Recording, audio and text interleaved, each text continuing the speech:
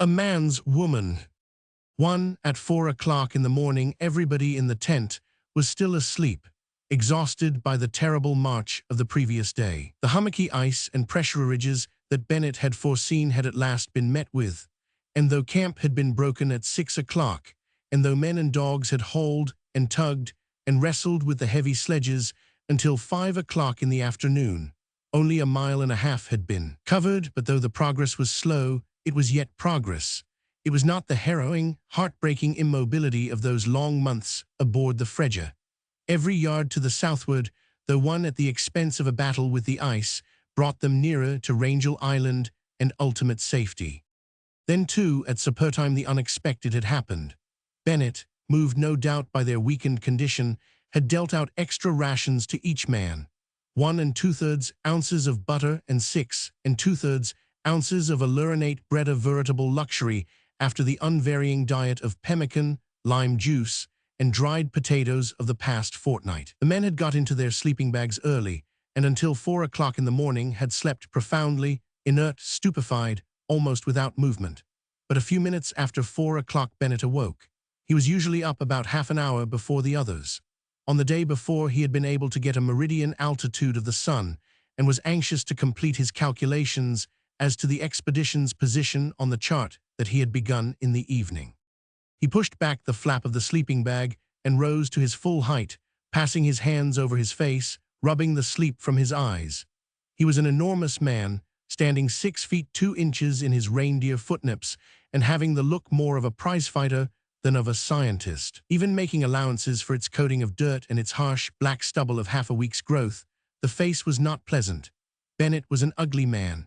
His lower jaw was huge almost to deformity, like that of the bulldog, the chin salient, the mouth close-gripped, with great lips, indomitable, brutal. The forehead was contracted and small, the forehead of men of single ideas, and the eyes, too, were small and twinkling, one of them marred by a sharply defined cast. But as Bennett was fumbling in the tin box that was lashed upon the number 4 sledge, looking for his notebook wherein he had begun his calculations for latitude, he was surprised to find a copy of the record he had left in the instrument box under the cairn at Cape Kamini at the beginning of this southerly march. He had supposed that this copy had been mislaid, and was not a little relieved to come across it now. He read it through hastily, his mind reviewing again the incidents of the last few months. Certain extracts of this record ran as follows. Arctic steamer Frege, on ice off Cape Kamini, New Siberian Islands, 76 deg. 10 min north latitude, 150 deg. 40 min. East longitude, July 12, 1891, we accordingly froze the ship in on the last day of September, 1890, and during the following winter drifted with the pack in a northwesterly direction on Friday, July 10, 1891, being in latitude 76 deg. 10 min north, longitude 150 deg. 10 min east, the Frege was caught in a severe nip between 2 floes and was crushed, sinking in about 2 hours. We abandoned her, saving 200 days' provisions and all necessary clothing, instruments, etc. I shall now attempt a southerly march over the ice to Kaliachin Bay by way of Rangel Island, where provisions have been cached, hoping to fall in with the relief ships or steam whalers on the way.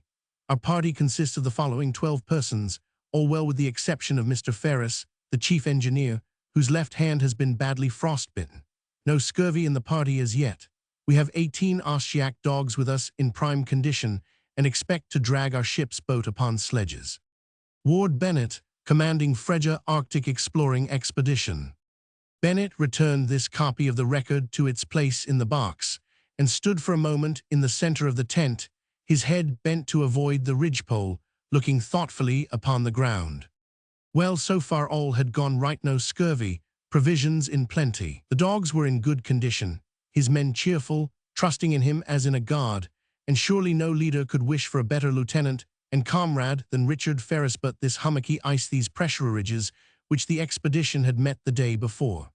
Instead of turning at once to his ciphering, Bennett drew the hood of the wolfskin coat over his head, buttoned a red flannel mask across his face, and raising the flap of the tent, stepped outside. Under the lee of the tent, the dogs were sleeping, moveless bundles of fur, black and white, perceptibly steaming. The 3 great McClintock sledges weighted down with the Frege's boats and with the expedition's impedimenta, lay where they had been halted the evening before. In the sky directly in front of Bennett, as he issued from the tent, 3 moons, whooped in a vast circle of nebulous light, shone roseate through a fine mist, while in the western heavens streamers of green, orange, and vermilion light, immeasurably vast, were shooting noiselessly from horizon to zenith. But Bennett had more on his mind that morning than mock-moons and auroras. To the south and east, about a quarter of a mile from the tent, the pressure of the floes had thrown up an enormous ridge of shattered ice cakes, a mound, a long hill of blue-green slabs and blocks huddling together at every conceivable angle. It was nearly 20 feet in height, quite the highest point that Bennett could discover.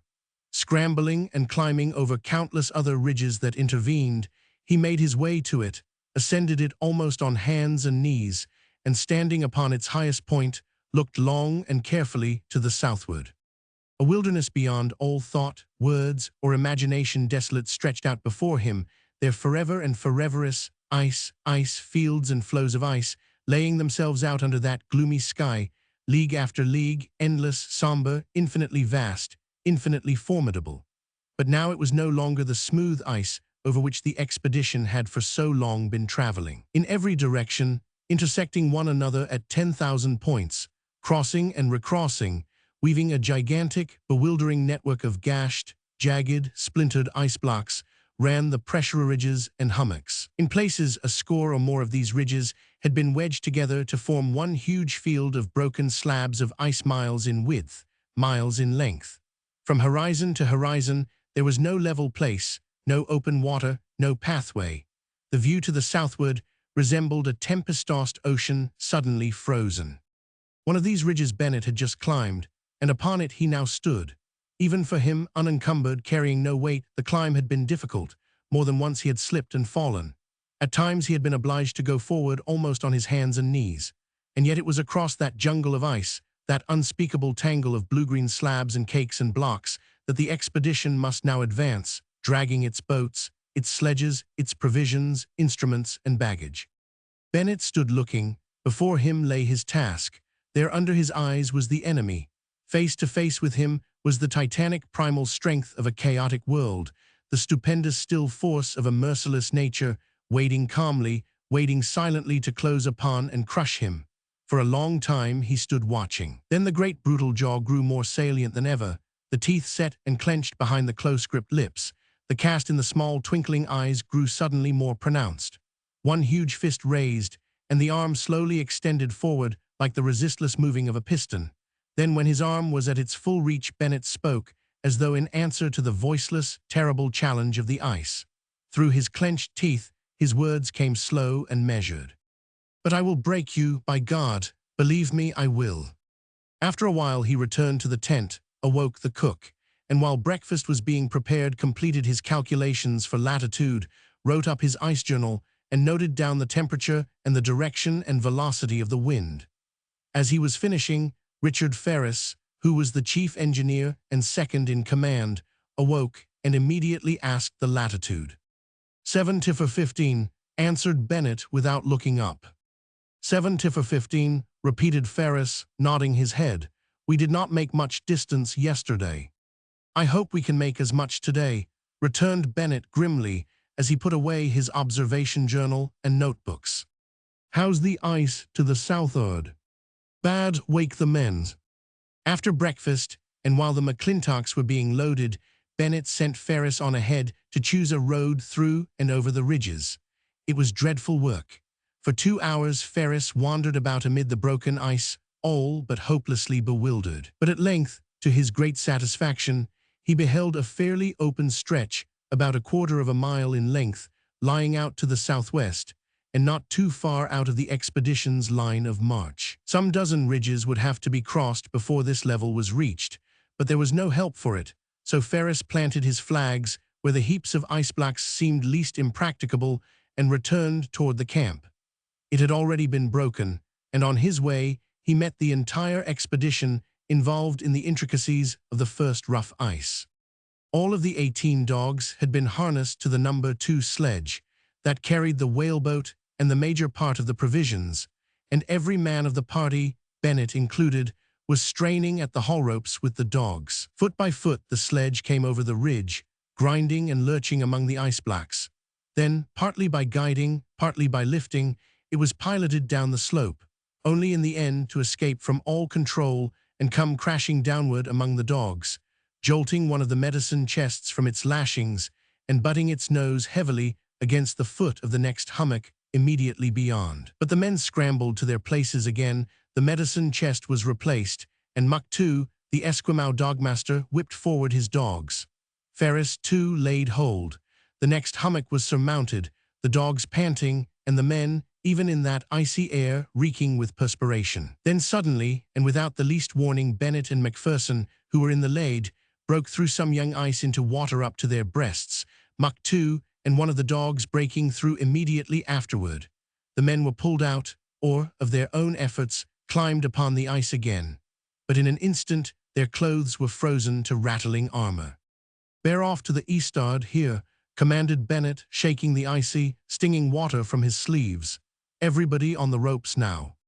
Another pressure ridge was surmounted, then a third, and by an hour after the start, they had arrived at the first one of Ferris's flags. Here the number 2 sledge was left, and the entire expedition, dogs and men, returned to camp to bring up the number 1 McClintock loaded with the Fredge's cutter and with the sleeping bags, instruments, and tent. This sledge was successfully dragged over the first 2 hummocks, but as it was being hauled up the third, its left-hand runner suddenly buckled and turned under it with a loud snap. There was nothing for it now but to remove the entire load and to set Hawes, the carpenter, to work upon its repair. "Up your other sledge," ordered Bennett. Once more the expedition returned to the morning's camping place, and harnessing itself to the third McClintock, struggled forward with it for an hour and a half, until it was up with the first sledge and Ferris's flag. Fortunately, the 2 dog sleds, 4 and 5, were light, and Bennett, dividing his forces, brought them up in a single haul. But Hawes called out that the broken sledge was now repaired. The men turned to at once, reloaded it, and hauled it onward, so that by noon every sledge had been moved forward quite a quarter of a mile. But now, for the moment, the men, after going over the same ground 7 times, were used up, and Muck too could no longer whip the dogs to their work. Bennett called a halt. Hot tea was made, and pemmican and hardtack served out. "We will have easier hauling this afternoon, men," said Bennett. "This next ridge is the worst of the lot. Beyond that, Mr. Ferris says we have got nearly a quarter of a mile of level floes." On again at 1 o'clock, but the hummock of which Bennett had spoken proved absolutely impassable for the loaded sledges. It was all one that the men lay to the ropes like draft horses, and that Muck too flogged the dogs till the goad broke in his hands. The men lost their footing upon the slippery ice and fell to their knees. The dogs laid down in the traces groaning and whining. The sledge would not move. "Unload," commanded Bennett. The lashings were taken off, and the loads, including the great, cumbersome whaleboat itself, carried over the hummock by hand. Then the sledge itself was hauled over and reloaded upon the other side, thus the whole 5 sledges. The work was bitter hard. The knots of the lashings were frozen tight and coated with ice. The cases of provisions, the medicine chests, the canvas bundle of sails, boat covers, and tents unwieldy and of enormous weight. The footing on the slippery, uneven ice precarious, and more than once a man, staggering under his load, broke through the crust into water so cold that the sensation was like that of burning. But at last everything was over, the sledges reloaded, and the forward movement resumed. Only one low hummock now intervened between them and the longed-for level flow. However, as they were about to start forward again, a lamentable gigantic sound began vibrating in their ears, a rumbling, groaning note rising by quick degrees to strident shriek. Other sounds, hollow and shrill treble mingling, with diapason joined in the first. The noise came from just beyond the pressure remount at the foot of which the party had halted. "Forward," shouted Bennett, "hurry their men." Desperately eager, the men bent panting to their work. The sledge bearing the whaleboat topped the hummock. "Now then, over with her," cried Ferris. But it was too late.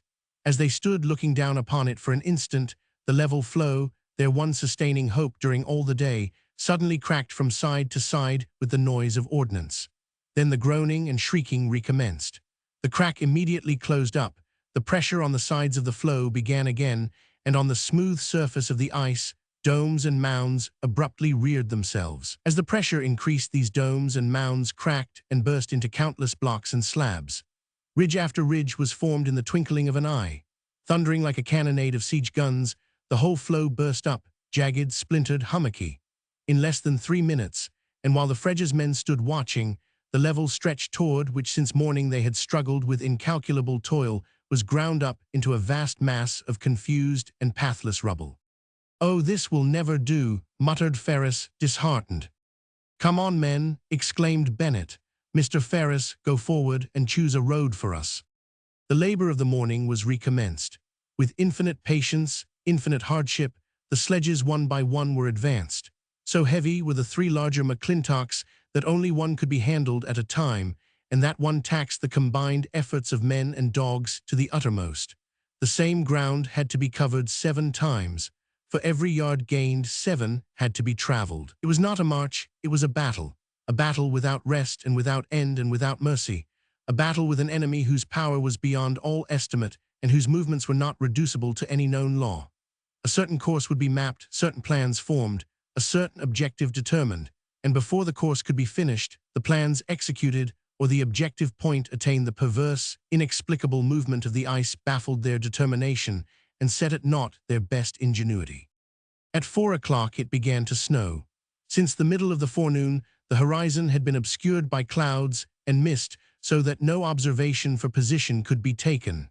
Steadily the clouds had advanced, and by 4 o'clock the expedition found itself enveloped by wind and driving snow. The flags could no longer be distinguished. Thin and treacherous ice was concealed under drifts. The dogs floundered helplessly. The men could scarcely open their eyes against the wind and fine, powder-like snow, and at times when they came to drag forward the last sledge, they found it so nearly buried in the snow that it must be dug out before it could be moved. Toward 5:30 the odometer on one of the dog sleds registered a distance of 3/4 of a mile made since morning. Bennett called a halt, and camp was pitched in the lee of one of the larger hummocks. The alcohol cooker was set going, and supper was had under the tent, the men eating as they lay in their sleeping bags. But even while eating they fell asleep, drooping lower and lower, finally collapsing upon the canvas floor of the tent, the food still in their mouths. Yet for all that, the night was miserable. Even after that day of superhuman struggle, they were not to be allowed a few hours of unbroken rest. By midnight the wind had veered to the east and was blowing a gale. An hour later the tent came down. Exhausted as they were, they must turn out and wrestle with that slatting, ice-sheathed canvas, and it was not until half an hour later that everything was fast again. Once more they crawled into the sleeping bags, but soon the heat from their bodies melted the ice upon their clothes, and pools of water formed under each man, wetting him to the skin. Sleep was impossible. It grew colder and colder as the night advanced, and the gale increased. At 3 o'clock in the morning, the centigrade thermometer was at 18 degrees below. The cooker was lighted again, and until 6 o'clock the party huddled wretchedly about it, dozing and waking, shivering continually. Breakfast at 6:30 o'clock, underway again an hour later. There was no change in the nature of the ice. Ridge succeeded ridge, hummock followed upon hummock. The wind was going down, but the snow still fell as fine and bewildering as ever. The cold was intense. Dennison, the doctor and naturalist of the expedition, having slipped his mitten, had his hand frostbitten before he could recover it. 2 of the dogs, Big Joe and Stryelka, were noticeably giving out. But Bennett, his huge jaws clenched, his small, distorted eyes twinkling viciously through the apertures of the windmask, his harsh, black eyebrows lowering under the narrow, contracted forehead, drove the expedition to its work relentlessly. Not Muck, too, the dogmaster, had his Ostiaks more completely under his control than his men. He himself did the work of 3. On that vast frame of bone and muscle, fatigue seemed to leave no trace.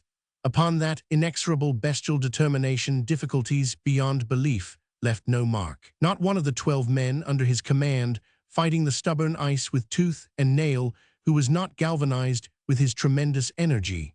It was as though a spur was in their flanks, a lash upon their backs. Their minds, their wills, their efforts, Their physical strength to the last ounce and pennyweight belonged indissolubly to him.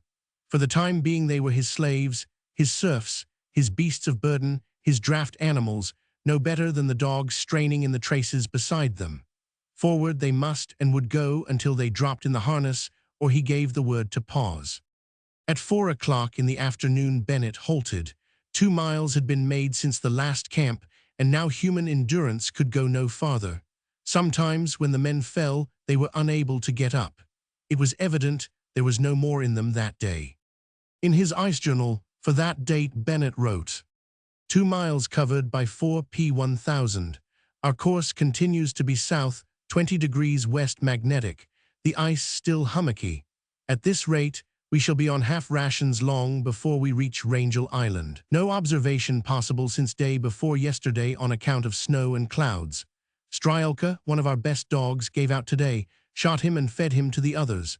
Our advance to the southwest is slow but sure, and every day brings nearer our objective.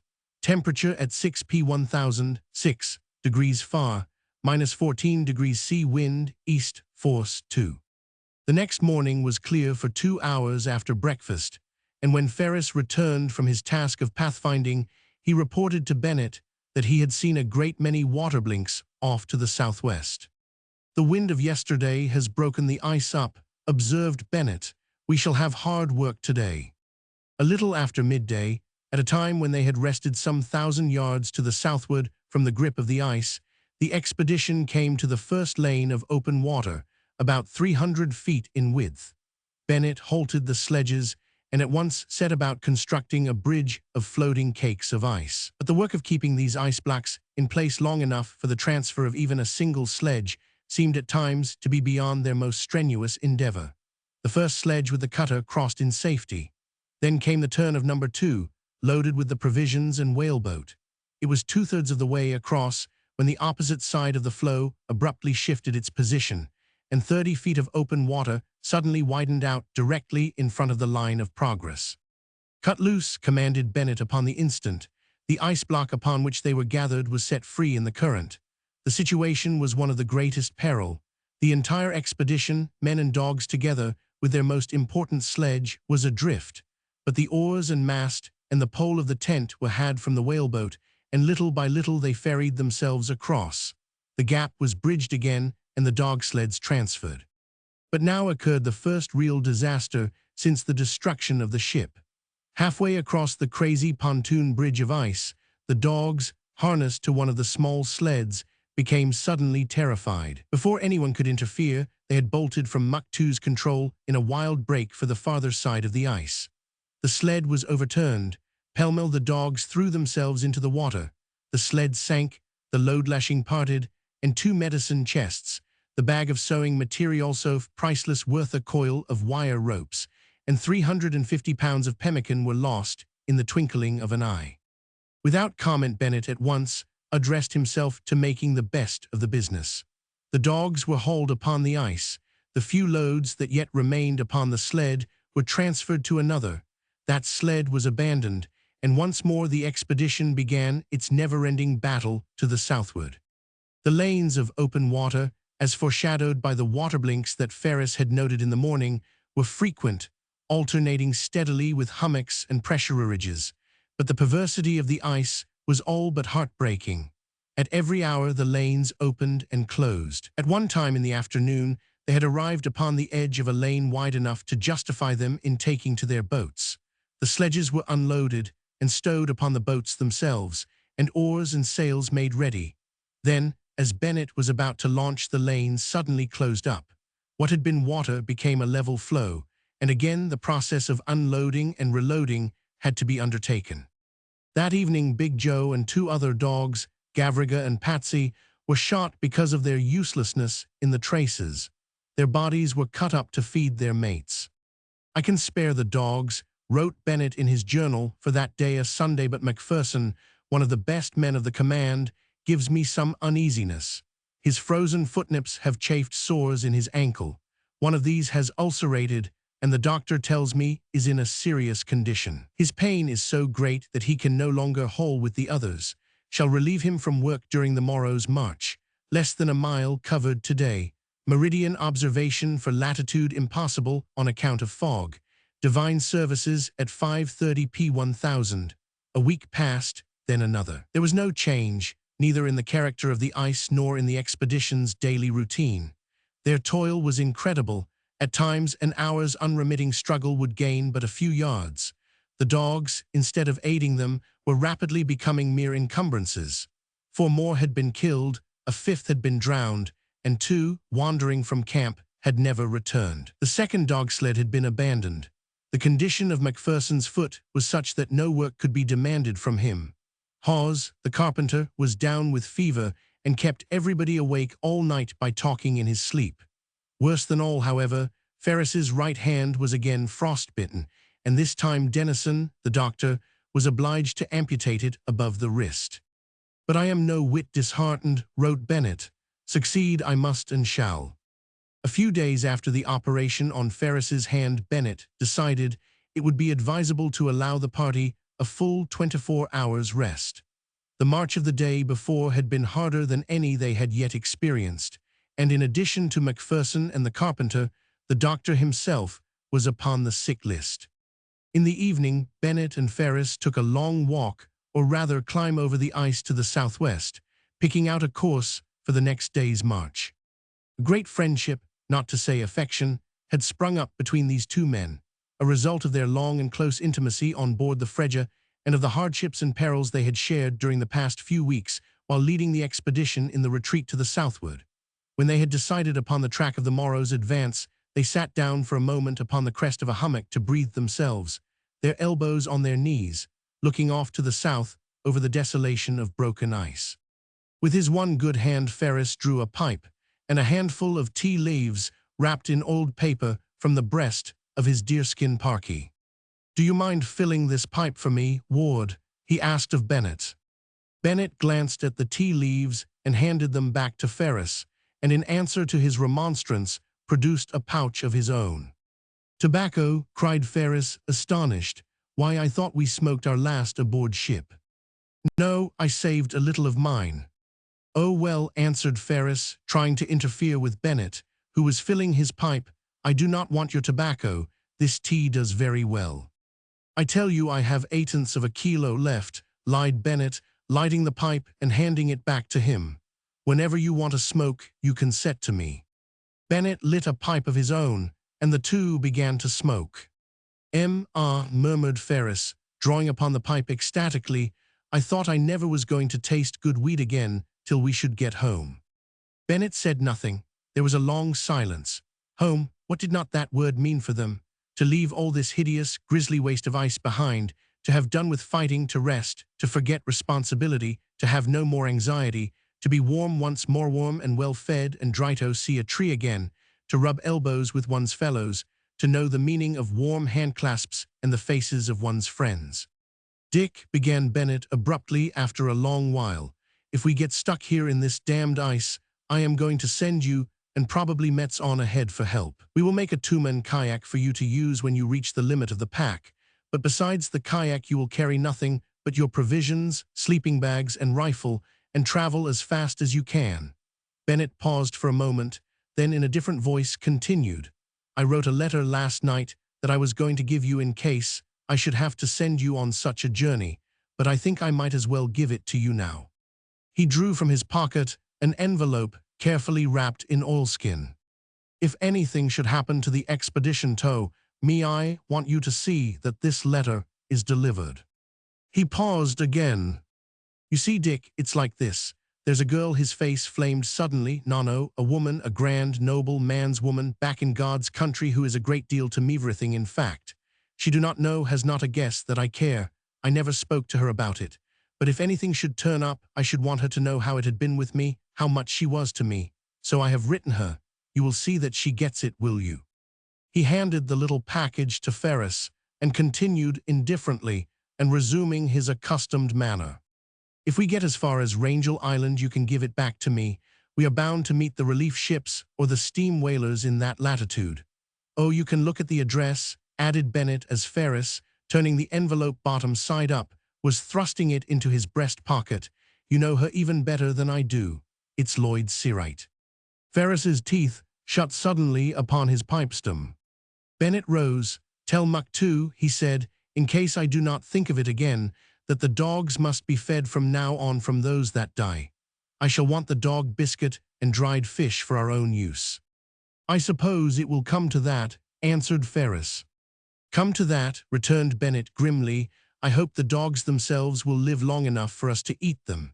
And do not misunderstand," he added. "I talk about our getting stuck in the ice, about my not pulling through.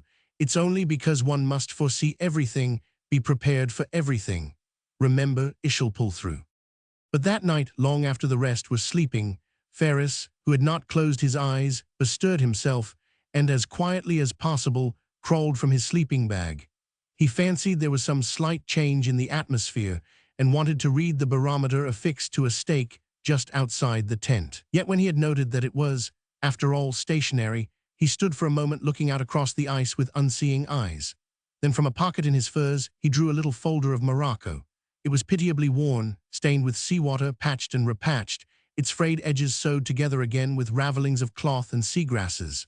Loosening with his teeth the thong of walrushhide with which it was tied, Ferris opened it and held it to the faint light of an aurora just paling in the northern sky. "So," he muttered after a while, "so Bennett, too." For a long time Ferris stood looking at Lloyd's picture till the purple streamers in the north faded into the cold grey of the heavens. Then he shot a glance above him. "God Almighty, bless her and keep her," he prayed. Far off, miles away, an ice floe split with the prolonged reverberation of thunder.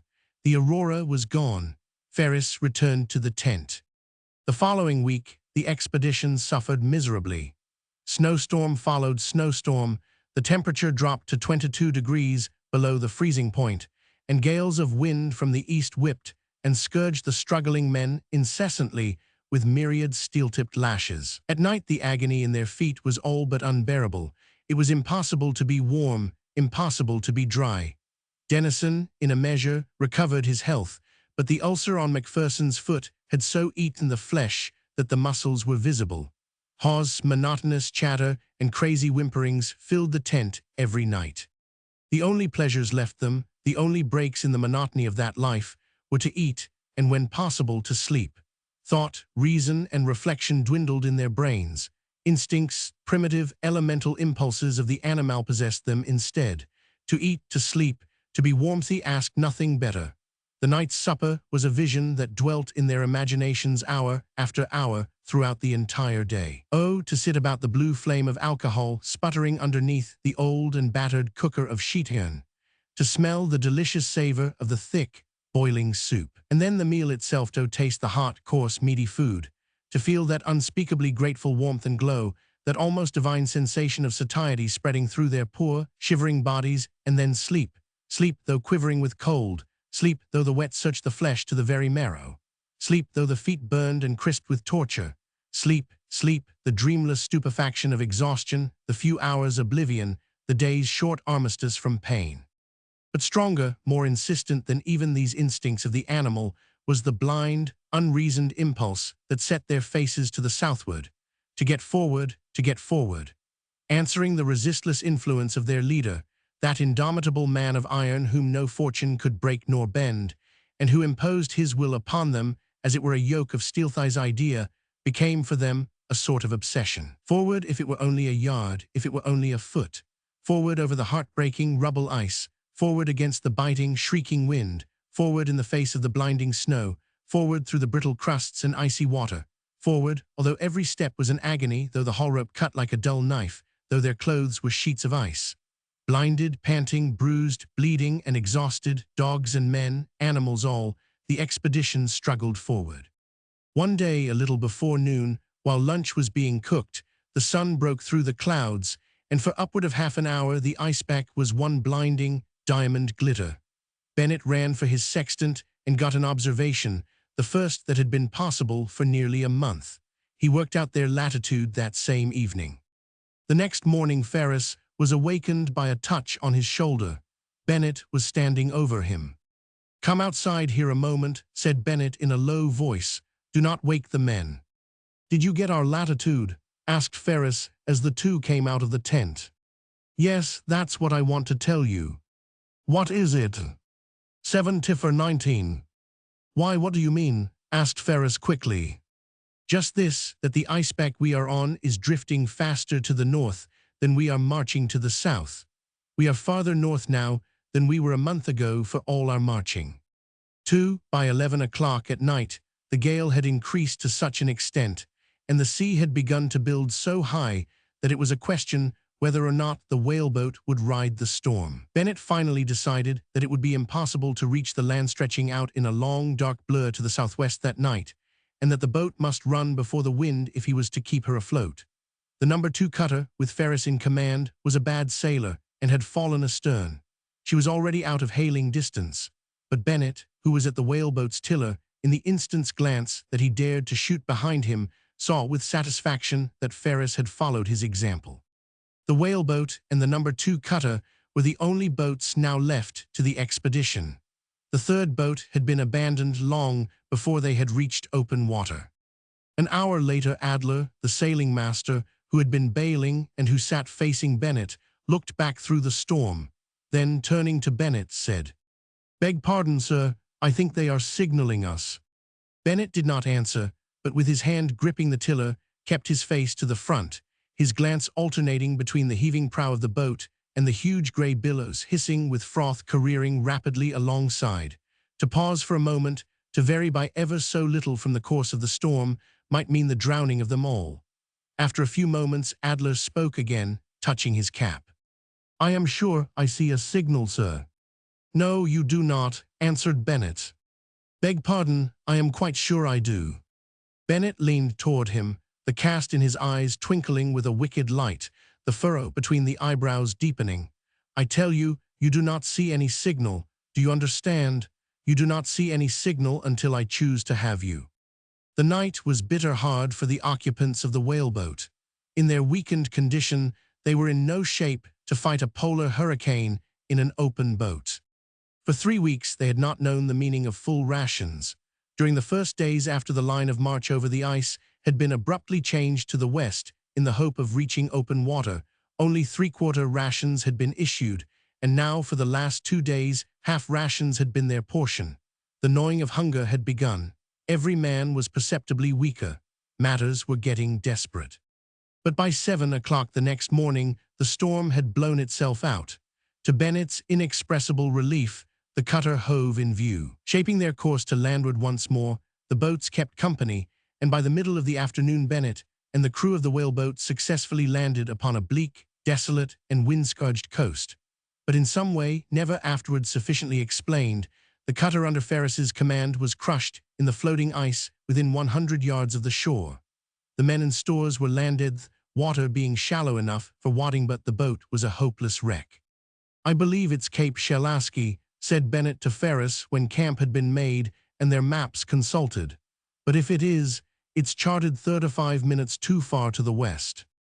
Before breaking camp, the next morning Bennett left this record under a cairn of rocks upon the highest point of the cape, further marking the spot by one of the boat's flags.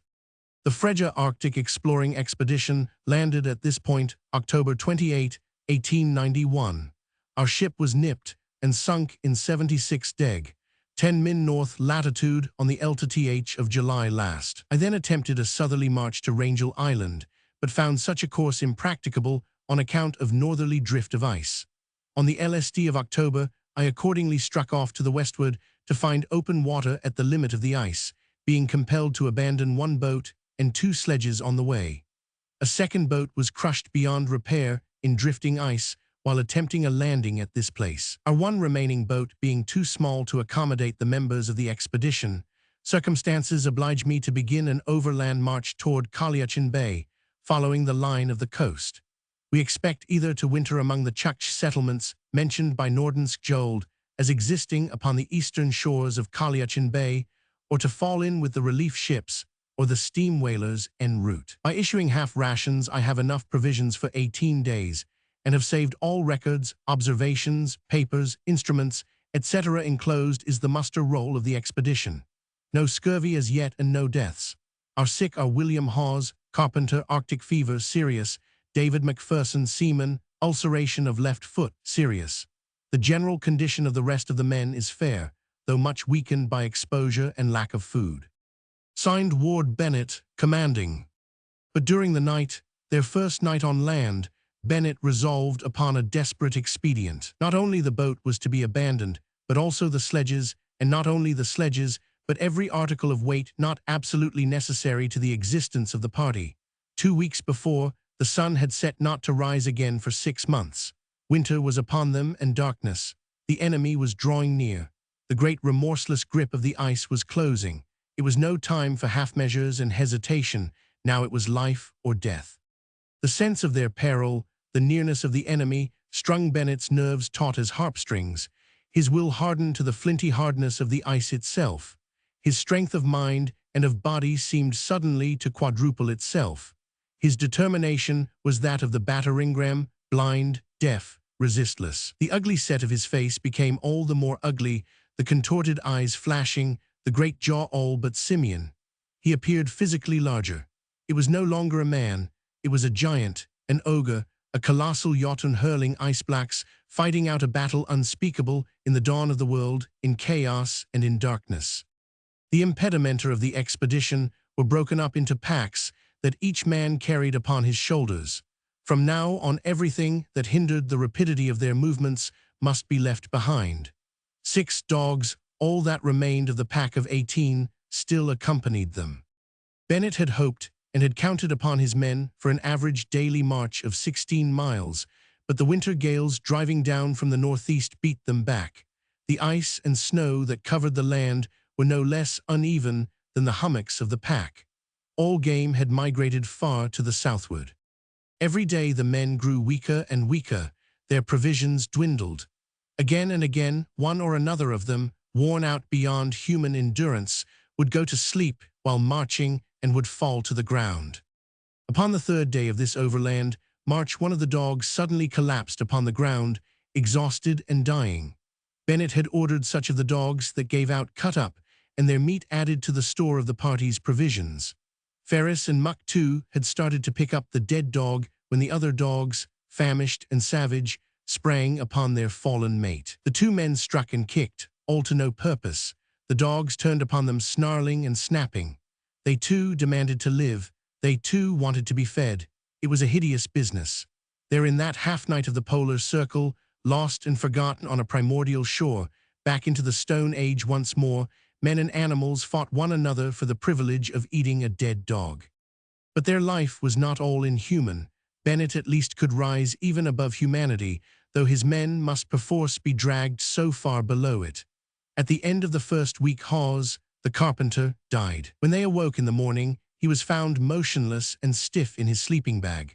Some sort of grave was dug, the poor racked body lowered into it, and before it was filled with snow and broken ice, Bennett, standing quietly in the midst of the bareheaded group, opened his prayer book and began with the tremendous words, "I am the resurrection and the life." It was the beginning of the end. A week later, the actual starvation began. Slower and slower moved the expedition on its daily march, faltering, staggering, blinded and buffeted by the incessant northeast winds, cruel, merciless, keen as knife blades. Hope long since was dead. Resolve wore thin under friction of disaster. Like a rat, hunger gnawed at them hour after hour. The cold was one unending agony. Still Bennett was unbroken. Still he urged them forward. For so long as they could move, he would drive them on. Toward 4 o'clock, on the afternoon of one particularly hard day, word was passed forward to Bennett at the head of the line that something was wrong in the rear. "It's Adler, he's down again and cannot get up, asks you to leave him." Bennett halted the line and went back some little distance to find Adler lying prone upon his back, his eyes half closed, breathing short and fast. He shook him roughly by the shoulder. "Up with you." Adler opened his eyes and shook his head. "I'm done for this time, sir. Just leave me here, please." "A chap," shouted Bennett. "You are not done for, I know better." "Really, sir, I cannot." "A chap. If you would only please, for God's sake, sir, it's more than I am made for." Bennett kicked him in the side. "A chap with you." Adler struggled to his feet again, Bennett aiding him. Now then, can you go 5 yards? I think I do not know perhaps. Go them, then. The other moved forward.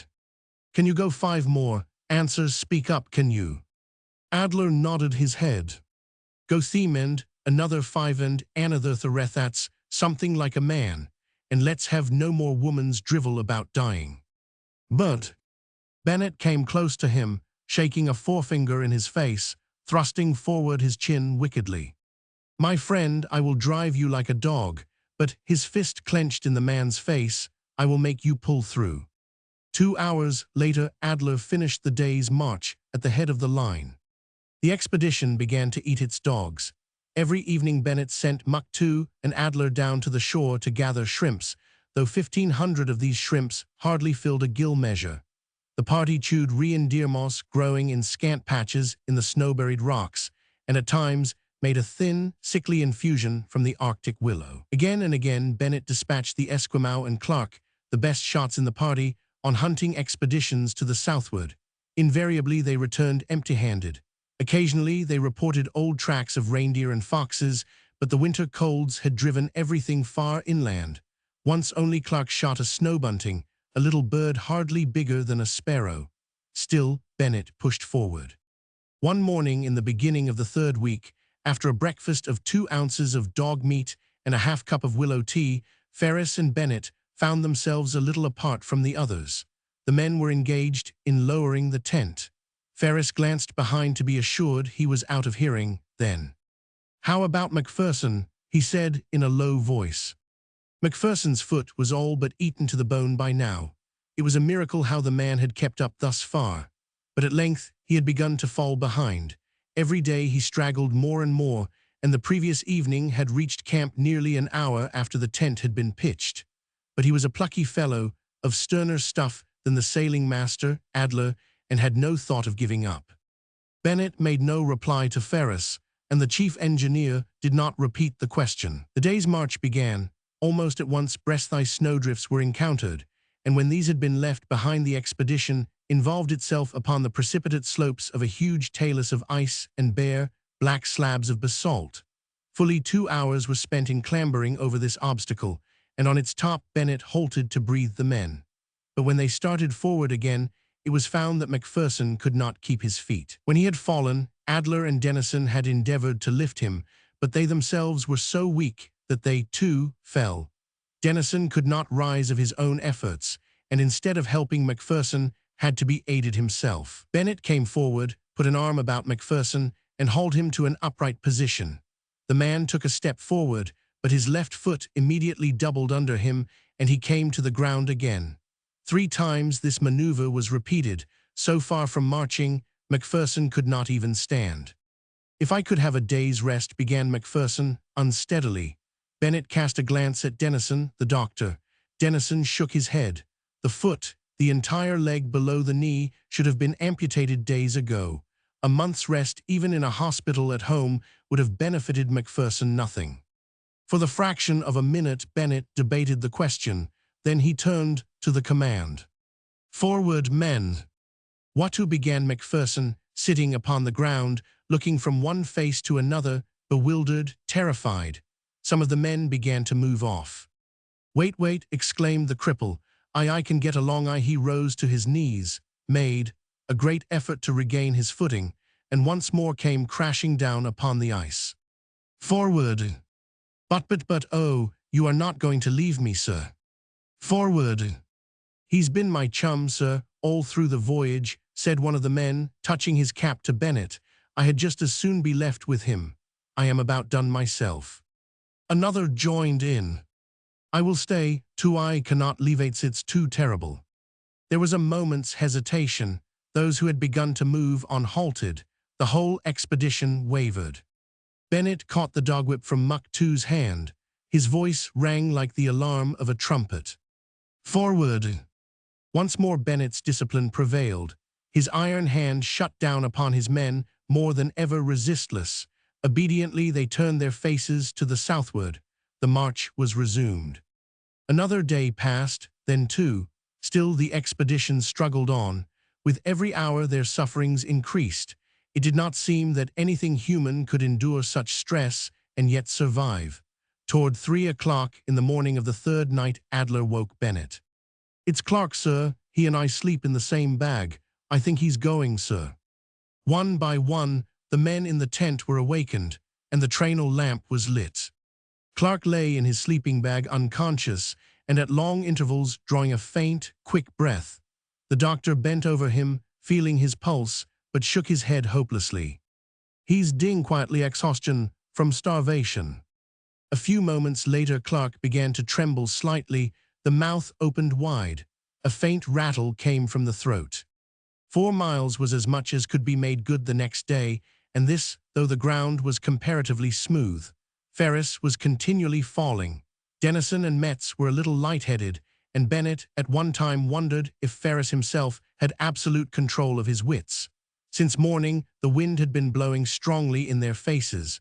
By noon, it had increased. At 4 o'clock, a violent gale was howling over the reaches of ice and rock-ribbed land. It was impossible to go forward while it lasted. The stronger gusts fairly carried their feet from under them.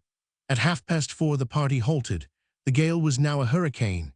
The expedition paused, collected itself, went forward, halted again attempted to move, and came at last to a definite standstill in whirling snow clouds and blinding, stupefying blasts. "Pitch the tent," said Bennett quietly. "We must wait now till it blows over." In the lee of a mound of ice-covered rock some 100 yards from the coast, the tent was pitched, and supper, such as it was, eaten in silence. All knew what this enforced halt must mean for them. That supper each man could hold his portion in the hollow of one hand was the last of their regular provisions. March they could not. What now? Before crawling into their sleeping bags, and at Bennett's request, all joined in repeating the creed and the Lord's Prayer. The next day passed, and the next, and the next. The gale continued steadily. The southerly march was discontinued. All day and all night the men kept in the tent, huddled in the sleeping bags, sometimes sleeping 18 and 20 hours out of the 24. They lost all consciousness of the lapse of time. Sensation even of suffering left them. The very hunger itself had ceased to gnaw. Only Bennett and Ferris seemed to keep their heads. Then slowly the end began. For that last week, Bennett's entries in his ice journal were as follows. November 29th, Monday, camped at 4:30 p. 1000, about 100 yards from the coast. Open water to the eastward as far as I can see. If I had not been compelled to abandon my boats, but it is useless to repine. I must look our situation squarely in the face. At noon served out last beef extract, which we drank with some willow tea. Our remaining provisions consist of 4/15 of a pound of pemmican per man and the rest of the dog meat. Where are the relief ships? We should at least have met the steam whalers long before this. November 30th, Tuesday, the doctor amputated Mr. Ferris's other hand today. Living gale of wind from northeast. Impossible to march against it in our weakened condition. Must camp here till it abates. Made soup of the last of the dog meat this afternoon. Our last pemmican gone. December LSD, Wednesday, everybody getting weaker. Metz breaking down. Sent Adler down to the shore to gather shrimps. We had about a mouthful apiece for lunch. Supper, a spoonful of glycerine and hot water. December 2d, Thursday, Metz died during the night. Hansen dying, still blowing a gale from the northeast. A hard night. December 3d, Friday, Hansen died during early morning. Muck 2 shot a ptarmigan, made soup, Dennison breaking down. December 4th, Saturday, buried Hansen under slabs of ice. Spoonful of glycerine and hot water at noon. December 5th, Sunday, Dennison found dead this morning between Adler and myself. Too weak to bury him or even carry him out of the tent. He must lie where he is. Divine services at 5:30 p. 1000. Last spoonful of glycerine and hot water. The next day was Monday, and at some indeterminate hour of the 24, though whether it was night or noon he could not say, Ferris woke in his sleeping bag and raised himself on an elbow, and for a moment sat stupidly watching Bennett writing in his journal. Noticing that he was awake, Bennett looked up from the page and spoke in a voice thick and muffled because of the swelling of his tongue. "How long has this wind been blowing, Ferris?" "Since a week ago today," answered the other. Bennett continued his writing. Incessant gales of wind for over a week. Impossible to move against them in our weakened condition. But to stay here is to perish. God help us, it is the end of everything. Bennett drew a line across the page under the last entry, and still holding the book in his hand, gazed slowly about the tent. There were 6 of them left, 5 huddled together in that miserable 10th, 6th, Adler, being down on the shore gathering shrimps. In the strange and gloomy half-light that filled the tent, these survivors of the Freja looked less like men than beasts. Their hair and beards were long, and seemed one with the fur covering of their bodies. Their faces were absolutely black with dirt, and their limbs were monstrously distended and fat, as things bloated and swollen are fat. It was the abnormal fatness of starvation, the irony of misery, the huge joke that Arctic famine plays upon those whom it afterward destroys. The men moved about at times on their hands and knees. Their tongues were distended, round, and slate-colored, like the tongues of parrots, and when they spoke they bit them helplessly. Near the flap of the tent lay the swollen dead body of Dennison. 2 of the party dozed inert and stupefied in their sleeping bags. Muck, too, was in the corner of the tent, boiling his sealskin footnips over the sheet-iron cooker. Ferris and Bennett sat on opposite sides of the tent, Bennett using his knee as a desk, Ferris trying to free himself from the sleeping bag with the stumps of his arms. Upon one of these stumps, the right one, a tin spoon had been lashed. The tent was full of foul smells. The smell of drugs and of moldy gunpowder, the smell of dirty rags, of unwashed bodies, the smell of stale smoke, of scorching sealskin, of soaked and rotting canvas that exhaled from the tent cover every smell but that of food. Outside, the unleashed wind yelled incessantly, like a sabbath of witches, and spun about the pitiful shelter and went rioting past, leaping and somersaulting from rock to rock, tossing handfuls of dry, dust-like snow into the air. Folly-stricken, insensate, an enormous, mad monster gamboling there in some hideous dance of death, capricious, headstrong, pitiless as a famished wolf.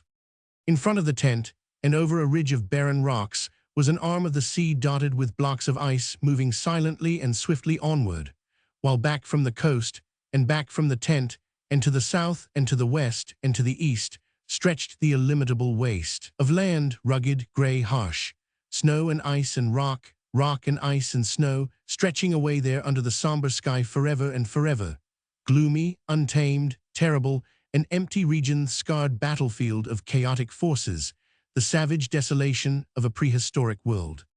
"Where's Adler?" asked Ferris. "He's away after shrimps," responded Bennett. Bennett's eyes returned to his journal and rested on the open page thoughtfully. "Do you know what I have just written here, Ferris?" he asked, adding without waiting for an answer, "I have written it's the end of everything." "I suppose it is," admitted Ferris, looking about the tent. "Yes, the end of everything. Its commit last well." There was a long silence. One of the men in the sleeping bags groaned and turned upon his face. Outside, the wind lapsed suddenly to a prolonged sigh of infinite sadness, clamoring again upon the instant. "Dick," said Bennett, returning his journal to the box of records, "it is the end of everything, and just because it is I want to talk to you to ask you something." Ferris came nearer. The horrid shouting of the wind deadened the sound of their voices. The others could not hear, and by now it would have mattered very little to any of them if they had. "Dick," began Bennett, "nothing makes much difference now. In a few hours we shall all be like Dennison here." He tapped the body of the doctor who had died during the night. It was already frozen so hard that his touch upon it resounded as if it had been a log of wood. "We shall be like this pretty soon. But before, well, while I can, I want to ask you something about Lloyd Searight. You have known her all your life, and you saw her later than I did before we left. You remember I had to come to the ship 2 days before you about the bilge pumps."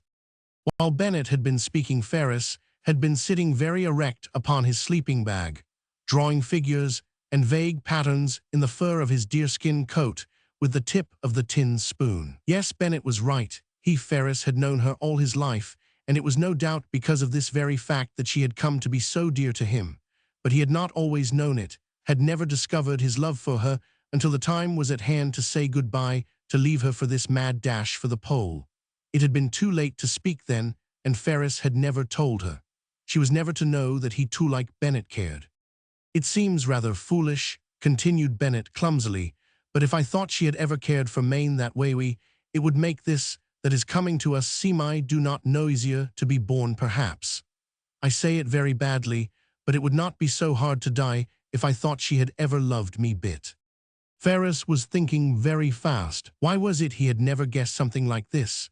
But in Ferris's mind the idea of the love of a woman had never associated itself with Bennett, that great, harsh man of colossal frame, so absorbed in his huge projects, so welded to his single aim, furthering his purposes to the exclusion of every other thought, desire, or emotion. Bennett was a man's man, but here Ferris checked himself. Bennett himself had called her a man's woman, a grand, splendid man's woman. He was right, he was right. She was no less than that. Small wonder, after all, that Bennett had been attracted to her. What a pair they were, strong, masterful both, insolent in the consciousness of their power.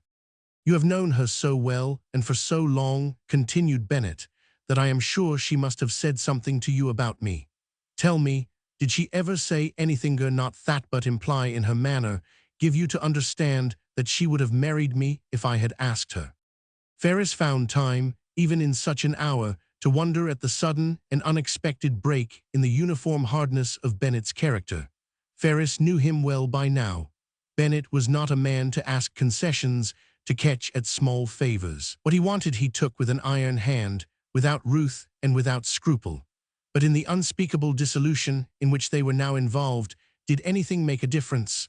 The dreadful mill in which they had been ground had crushed from them all petty distinctions of personality, individuality. Humanitized elements of character common to all men only remained. But Ferris was puzzled as to how he should answer Bennett. On the one hand was the woman he loved, and on the other Bennett, his best friend, his chief, his hero. They two had lived together for so long, had fought out the fight with the enemy shoulder to shoulder, had battled with the same dangers, had dared the same sufferings, had undergone the same defeats and disappointments. Ferris felt himself in grievous straits. Must he tell Bennett the truth? Must this final disillusion be added to that long train of others, the disasters, the failures, the disappointments, and deferred hopes of all those past months? Must Bennett die hugging to his heart this bitterness as well? I sometimes thought, observed Bennett with a weak smile, that she did care a little. I have surely seen something like that in her eyes at certain moments. I wish I had spoken. Did she ever say anything to you? Do you think she would have married me if I had asked her? He paused, waiting for an answer.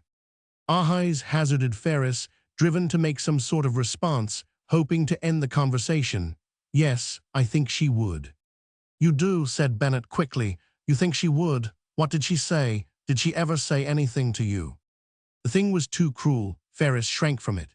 But suddenly an idea occurred to him. Did anything make any difference now? Why not tell his friend that which he wanted to hear, even if it were not the truth?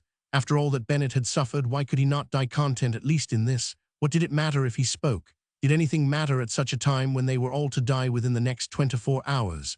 Bennett was looking straight into his eyes. There was no time to think of consequences. Consequences, but there were to be no consequences. This was the end. Yet could Ferris make Bennett receive such an untruth? Ferris did not believe that Lloyd cared for Bennett, knew that she did not in fact, and if she had cared, did Bennett think for an instant that she of all women would have confessed the fact, confessed it to him, Bennett's most intimate friend? Ferris had known Lloyd well for a long time, had at last come to love her. But could he himself tell whether or no Lloyd cared for him? No, he could not. Certainly he could not. Meanwhile Bennett was waiting for his answer. Ferris's mind was all confused. He could no longer distinguish right from wrong. If the lie would make Bennett happier in this last hour of his life, why not tell the lie? Yes, answered Ferris, she did say something once. She did. Yes, continued Ferris slowly, trying to invent the most plausible lie. We had been speaking of the expedition and of you. I do not know how the subject was brought up, but it came in very naturally at length. She said, I recall it. She said, you must bring him back to me. Remember, he is everything to me, everything in the world. Bennett cleared his throat, then tugged at his mustache. She said that. Ferris nodded. Ah, said Bennett with a quick breath. Then he added, I am glad of that. You have not any idea how glad I am, Dick, in spite of everything." "Oh yes, I guess I have," murmured Ferris. "No, no, indeed you have not," returned the other.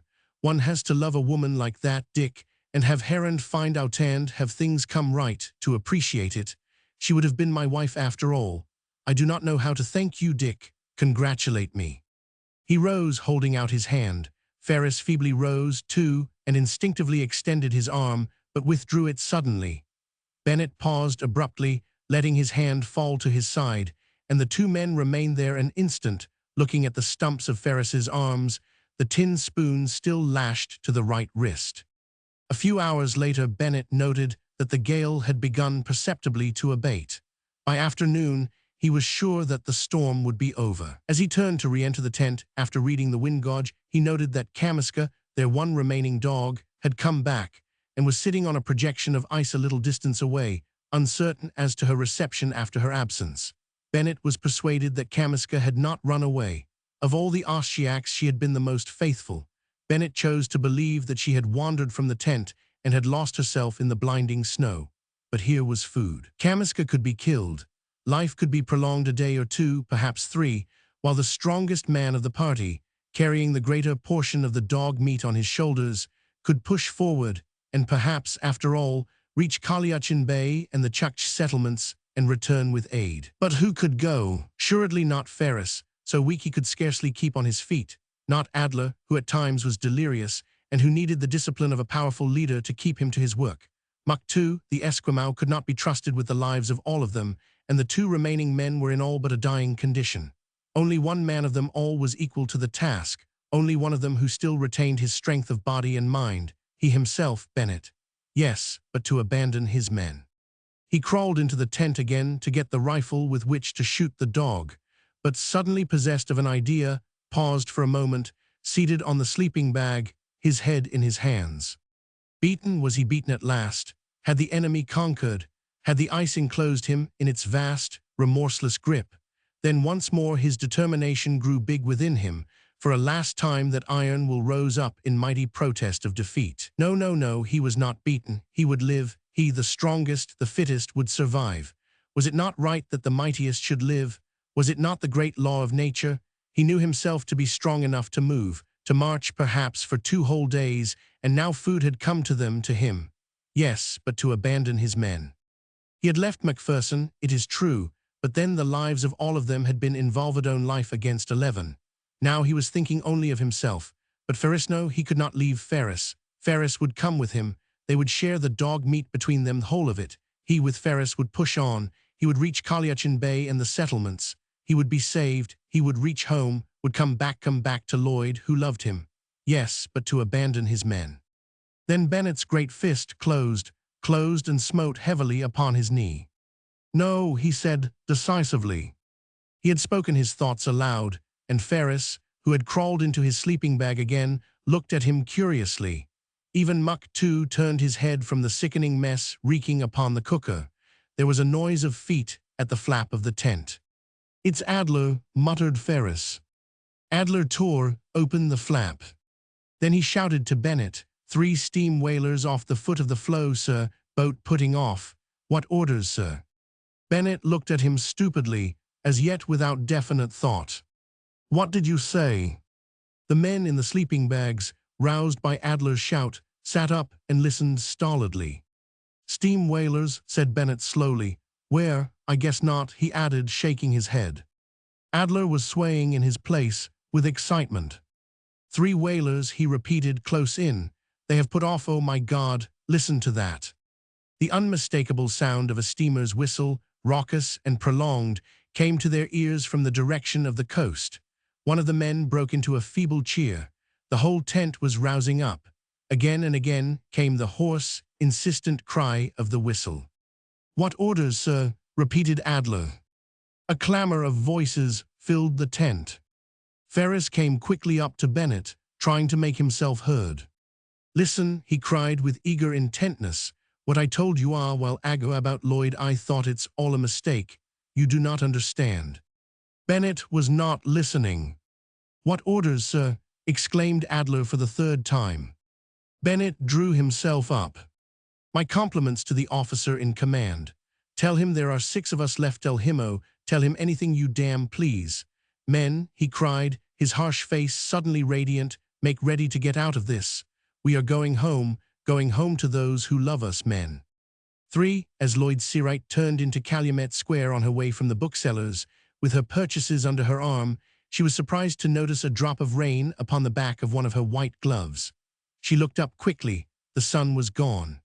On the east side of the square, under the trees, the houses that at this hour of the afternoon should have been overlaid with golden light were in shadow. The heat that had been palpitating through all the city's streets since early morning was swiftly giving place to a certain cool and odorous dampness. There was even a breeze beginning to stir in the tops of the higher elms. As the drops began to thicken upon the warm, sun-baked asphalt underfoot, Lloyd sharply quickened her pace. But the summer storm was coming up rapidly.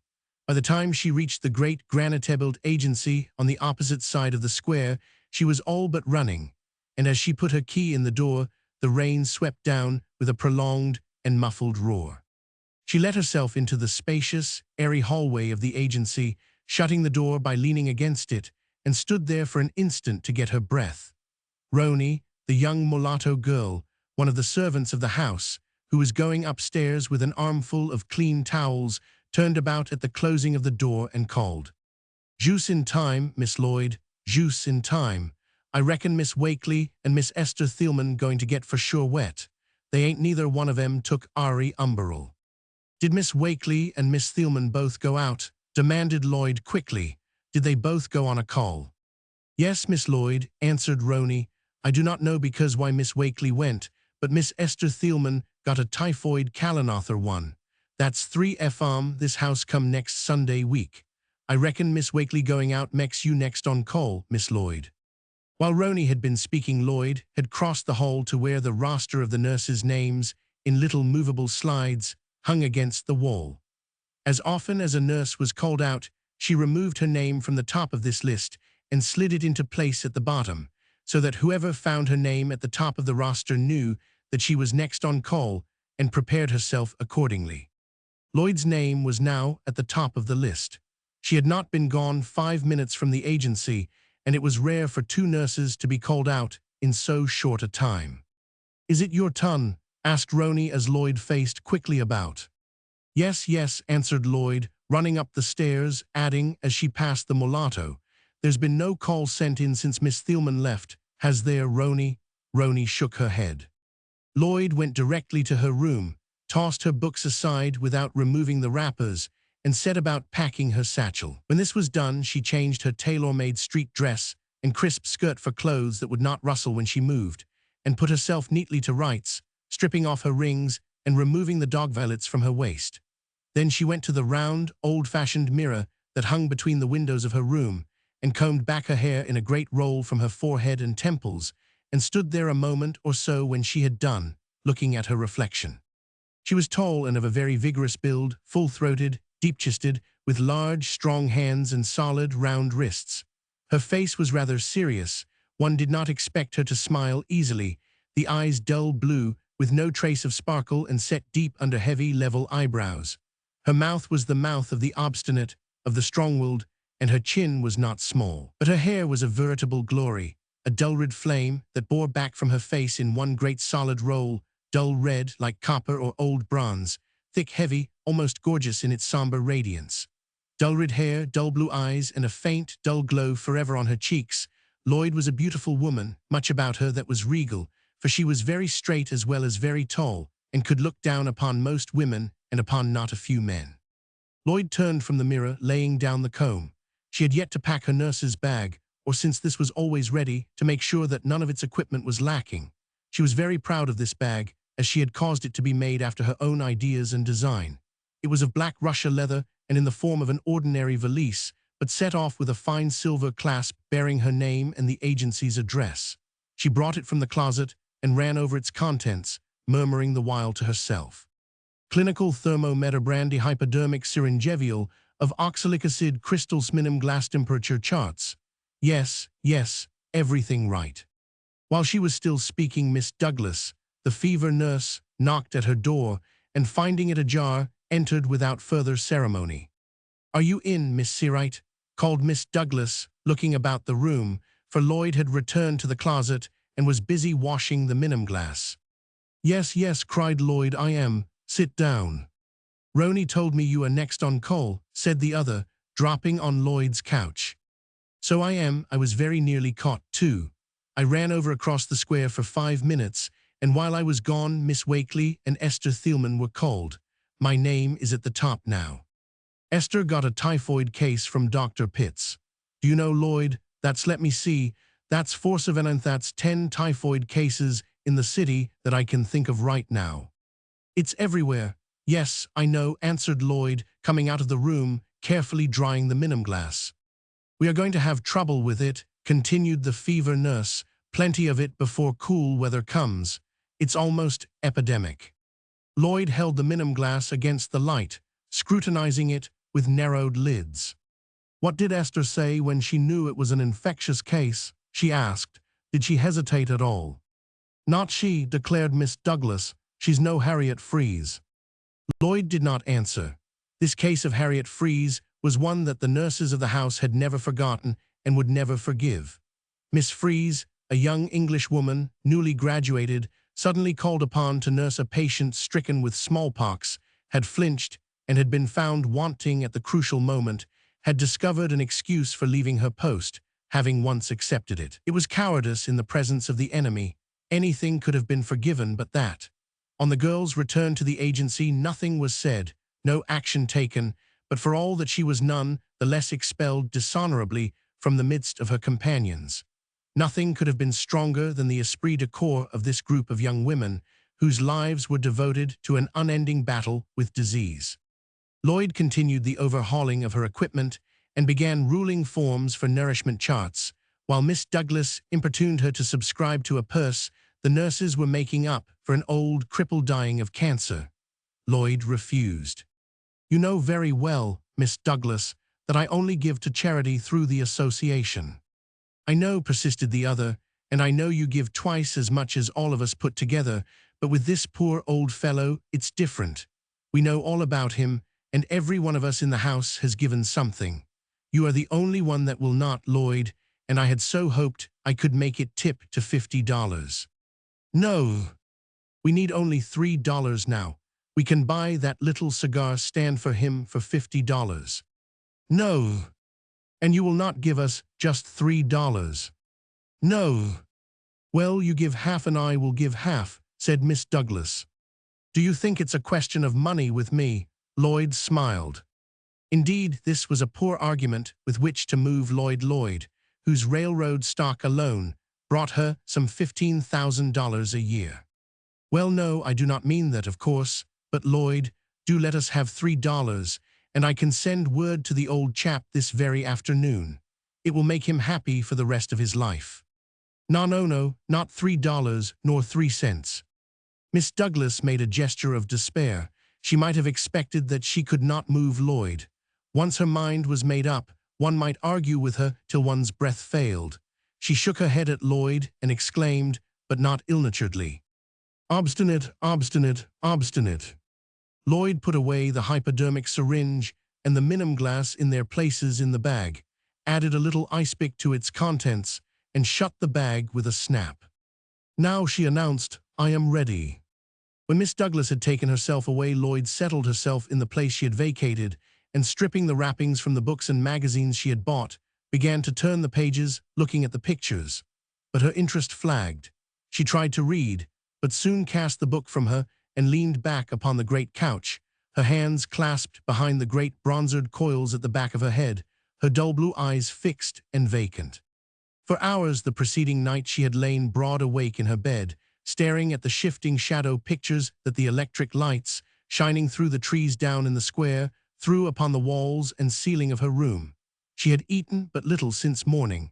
A growing spirit of unrest had possessed her for the last 2 days. Now it had reached a head. She could no longer put her thoughts from her.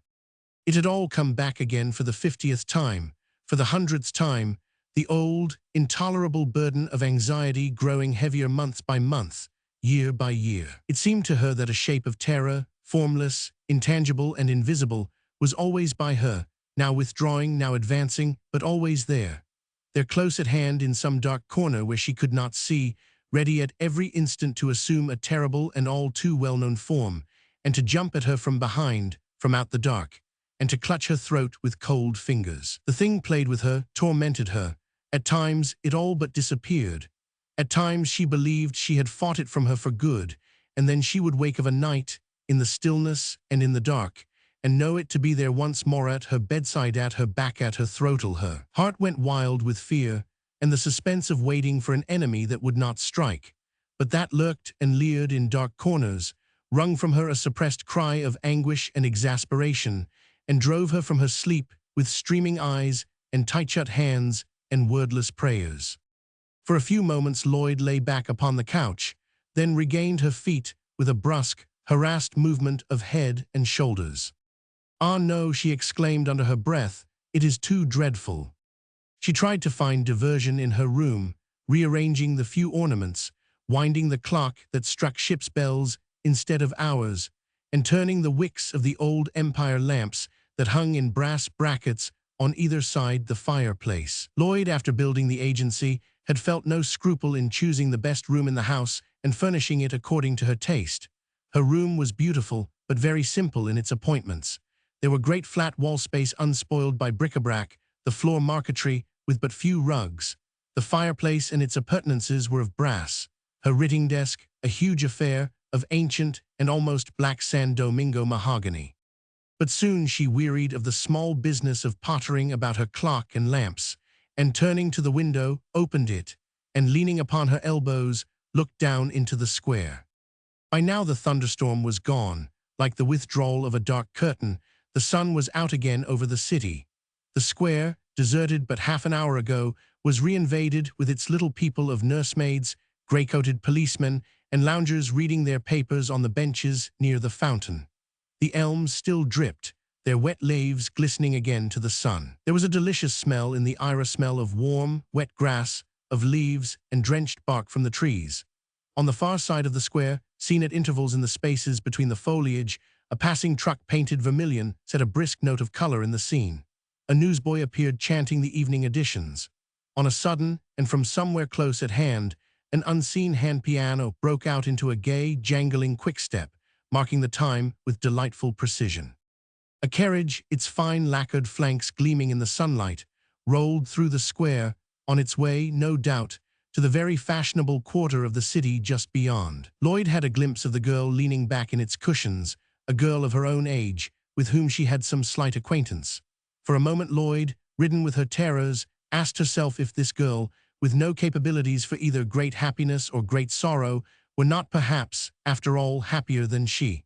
But she recoiled instantly, murmuring to herself with a certain fierce energy, "No, no, after all, I have lived." And how had she lived? For the moment Lloyd was willing to compare herself with the girl in the landau. Swiftly, she ran over her own life from the time when left an orphan. In the year of her majority, she had become her own mistress and the mistress of the Searite estate. But even at that time, she had long since broken away from the conventional world she had known. Lloyd was a nurse in the great St. Luke's Hospital even then, had been a probationer there at the time of her mother's death, 6 months before. She had always been ambitious, but vaguely so, having no determined object in view. She recalled how at that time she knew only that she was in love with her work, her chosen profession, and was accounted the best operating nurse in the ward.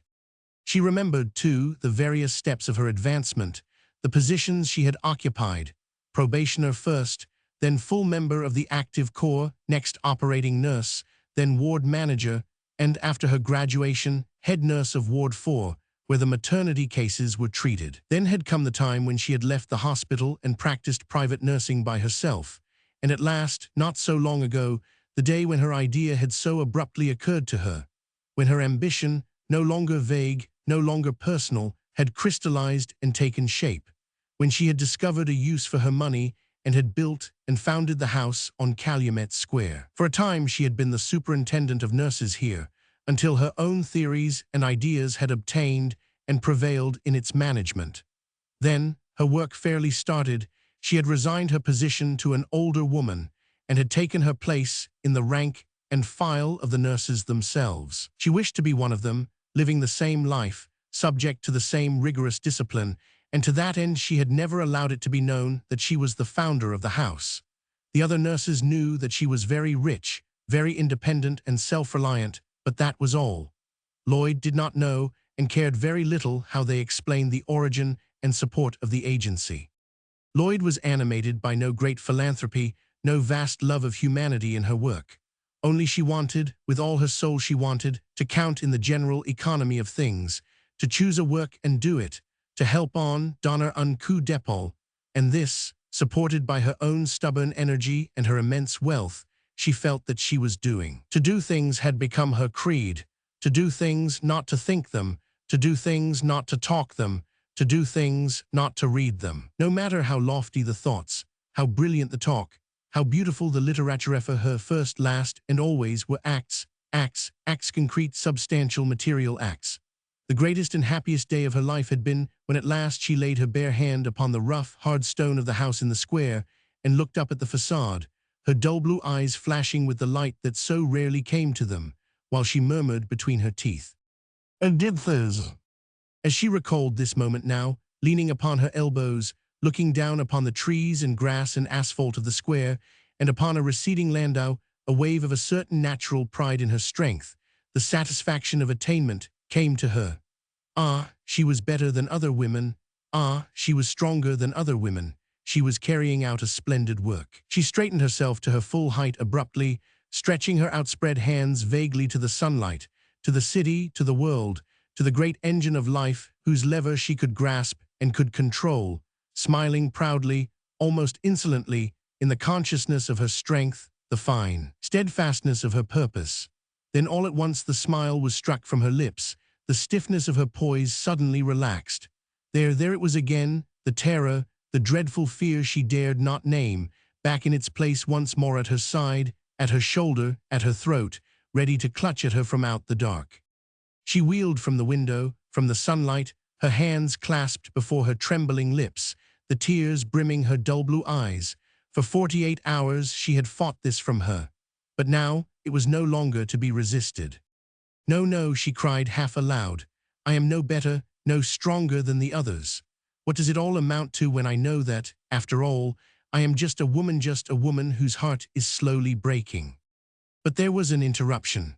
Roni had knocked twice at her door before Lloyd had heard her. When Lloyd had opened the door, the girl handed her a card with an address written on it in the superintendent's hand. "This here juice now come in Dr. Street, Miss Lloyd," said Roni. "Miss Burgeon, this was the superintendent nurse, asked me to give it to you." It was a call to an address that seemed familiar to Lloyd at first, but she did not stop at that moment to reflect. Her stable telephone hung against the wall of the closet. She rang for Lewis, and while waiting for him to get around, dressed for the street. For the moment, at the prospect of action, even her haunting fear drew off and stood away from her. She was absorbed in her work upon the instant, alert, watchful, self-reliant. What the case was she could only surmise. How long she would be away she had no means of knowing. A week, a month, a year, she could not tell, but she was ready for any contingency. Usually the doctors informed the nurses as to the nature of the case at the time of sending for them, but Dr. Street had not done so now. However, Roni called up to her that her coupe was at the door. Lloyd caught up her satchels and ran down the stairs, crying goodbye to Miss Douglas, whom she saw at the farther end of the hall. In the hallway by the vestibule, she changed the slide bearing her name from the top to the bottom of the roster.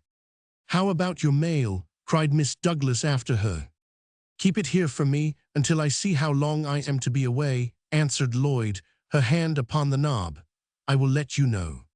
Lewis had put rocks in the shafts, and while the coupe spun over the asphalt at a smart clip, Lloyd tried to remember where she had heard of the address before. Suddenly she snapped her fingers. She knew the case, had even been assigned to it some 8 months before. Yes, that's it, Campbell wife, dead Lafayette Avenue, little daughter, Hattie hip, deceased hopeless poor little baby. Arriving at the house, Lloyd found the surgeon, Dr. Street, and Mr. Campbell, who was a widower, waiting for her in a small drawing-room off the library. The surgeon was genuinely surprised and delighted to see her. Most of the doctors of the city knew Lloyd for the best trained nurse in the hospitals. "Oh, it's you, Miss Searight. Good enough." The surgeon introduced her to the little patient's father, adding, "If anyone can pull us through, Campbell, it will be Miss Searight." The surgeon and nurse began to discuss the case. "I think you know it already, do not you, Miss Searight?" said the surgeon. "You took care of it a while last winter. Well, there was a little improvement in the spring, not so much pain, but that in itself is a bad sign. We have done what we could, Farnham and one. But it do not yield to treatment. You know how these things are stubborn. We made a preliminary examination yesterday. Sinuses have occurred, and the probe leads down to nothing but dead bone.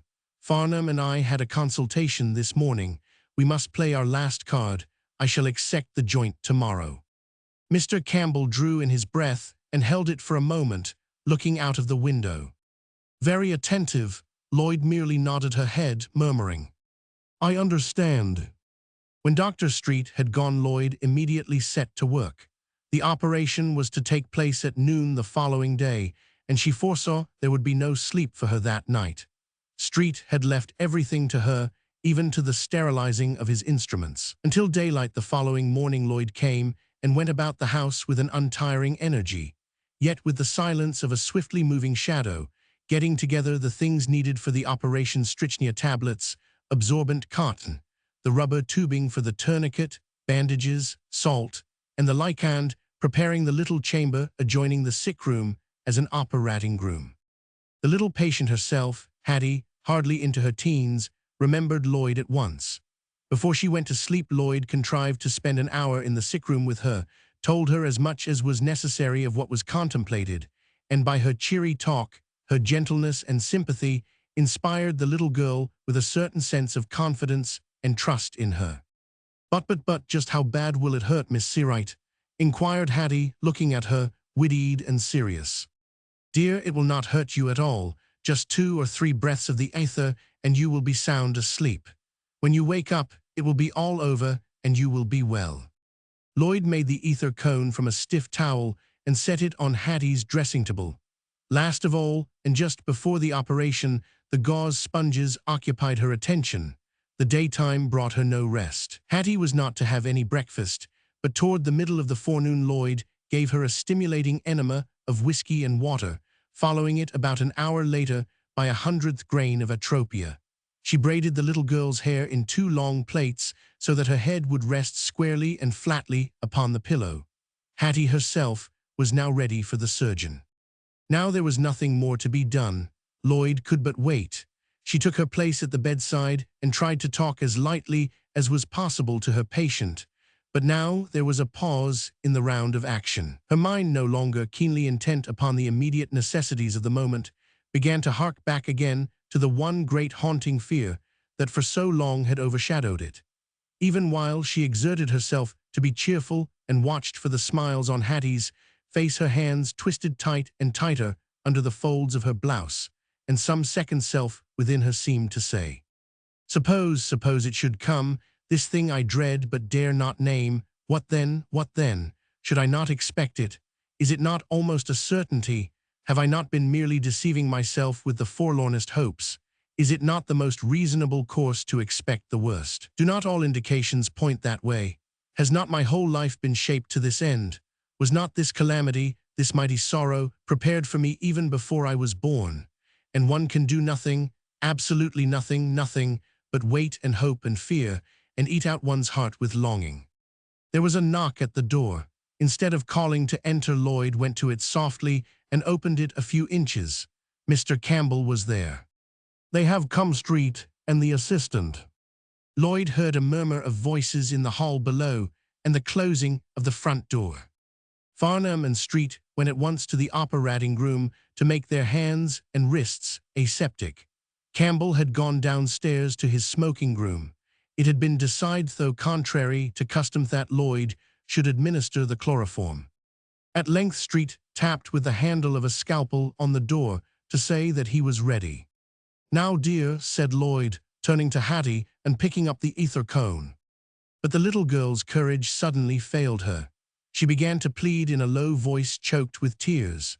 Her supplications were pitiful, but Lloyd, once more intent upon her work, every faculty and thought concentrated upon what must be done, did not temporize an instant. Quietly she gathered Hattie's frail wrists in the grip of one strong palm and held the cone to her face until she had passed off with a long sigh.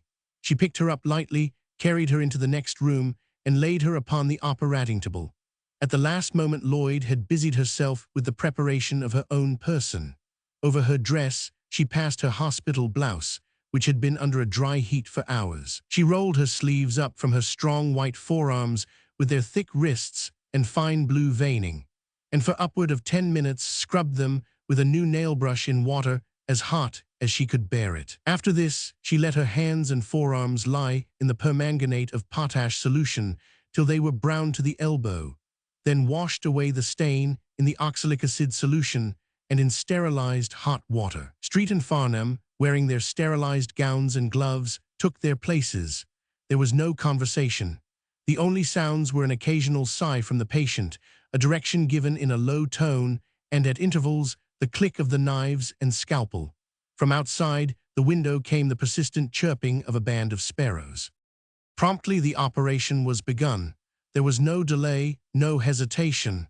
What there was to be done had been carefully planned beforehand, even to the minutest details. Street, a master of his profession, thoroughly familiar with every difficulty that might present itself during the course of the work in hand, foreseeing every contingency, prepared for every emergency, calm, watchful, self-contained, set about the exacting of the joint with no trace of compunction, no embarrassment, no misgiving.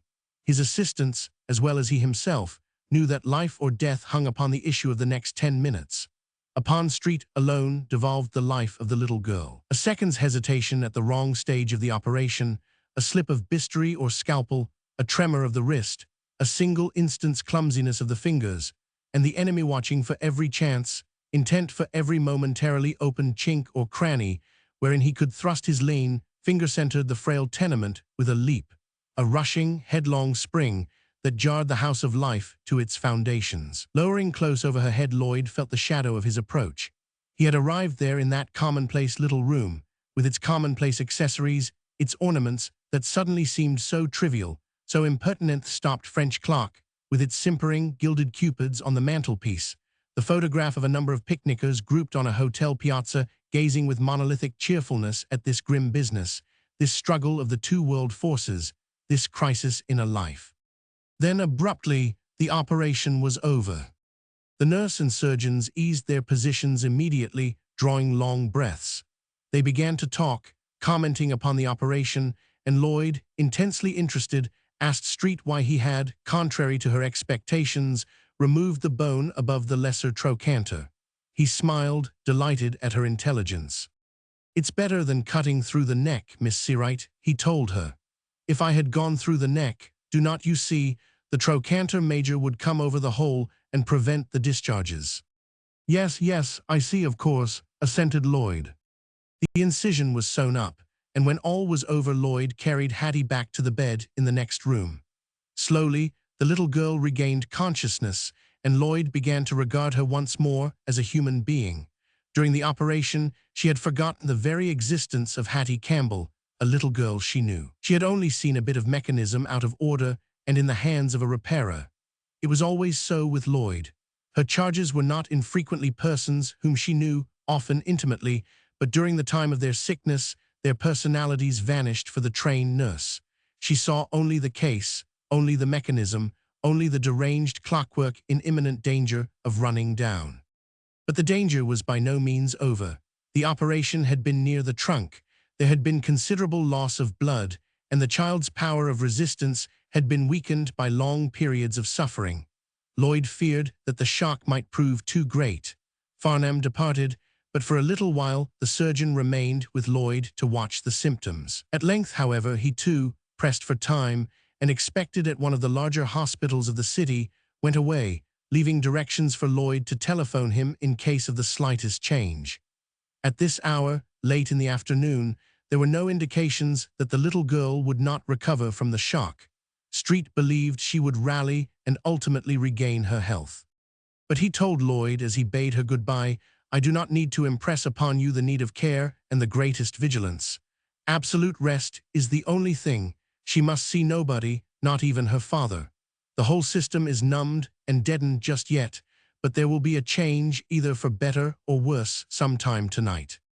For 36 hours Lloyd had not closed an eye, but of that she had no thought. Her supper was sent up to her, and she prepared herself for her night's watch. She gave the child such nourishment as she believed she could stand, and from time to time took her pulse, making records of it upon her chart for the surgeon's inspection later on. At intervals she took Hattie's temperature, placing the clinical thermometer in the armpit.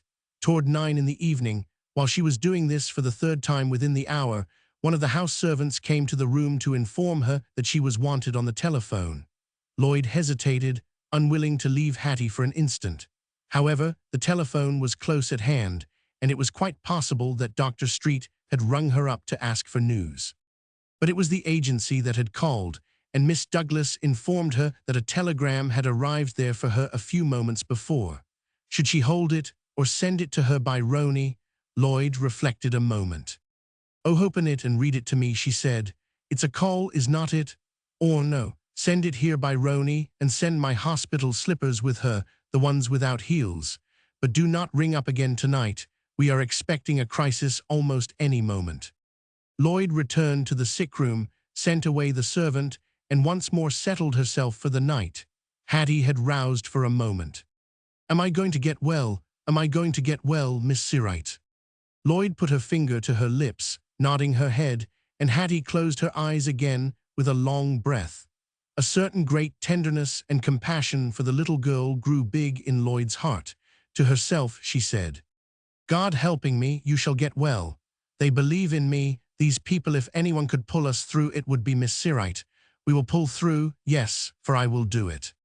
The night closed down, dark and still and very hot. Lloyd, regulating the sickroom's ventilation, opened one of the windows from the top. The noises of the city, steadily decreasing as the hours passed, reached her ears in a subdued, droning murmur. On her bed that had for so long been her bed of pain, Hattie lay with closed eyes, inert, motionless, hardly seeming to breathe, her life in the balance. Unhappy little invalid, wasted with suffering, with drawn, pinched face and bloodless lips, and at her side Lloyd, her dull blue eyes never leaving her patient's face, alert and vigilant, despite her long wakefulness, her great bronzered flame of hair rolling from her forehead and temples, the somber glow in her cheeks no whit diminished by her day of fatigue, of responsibility and untiring activity. For the time being she could thrust her fear, the relentless enemy that for so long had hung upon her heels, back and away from her. There was another enemy now to fight her. Was it another? Was it not the same enemy, the very same, whose shadow loomed across that sickbed, across the frail, small body and pale, drawn face? With her pity and compassion for the sick child there arose in Lloyd a certain unreasoned, intuitive obstinacy, a banding together of all her powers and faculties in one great effort at resistance, a steadfastness under great stress, a stubbornness that shut its ears and eyes. It was her one dominant characteristic, rising up, strong and insistent, the instant she knew herself to be thwarted in her desires or checked in a course she believed to be right and good. And now, as she felt the advance of the enemy and saw the shadow growing darker across the bed, her obstinacy hardened like tempered steel. "No," she murmured, her brows leveled, her lips compressed, "she shall not die. I will not let her go." A little later, perhaps an hour after midnight, at a time when she believed Hattie to be asleep, Lloyd, watchful as ever, noted that her cheeks began alternately to puff out and contract with her breathing. In an instant the nurse was on her feet. She knew the meaning of this sign. Hattie had fainted while asleep. Lloyd took the temperature. It was falling rapidly. The pulse was weak, rapid, and irregular. It seemed impossible for Hattie to take a deep breath. Then swiftly, the expected crisis began to develop itself. Lloyd ordered Street to be sent for, but only as a matter of form. Long before he could arrive, the issue would be decided. She knew that now Hattie's life depended on herself alone. Now, she murmured, as though the enemy she fought could hear her, "Now let us see who is the stronger, you or one." Swiftly and gently she drew the bed from the wall and raised its foot, propping it in position with half a dozen books. Then, while waiting for the servants, whom she had dispatched for hot blankets administered a hypodermic injection of brandy. "We will pull you through," she kept saying to herself. "We will pull you through. I shall not let you go." The enemy was close now, and the fight was hand to hand. Lloyd could almost feel, physically, actually, feel the slow, sullen, resistless pull that little by little was dragging Hattie's life from her grip. She set her teeth, holding back with all her might, bracing herself against the strain, refusing with all inborn stubbornness to yield her position. "No," she repeated to herself, "you shall not have her. I will not give her up. You shall not triumph over me." Campbell was in the room, warned by the ominous coming and going of hushed footsteps. "What is the use, nurse? It's all over. Let her die in peace. It's too cruel. Let her die in peace." The half-hour passed, then the hour. Once more Lloyd administered hypodermically the second dose of brandy. Campbell, unable to bear the sight, had withdrawn to the adjoining room, where he could be heard pacing the floor. From time to time, he came back for a moment, whispering, "Will she live, nurse? Will she live? Shall we pull her through?" "I do not know," Lloyd told him. "I do not know. Wait, go back. I will let you know." Another 15 minutes passed. Lloyd fancied that the heart's action was growing a little stronger. A great stillness had settled over the house.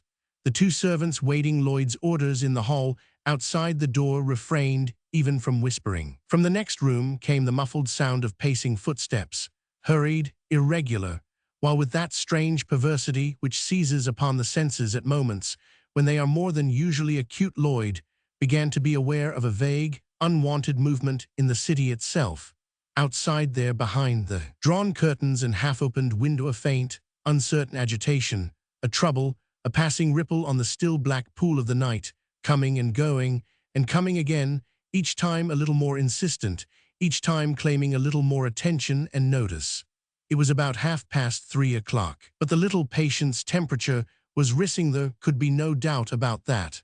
The lungs expanded wider and deeper. Hattie's breathing was unmistakably easier, and as Lloyd put her fingers to the wrist, she could hardly keep back a little exultant cry as she felt the pulse throbbing fuller, a little slower, a little more regularly. Now she redoubled her attention. Her hold upon the little life shut tighter. Her power of resistance, her strength of purpose, seemed to be suddenly quadrupled. She could imagine the enemy drawing off. She could think that the grip of cold fingers was loosening. Slowly the crisis passed off. Slowly the reaction began. Hattie was still unconscious, but there was a new look upon her face, a look that Lloyd had learned to know from long experience, an intangible and most elusive expression, nothing, something, the sign that only those who are trained to search for it may see and appreciate the earliest faint flicker after the passing of the shadow. "Will she live? Will she live, nurse?" came Mr. Campbell's whisper at her shoulder. "I think I am almost sure, but we must not be too certain yet. Still, there's a chance. Yes, there's a chance." Campbell, suddenly gone white, put out his hand and leaned a moment against the mantelpiece. He did not now leave the room. The doorbell rang. "Dr. Street," murmured Lloyd. But what had happened in the city, there in the still dark hours of that hot summer night, an event of national, perhaps even international, importance had surely transpired. It was in the Ira sense of a great thing come suddenly to a head somewhere in the world. Footsteps sounded rapidly on the echoing sidewalks. Here and there a street door opened. From corner to corner, growing swiftly nearer, came the cry of newsboys chanting extras.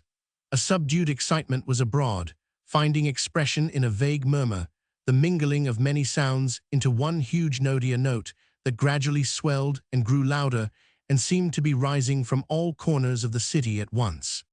There was a step at the sickroom door. "Dr. Street?" "No, Roni with 2 telegrams for Lloyd." Lloyd took them from her, then with a sharp, brusque movement of her head and suddenly smitten with an idea, turned from them to listen to the low, swelling murmur of the city. These dispatches, no, they were no call for her. She guessed what they might be. Why had they come to her now? Why was there this sense of some great tidings in the wind? The same tidings that had come to the world might come to her in these dispatches. Might it not be so? She caught her breath quickly. The terror, the fearful anxiety that had haunted and oppressed her for so long, was it to be lifted now at last? The enemy that lurked in the dark corners, ever ready to clutch her, was it to be driven back and away from her forever?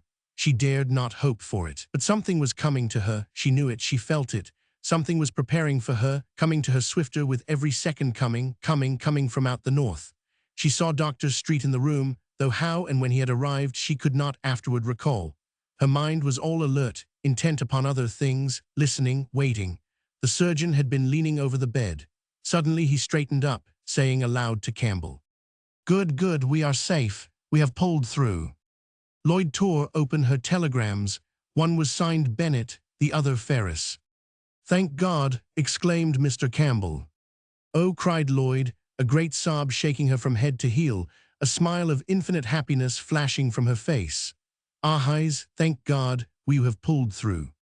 Am I going to get well? Am I going to get well, Miss Searight?"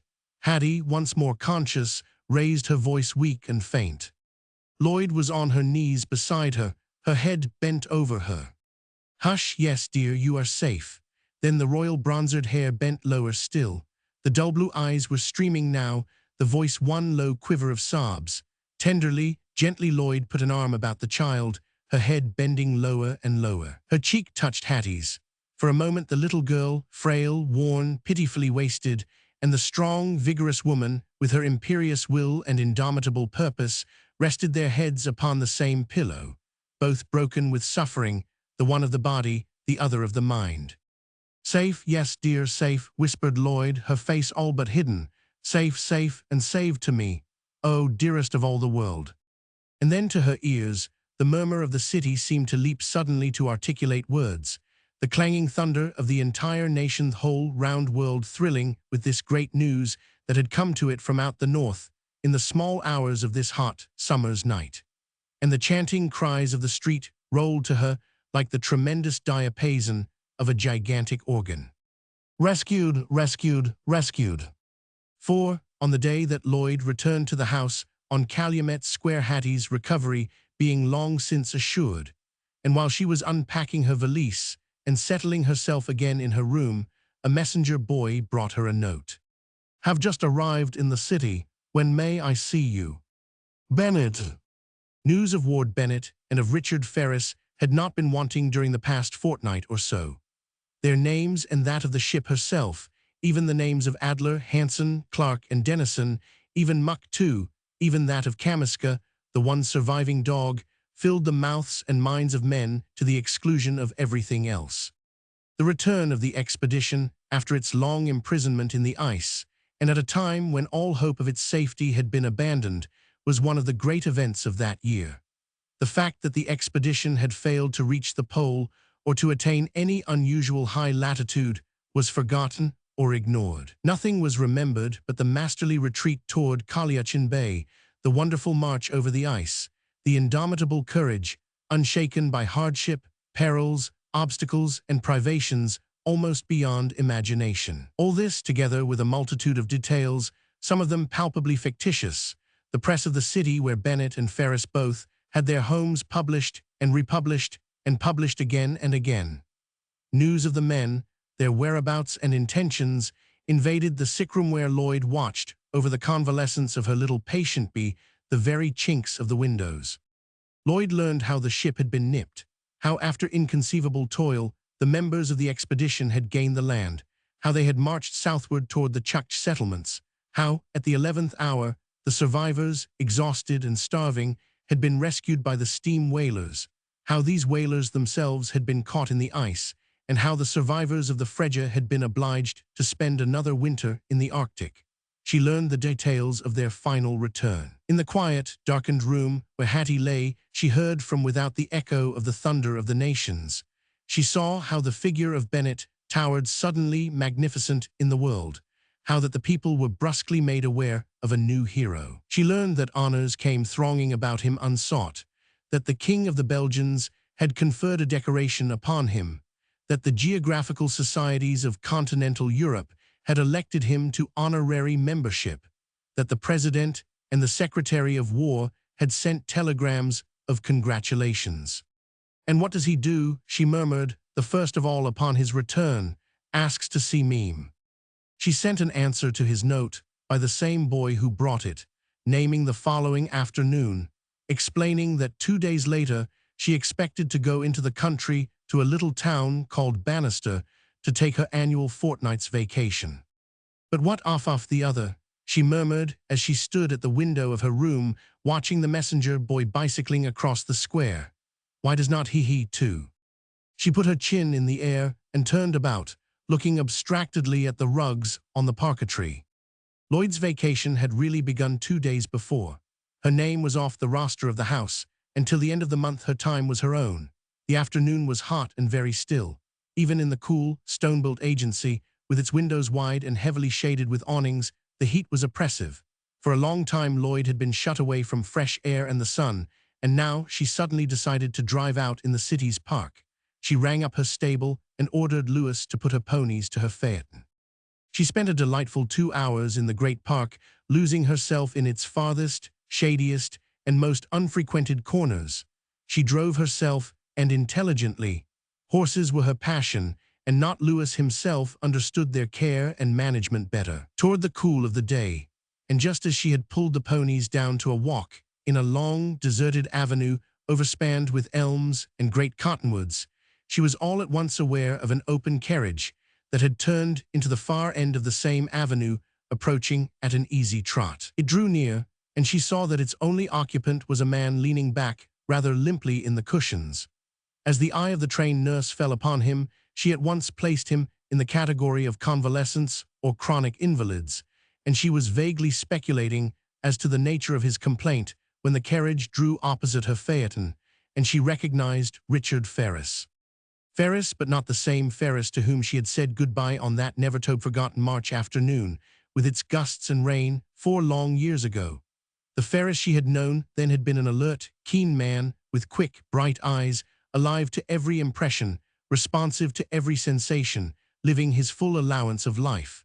She was looking now at a man unnaturally old, of deadened nerves, listless. As he caught sight of her and recognized her, he suddenly roused himself with a quick, glad smile and with a look in his eyes that to Lloyd was unmistakable. But there was not that joyful, exuberant start she had anticipated, and for that matter, wished. Neither did Lloyd set any too great store by the small amenities of life, but that Ferris should remain covered hurt her a little. She wondered how she could note so trivial a detail at such a moment. But this was Ferris. Her heart was beating fast and thick as she halted her ponies. The driver of the carriage jumped down and held the door for Ferris, and the chief engineer stepped quickly toward her. So it was they met, after 4 years and such years unexpectedly, without warning or preparation, and not at all as she had expected. What they said to each other in those first few moments Lloyd could never afterward clearly remember. One incident alone detached itself vividly from the blur. "I have just come from the square," Ferris had explained, "and they told me that you had left for a drive out here only the moment before, so there was nothing for it but to come after you. Shall not we walk a little?" She remembered she had asked after a while, "We can have the carriages wait, or do you feel strong enough?" "I forgot." But he interrupted her, protesting his fitness. "The doctor merely sent me out to get the air, and it's humiliating to be wheeled about like an old woman." Lloyd passed the reins back of her to Lewis, and gathering her skirts about her, started to descend from the phaeton. The step was rather high from the ground. Ferris stood close by. Why did he not help her? Why did he stand there, his hands in his pockets, so listless and unconscious of her difficulty? A little glow of irritation deepened the dull crimson of her cheeks. Even returned Arctic explorers could not afford to ignore entirely life's little courtesies, and he of all men. "Well," she said, expectantly hesitating before attempting to descend. Then she caught Ferris's eyes fixed upon her. He was smiling a little, but the dull, stupefied expression of his face seemed for a brief instant to give place to one of great sadness. He raised a shoulder resignedly, and Lloyd, with the suddenness of a blow, remembered that Ferris had no hands. She dropped back in the seat of the phaeton, covering her eyes, shaken and unnerved for the moment with a great thrill of infinite pity of shame at her own awkwardness, and of horror as for one brief instant the smiling summer park, the afternoon's warmth, the avenue of green overarching trees, the trim, lacquered vehicles and glossy-brown horses was struck from her mind, and she had a swift vision of the ice, the darkness of the winter night, the lacerating, merciless cold, the blinding, whirling dust-like sweat. For half an hour they walked slowly about in the park, the carriages following at a distance. They did not talk very much.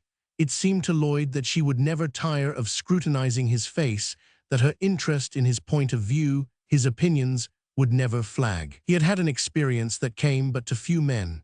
For 4 years he had been out of the world, had undergone privation beyond conception. What now was to be his attitude? How had he changed? That he had not changed to her Lloyd knew in an instant. He still loved her, that was beyond all doubt. But this terrible apathy that seemed now to be a part of him.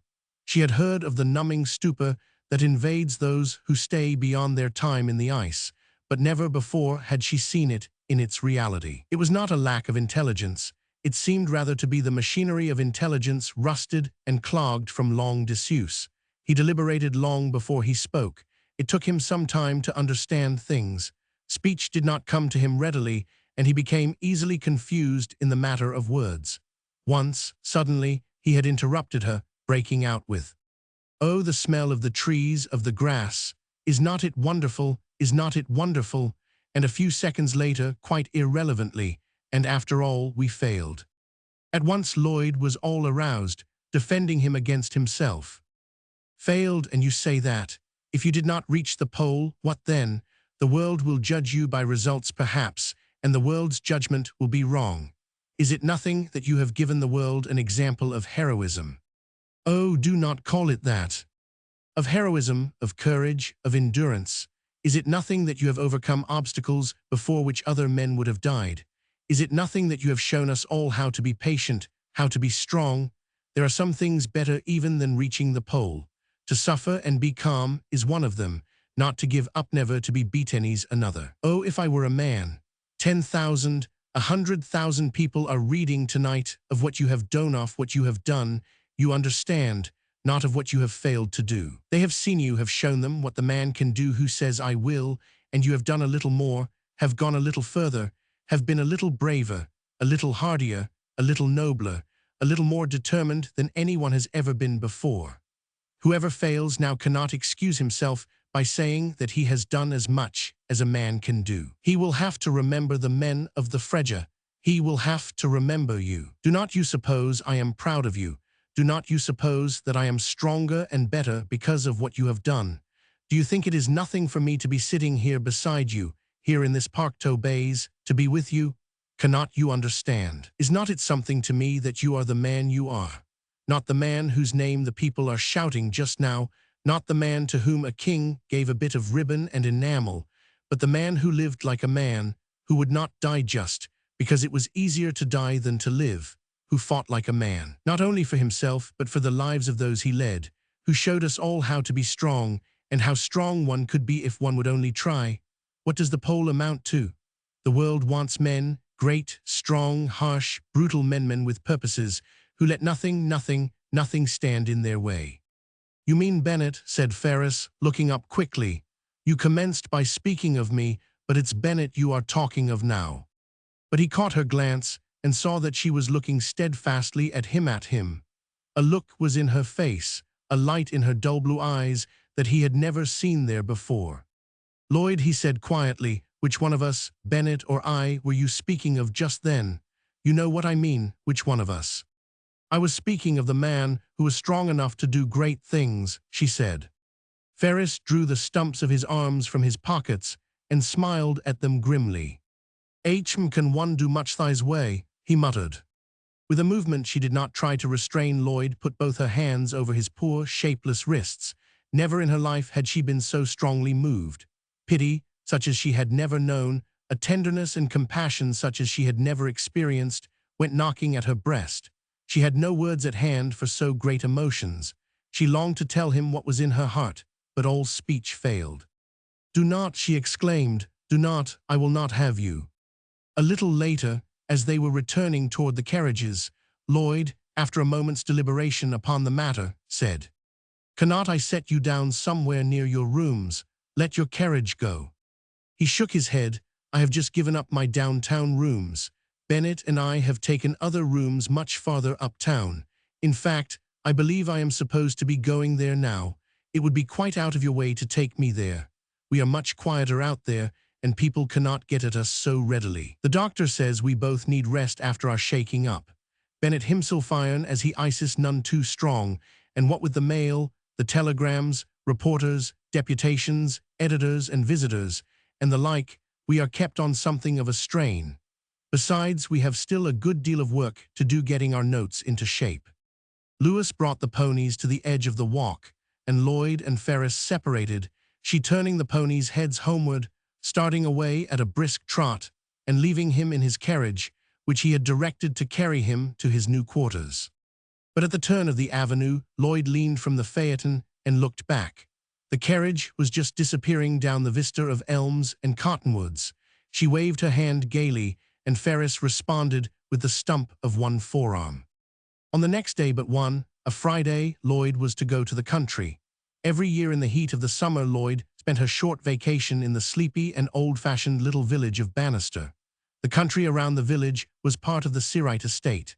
It was quiet, off the railroad, just the place to forget duties, responsibilities, and the wearing anxieties of sick rooms. But Thursday afternoon she expected Bennett. Thursday morning she was in her room. Her trunk was already packed. There was nothing more to be done. She was off duty. There was neither care nor responsibility upon her mind. But she was too joyful, too happily exalted, too exuberant in gaiety to pass her time in reading. She wanted action, movement, life, and instinctively threw open a window of her room, and according to her habit, leaned upon her elbows and looked out and down upon the square. The morning was charming. Later in the day it probably would be very hot, but as yet the breeze of the earliest hours was stirring nimbly.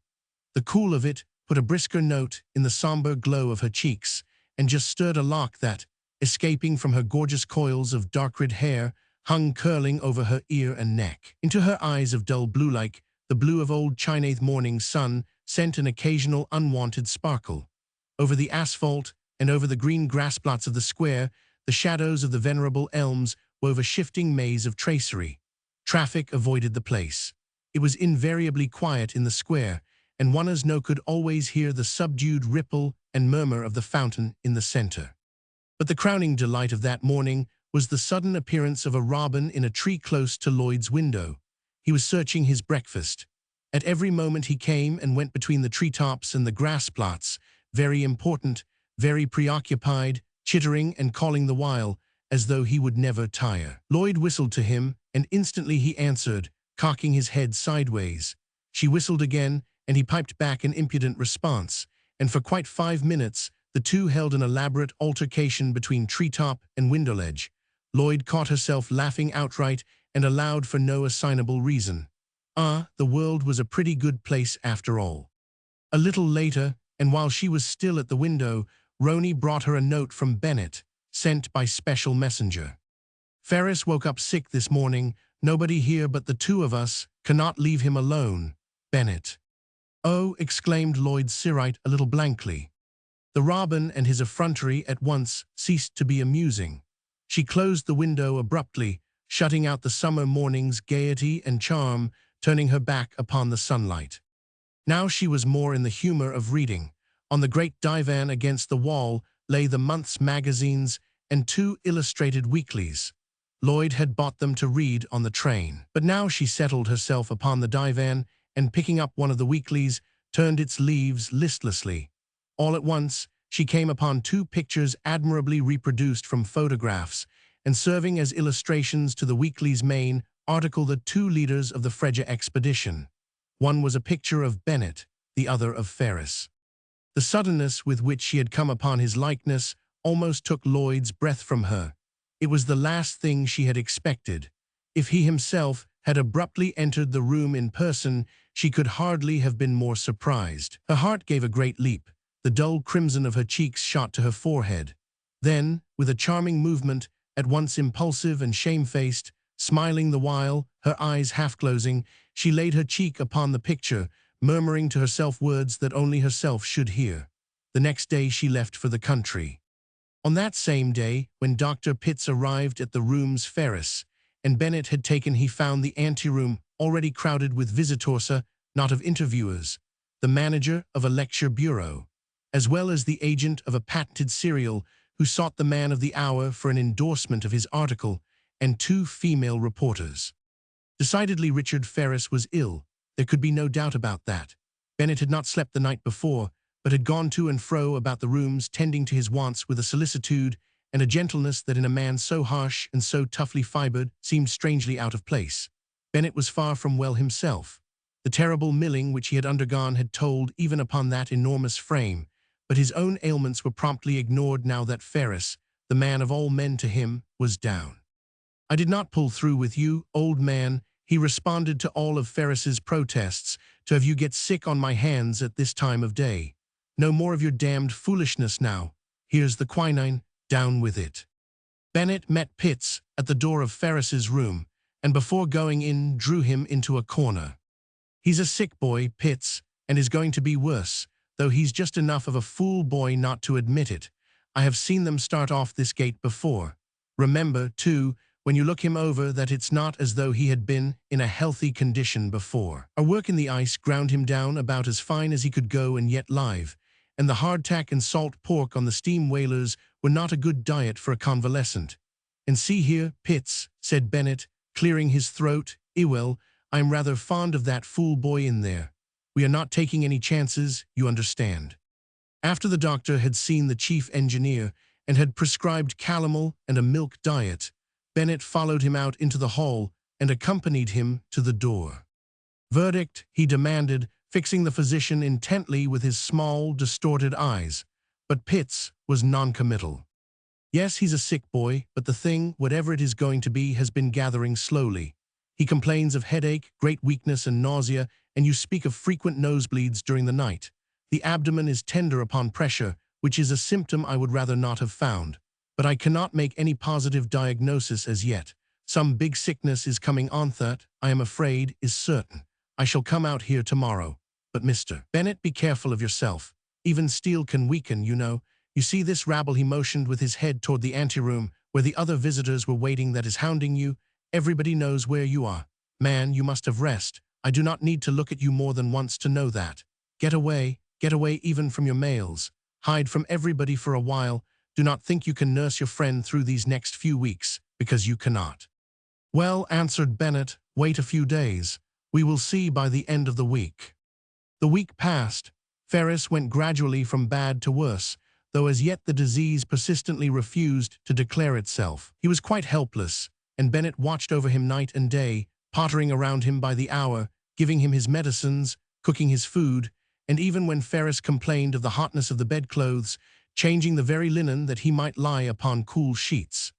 But at the end of the week, Dr. Pitts declared that Bennett himself was in great danger of breaking down, and was of no great service to the sick man. "Tomorrow," said the doctor, "I shall have a young fellow here who happens to be a cousin of mine.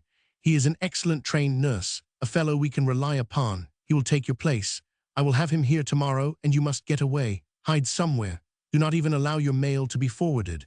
The nurse and I will take care of Mr. Ferris. You can leave me your address, and I will wire you if it is necessary. Now be persuaded like a reasonable man. I will stake my professional reputation that you will knock under if you stay here with a sick man on your hands and newspaper men taking the house by storm at all hours of the day. Come now, will you go? Mr. Ferris is in no danger, and you will do him more harm by staying than by going. So long as you remain here, you will have this raft of people in the rooms at all hours. Deny yourself. Keep them out. Keep out the American reporter when he goes gunning for a returned explorer. Do you think this," and he pointed again to the crowd in the anteroom, "is the right condition for a sick man's quarters? You are imperiling his safety, to say nothing of your own. By staying beside him you draw the fire, Mr. Bennett." "Well, there's something in that," muttered Bennett, pulling at his mustache. But Bennett hesitated then. "Pitts, I want you to take my place here if I go away. Have a nurse if you like, but I should not feel justified in leaving the boy in his condition unless I knew you were with him continually. I do not know what your practice is worth to you, say for a month, or until the boy is out of danger, but make me a proposition. I think we can come to an understanding. But it will not be necessary to have a doctor with Mr. Ferris constantly. I should see him every day and the nurse." Bennett promptly overrode his objections. Harshly and abruptly he exclaimed, "I am not taking any chances. It shall be as I say. I want the boy well, and I want you and the nurse to see to it that he gets well. I will meet the expenses." Bennett did not hear the doctor's response and his suggestion as to the advisability of taking Ferris to his own house in the country while he could be moved. For the moment he was not listening. An idea had abruptly presented itself to him. He was to go to the country. But where? A grim smile began to relax the close-gripped lips and the hard set of the protruding jaw. He tugged again at his mustache, scowling at the doctor, trying to hide his humor. "Well, that's settled then," he said. "I will get away tomorrow somewhere." "Whereabouts?" demanded the doctor. "I shall want to let you know how we progress." Bennett chose to feel a certain irritation. What business of Pitt's was it whom he went to see, or rather, where he meant to go? "You told me to hide away from everybody, not even to allow my mail to be forwarded. But I will let you know where to reach me, of course, as soon as I get there. It will not be far from town. And I will take your place here with Mr. Ferris. Somebody will be with him at every moment, and I shall only wire you," continued the doctor, "in case of urgent necessity. I want you to have all the rest you can, and stay away as long as possible. I shall not annoy you with telegrams unless I must. You will understand that no news is good news."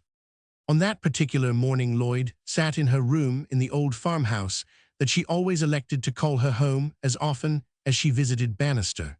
It was some quarter of a mile outside the little village, and on the road that connected it with the railway at Forth Lake, some 6 miles over the hills to the east. It was yet early in the morning, and Lloyd was writing letters that she would post at Forth Lake later in the forenoon. She intended driving over to the lake. 2 days before, Lewis had arrived with rocks, the ponies, and the phaeton. Lloyd's dog-cart, a very gorgeous, high-wheeled affair, was always kept at Bannister. The room in which she now sat was delightful. Everything was white, from the curtains of the bed to the chintz hangings on the walls. A rug of white fur was on the floor. The panelings and wooden shutters of the windows were painted white. The fireplace was set in glossy white tiles, and its opening covered with a screen of white feathers. The windows were flung wide, and a great flood of white sunlight came pouring into the room. Lloyd herself was dressed in white, from the clean, crisp scarf tied about her neck to the tip of her canvas tennis shoes. And in all this array of white, only the dull-red flame of her hypaled heron, the sunshine glowing like burnished copper, set a vivid note of color, the little strands and locks about her neck and ears coruscating as the breeze from the open windows stirred them. The morning was veritably royal, still, cool, and odorous of woods and cattle and growing grass. A great sense of gaiety, of exhilaration, was in the air. Lloyd was all in tune with it. While she wrote, her left elbow rested on the table, and in her left hand she held a huge green apple, unripe, sour, delicious beyond words, and into which she bit from time to time with the silent enjoyment of a schoolgirl. Her letter was to Hattie's father, Mr. Campbell, and she wrote to ask if the little girl might not spend a week with her at Bannister. When the letter was finished and addressed, she thrust it into her belt, and putting on her hat, ran downstairs. Lewis had brought the dog-cart to the gate, and stood waiting in the road by Rox's head. But as Lloyd went down the brick-paved walk of the front yard, Mrs. Applegate, who owned the farmhouse, and who was at once Lloyd's tenant, landlady, housekeeper, and cook, appeared on the porch of the house, the head of a fish in her hand, and Charlie, Joe the yellow tomcat, at her heels, eyeing her with painful intentness. "Say, Miss Seawright," she called, her forearm across her forehead to shade her eyes, the hand still holding the fish's head, "say, while you are out this morning, will you keep an eye out for that dog of horn you know, Danth, one with liver and white spots. He's run off, Agin ain't seen him since yesterday noon. He gets away and goes off fighting other dogs over the whole blessed county. There ain't a dog, big or little, within 10 mile that Dan ain't licked. He would sooner fight than he would eat, that dog." I will," answered Lloyd, climbing to the high seat, "and if I find him, I shall drag him back by the scruff of his neck. Good morning, Lewis. Why have you put the overhead check on rocks?" Lewis touched his cap. "He feels his oats some this morning, and if he gets his lower jaw agin his chest, there's no holding of him, Miss Snow holding of him, in the world." Lloyd gathered up the reins and spoke to the horse, and Lewis stood aside.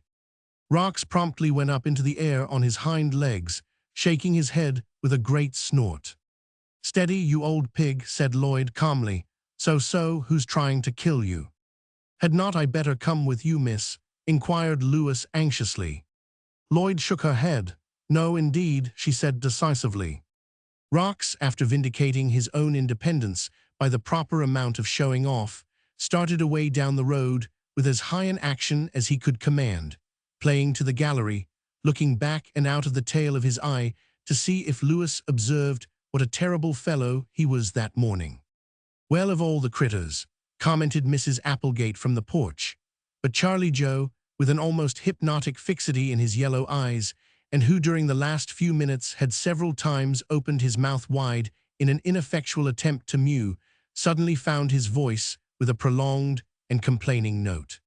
"Well, heavens and earth, take your fish, then," exclaimed Mrs. Applegate suddenly, remembering the cat, "and get off my porch with it."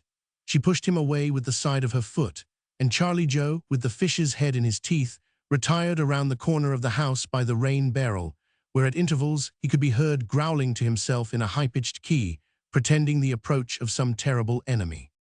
Meanwhile Lloyd, already well on her way, was having an exciting tussle with Rox. The horse had begun by making an exhibition of himself for all who could see, but in the end he had so worked upon his own nerves that instead of frightening others, he only succeeded in terrifying himself. He was city-bred, and the sudden change from brick houses to open fields had demoralized him. He began to have a dim consciousness of just how strong he was. There was nothing vicious about him. He would not have lowered himself to kick, but he did want, with all the big, strong heart of him, to run. But back of him, there had felt it thrilling along the Tensedron Riensoise a calm, powerful grip, even, steady, masterful. Turn his head he could not, but he knew very well that Lloyd had taken a double twist upon the reins, and that her hands, even if they were gloved in white, were strong enough to hold him to his work. And besides, Thish could tell it by the very feel of the bith, knew that she did not take him very seriously, that he could not make her afraid of him. He knew that she could tell at once whether he shied because he was really frightened or because he wanted to break the shaft, and that in the latter case he would get the whip hand mercilessly, two across his haunch, a degradation, above all things, to be avoided. And she had called him an old pig once already that morning. Lloyd drove on. She keenly enjoyed this struggle between the horse's strength and her own determination, her own obstinacy. No, she would not let Rox have his way. She would not allow him to triumph over her for a single moment. She would neither be forced nor tricked into yielding a single point, however small. She would be mistress of the situation. By the end of half an hour, she had him well in hand, and was bowling smoothly along a level stretch of road at the foot of an abrupt rise of land, covered with scrub oak and broken with outcroppings of granite of a curious formation. Just beyond here, the road crossed the canal by a narrow, in fact, a much too narrow plank bridge without guardrails. The wide-axled dogcart had just sufficient room on either hand, and Lloyd, too good a whip to take chances with so nervous a horse as Rox, drew him down to a walk as she approached it. But of a sudden her eyes were arrested by a curious sight. She halted the cart. At the roadside, some 50 yards from the plank bridge, were two dogs. Evidently there had just been a dreadful fight. Here and there a stone was streaked with blood. The grass and smaller bushes were flattened out, and tufts of hair were scattered about upon the ground. Of the two dogs, Lloyd recognized one upon the instant. It was Dan, the liver and white foxhound of the farmhouse-eth fighter and terror of the country. But he was lying upon his side now, the foreleg broken, or rather crushed, as if in a vice, the throat torn open, the lifeblood in a great pool about his head. He was dead, or in the very throes of death. Poor Dan, he had fought his last fight, had found more than his match at last. Lloyd looked at the other dog's victor, then looked at him a second time, and a third. "Well," she murmured, "that's a stranger-looking dog." In fact, he was a curious animal. His broad, strong body was covered with a brown fur as dense, as thick, and as soft as a wolf's. The ears were pricked and pointed, the muzzle sharp, the eyes slant and beady. The breast was disproportionately broad, the forelegs short and apparently very powerful. Around his neck was a broad nickeled collar. But as Lloyd sat in the cart watching him, he promptly demonstrated the fact that his nature was as extraordinary as his looks. He turned again from a momentary inspection of the intruders, sniffed once or twice at his dead enemy, then suddenly began to eat him. Lloyd's gorge rose with anger and disgust. Even if Dan had been killed, it had been in fair fight, and there could be no doubt that Dan himself had been the aggressor. She could even feel a little respect for the conqueror of the champion, but to turn upon the dead foe, now that the heat of battle was past, and in no spirit of hate or rage deliberately to eat him. What a horror! She took out her whip. "Shame on you," she exclaimed. "Ah, what a savage! I shall not allow you." A farmhand was coming across the plank bridge, and as he drew near the cart, Lloyd asked him to hold Rox for a moment. Rox was one of those horses who, when standing still, are docile as a kitten, and she had no hesitancy in leaving him with a man at his head. She jumped out, the whip in her hand. Dan was beyond all help, but she wanted at least to take his collar back to Mrs. Applegate. The strange dog permitted himself to be driven off a little distance. Part of his strangeness seemed to be that through it all he retained a certain placidity of temper. There was no ferocity in his desire to eat Dan. "That's just what makes it so disgusting," said Lloyd, shaking her whip at him. He sat down upon his haunches, eyeing her calmly, his tongue lolling. When she had unbuckled Dan's collar and tossed it into the cart under the seat, she inquired of the farmhand as to where the new dog came from. "It beats me, Miss Searight," he answered. "Never saw such a bird in these parts before. T'other belongs down to Applegate's." "Come, let's have a look at you," said Lloyd, putting back the whip. "Let me see your collar." Disregarding the man's warning, she went up to the stranger, whistling and holding out her hand, and he came up to her a little suspiciously at first, but in the end wagging his tail, willing to be friendly. Lloyd parted the thick fur around his neck and turned the plate of the collar to the light. On the plate was engraved, "Kamiska, Arctic SS Freja. Return toward Bennett." "Anything on the collar?" asked the man. Lloyd settled a hairpin in a coil of hair at the back of her neck. Nothing that I can make out." She climbed into the cart again and dismissed the farmhand with a quarter. He disappeared around the turn of the road. But as she was about to drive on, Lloyd heard a great clattering of stones upon the hill above her, a crashing in the bushes, and a shrill whistle thrice repeated. Kamiska started up at once, cocking alternate ears, then turned about and ran up the hill to meet Ward Bennett, who came scrambling down, jumping from one granite outcrop to another, holding on the whiles by the lower branches of the scrub oak trees. He was dressed as if for an outing, in knickerbockers and huge, hobnailed shoes. He wore an old shooting coat and a woolen cap. A little leather sack was slung from his shoulder, and in his hand he carried a short-handled geologist's hammer. And then, after so long a time, Lloyd saw his face again, the rugged, unhandsome face, the massive jaw, huge almost to deformity, the great, brutal, indomitable lips, the square-cut chin with its forward, aggressive thrust, the narrow forehead, seamed and contracted, and the twinkling, keen eyes so marred by the cast, so heavily shadowed by the shaggy eyebrows. When he spoke, the voice came heavy and vibrant from the great chest, a harsh, deep bass, a voice in which to command men, not a voice in which to talk to women. Lloyd, long schooled to self-repression and the control of her emotions when such repression and control were necessary, sat absolutely moveless on her high seat, her hands only shutting tighter and tighter upon the reins. She had often wondered how she would feel, what was to be her dominant impulse, at such moments as these, and now she realized that it was not so much joy, not so much excitement, as a resolute determination not for one instant to lose her poise. She was thinking rapidly. For 4 years they had not met. At one time she believed him to be dead, but in the end he had been saved, had come back, and, ignoring the plaudits of an entire Christendom, had addressed himself straight to her. For one of them, at least, this meeting was a crisis. What would they first say to each other? How be equal to the situation? How rise to its dramatic possibilities?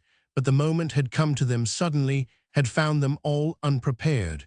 There was no time to think of adequate words. Afterward, when she reviewed this encounter, she told herself that they both had failed, and that if the meeting had been faithfully reproduced upon the stage or in the pages of a novel, it would have seemed tame and commonplace. These two living the actual scene, with all the deep, strong, real emotions of them surging to the surface, the vitality of them, all aroused and vibrating, suddenly confronting actuality itself, were not even natural, were not even true to life. It was as though they had parted but a fortnight ago. Bennett caught his cap from his head and came toward her, exclaiming, Miss Searight, I believe. And she, reaching her right hand over the left, that still held the reins, leaned from her high seat, shaking hands with him and replying, "Well, Mr. Bennet, I am so very glad to see you again. Where did you come from?" "From the city and from 76 degrees north latitude." "I congratulate you. We had almost given up hope of you." "Thank you," he answered. "We were not so roseate with hope ourselves all the time, but I have not felt as though I had really come back until Thiswell, until I had reached the road between Bannister and Forth Lake, for instance," and his face relaxed to its characteristic grim smile. "You reached it too late then," she responded. "Your dog has killed our Dan, and what is much worse, started to eat him. He's a perfect savage. Camiska, well," he added, reflectively, "it's my fault for setting her a bad example. I ate her tracemate, and was rather close to eating Camiska herself at one time, but I did not come down here to talk about that. You are looking rather worn, Mr. Bennet. I suppose the doctor sent me into the country to call back the roses to my pallid cheek, so I came down here to geologize. I presume that excuse will do as well as another." Then suddenly he cried, "Hello, steady there, quick, Miss Searight." It all came so abruptly that neither of them could afterward reconstruct the scene with any degree of accuracy. Probably in scrambling down the steep slope of the bank, Bennet had loosened the earth or smaller stones that hitherto had been barely sufficient support to the mass of earth, gravel, rocks, and bushes that all at once, and with a sharp, crackling noise, slid downward toward the road from the overhanging bank. The slip was small, hardly more than 3 square yards of earth moving from its place, but it came with a smart, quick rush, throwing up a cloud of dust and scattering pebbles and hard clods of dirt far before its advance. As rocks leaped, Lloyd threw her weight too suddenly on the reins, the horse arched his neck, and the overhead check snapped like a harp-string. Again he reared from the object of his terror, shaking his head from side to side, trying to get a purchase on the bit. Then his lower jaw settled against his chest, and all at once he realized that no pair of human hands could hold him now. He did not rear again, his haunches suddenly lowered, and with the hoofs of his hind feet he began feeling the ground for his spring. But now Bennet was at his head, gripping at the bit, striving to thrust him back. Lloyd, half risen from her seat, each rein wrapped twice around her hands, her long, strong arms at their fullest reach, held back against the horse with all her might, her body swaying and jerking with his plunges. But the overhead check, once broken, Lloyd might as well have pulled against a locomotive. Bennet was a powerful man by nature, but his great strength had been not a little sapped by his recent experiences. Between the instant his hand caught at the bit and that in which Rocks had made his first ineffectual attempt to spring forward, he recognized the inequality of the contest. He could hold Rocks back for a second or two, perhaps 3, then the horse would get away from him. He shot a glance about him. Not 20 yards away was the canal and the perilously narrow bridge without the guardrail. "Quick, Miss Searight," he shouted, "jump, we cannot hold him. Quick, do as I tell you, jump." But even as he spoke, Rocks dragged him from his feet, his hoofs trampling the hollow road till it reverberated like the roll of drums. Bracing himself against every unevenness of the ground, his teeth set, his face scarlet, the veins in his neck swelling, suddenly blue-black, Bennet wrenched at the bit till the horse's mouth went bloody, but all to no purpose. Faster and faster Rocks was escaping from his control. "Jump, I tell you," he shouted again, looking over his shoulder. "Another second and he's away." Lloyd dropped the reins and turned to jump, but the lap rope had slipped down to the bottom of the cart when she had risen and was in a tangle about her feet. The cart was rocking like a ship in a storm. Twice she tried to free herself, holding to the dashboard with one hand. Then the cart suddenly lurched forward and she fell to her knees. Rocks was off. It was all over. Not quite. In one brief second of time, a hideous vision come and gone between 2 breaths, Lloyd saw the fearful thing done there in the road, almost within reach of her hand. She saw the man and horse at grapples, the yellow reach of road that lay between her and the canal itself, and the narrow bridge. Then she saw the short-handled geologist's hammer gripped in Bennet's fist heave high in the air. Down it came, swift, resistless, terribly own blow. The cart tipped forward as Rocks, his knees bowing from under him, slowly collapsed. Then he rolled upon the shaft that snapped under him, and the cart vibrated from end to end as a long, shuddering tremble ran through him with his last deep breath. 5. When Lloyd at length managed to free herself and jump to the ground, Bennett came quickly toward her and drew her away to the side of the road. "Are you hurt?" he demanded. "Tell me, are you hurt?" "No, no, not in the least." "Why in the world did you want to drive such a horse? Do not ever take such chances again. I will not have it." For a few moments Lloyd was too excited to trust herself to talk, and could only stand helplessly to one side, watching Bennett as he stripped off the harness from the dead horse, stowed it away under the seat of the cart, and rolled the cart itself to the edge of the road. Then at length she said, trying to smile and to steady her voice, It seems to me, Mr. Bennett, you do about as you like with my stabable." "Sit down," he commanded. "You are trembling all over. Sit down on that rock there." "And with me," she added, sinking down upon the boulder he had indicated with a movement of his head, his hands busy with the harness. "I am sorry I had to do that," he explained, "but there was no help for it, nothing else to do. He would have had you in the canal in another second if he did not kill you on the way there." "Poor old rocks," murmured Lloyd. "I was very fond of rocks." Bennett put himself in her way as she stepped forward. He had the laprobe over his arm and the whip in his hand. "No, do not look at him. He's not a pretty sight. Come, shall I take you home? Do not worry about the cart. I will see that it is sent back. And that rocks is buried somewhere. I do not want him left out there for the crows." In spite of Bennett's injunction, she looked over her shoulder for a moment as they started off down the road. "I only hope you were sure there was nothing else to do, Mr. Bennett," she said. "There was no time to think," he answered, "and I was not taking any chances." But the savagery of the whole affair stuck in Lloyd's imagination. There was a primitiveness, a certain hideous simplicity in the way Bennett had met the situation that filled her with wonder and with even a little terror and mistrust of him. The vast, brutal directness of the deed was out of place and incongruous at this end of the century time. It ignored 2,000 years of civilization. It was a harsh, clanging, brazen note, powerful, uncomplicated, which came jangling in, discordant and inharmonious with the tune of the age. It savored of the days when men fought the brutes with their hands or with their clubs. But also it was an indication of a force and a power of mind that stopped at nothing to attain its ends, that chose the shortest cut, the most direct means, disdainful of hesitation, holding delicacy and finessing in measureless contempt, rushing straight to its object, driving in, breaking down resistance, smashing through obstacles with a boundless, crude, blind Brobdingnag power, to oppose which was to be trampled underfoot upon the instant. It was long before their talk turned from the incident of the morning, but when it did, its subject was Richard Ferris. Bennett was sounding his praises and commending upon his pluck and endurance during the retreat from the ship, when Lloyd, after hesitating once or twice, asked, "How is Mr. Ferris? In your note you said he was 99. So he is," he told her, "and I could not have left him if I was not sure I was doing him harm by staying. But the doctor is to wire me if he gets any worse, and only if he does. I am to believe that no news is good news." But this meeting with Lloyd and the intense excitement of those few moments by the canal had quite driven from Bennett's mind the fact that he had not forwarded his present address either to Ferris or to his doctor. He had so intended that morning, but all the faculties of his mind were suddenly concentrated upon another issue.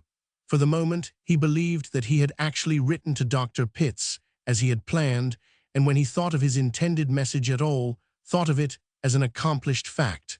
The matter did not occur to him again.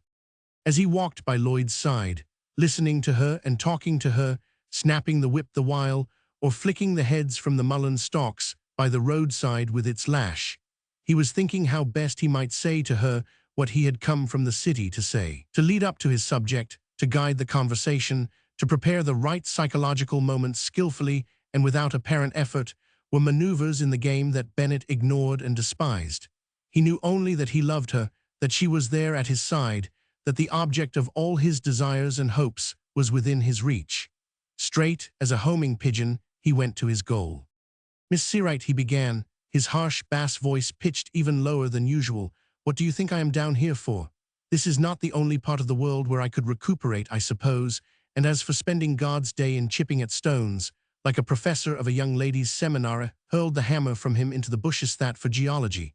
Now we can talk. You know very well that I love you, and I believe that you love me. I have come down here to ask you to marry me." Lloyd might have done any one of a dozen things, might have answered in any one of a dozen ways. But what she did do, what she did say, took Bennett completely by surprise. A little coldly and very calmly she answered, "You believe, oh say you believe that I," she broke off, then began again. "It is not right for you to say that to me. I have never led you to believe that I cared for you. Whatever our relations are to be, let us have that understood at once." Bennett uttered an impatient exclamation. "I am not good at fencing and quibbling," he declared. "I tell you that I love you with all my heart. I tell you that I want you to be my wife, and I tell you that I know you do love me. You are not like other women. Why should you coquette with me? Good God, are you not big enough to be above such things? I know you are. Of all the people in the world, we two ought to be above pretense, ought to understand each other. If I did not know you cared for me, I would not have spoken." "I do not understand you," she answered. "I think we had better talk of other things this morning." "I came down here to talk of just this and nothing else," he declared. "Very well then," she said, squaring her shoulders with a quick, brisk movement, "we will talk of it. You say we two should understand each other. Let us come to the bottom of things at once. I despise quibbling and fencing as much, perhaps, as you. Tell me, how have I ever led you to believe that I cared for you?" "At a time when our last hope was gone," answered Bennett, meeting her eyes, "when I was very near to death, and thought that I should go to my God within the day. I was made happier than I think I ever was in my life before, by finding out that I was dear to you, that you loved me." Lloyd searched his face with a look of surprise and bewilderment. "I do not understand you," she repeated. "Oh," exclaimed Bennett with sudden vehemence, "you could say it to Ferris. Why cannot you say it to me? To Mr. Ferris. You could tell him that you cared." "I told Mr. Ferris that I cared for you." She began to smile. "You are a little absurd, Mr. Bennett. And I cannot see why you should deny it now. Or if anything has caused you to change your mind, to be sorry for what you said, why should I not know it? Even a petty thief may be heard in his own defense. I loved you because I believed you to be a woman, a great, strong, noble man's woman, above little things, above the little, niggling, contemptible devices of the drawing-room. I loved you because the great things of the world interested you, because you had no place in your life for petty graces, petty affectations, petty deceits and shams and insincerities. If you did not love me, why did you say so? If you do love me now, why should you not admit it? Do you think you can play with me? Do you think you can coquette with me? If you are small enough to stoop to such means, do you think I am small enough to submit to them? I have known Ferris too well. I know him to be incapable of such falsity as you would charge him with. To have told such a lie, such an uncalled for, useless, gratuitous lie, is a thing he could not have done. You must have told him that you cared. Why are not you of all women brave enough, strong enough, big enough to stand by your words? Because I never said them. What do you think of me? Even if I did care, do you suppose I would say as much to another man? Oh," she exclaimed with sudden indignation, "let's talk of something else. This is too preposterous. You never told Ferris that you cared for me." "No." Bennett took off his cap. "Very well then, that is enough. Goodbye, Miss Seawright. Do you believe I told Mr. Ferris I loved you? I do not believe that the man who has been more to me than a brother is a liar and a rascal. Good morning, Mr. Bennett." They had come rather near to the farmhouse by this time. Without another word, Bennett gave the whip and the laprobe into her hands, and turning upon his heel, walked away down the road. Lloyd told Lewis as much of the morning's accident by the canal as was necessary, and gave orders about the dog-cart and the burying of rocks. Then slowly, her eyes fixed and wide, she went up to her own room, and without removing either her hat or her gloves, sat down upon the edge of the bed, letting her hands fall limply into her lap, gazing abstractedly at the white curtain just stirring at the open window. She could not say which hurt her most, that Ferris had told the lie or that Bennett believed it. But why, in heaven's name, why had Ferris so spoken to Bennett? What object had he in view? What had he to gain by it? Why had Ferris, the man who loved her, chosen so to humiliate her, to put her in a position so galling to her pride, her dignity? Bennett, too, loved her. How could he believe that she had so demeaned herself?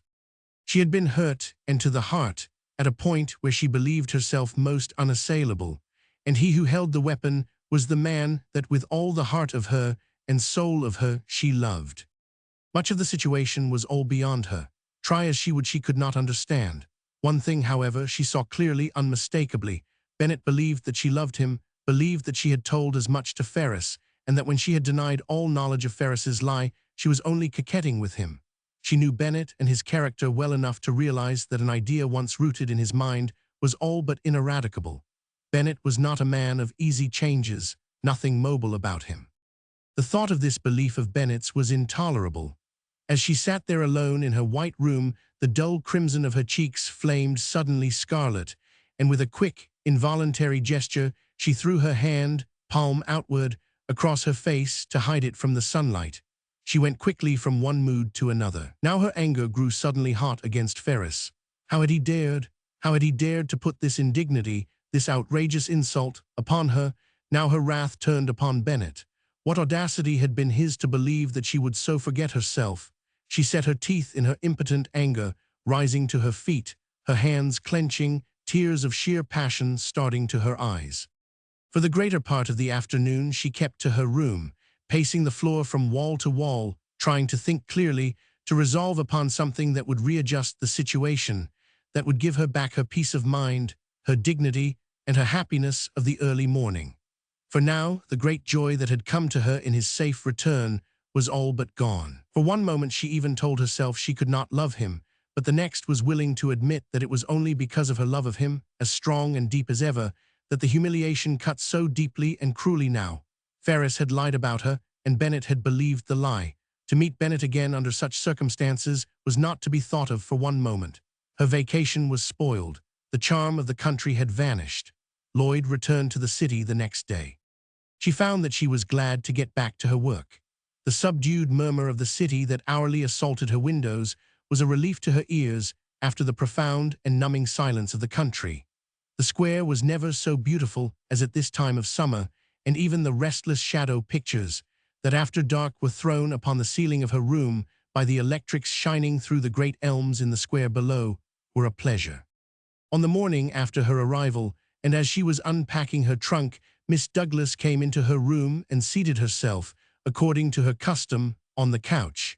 After some half-hour's give-and-take talk, the fever nurse said, "Do you remember, Lloyd, what I told you about typhoid in the spring, that it was almost epidemic?" Lloyd nodded, turning about from her trunk, her arms full of dresses. "It's worse than ever now," continued Miss Douglas. "3 of our people have been on cases only in the short time you have been away.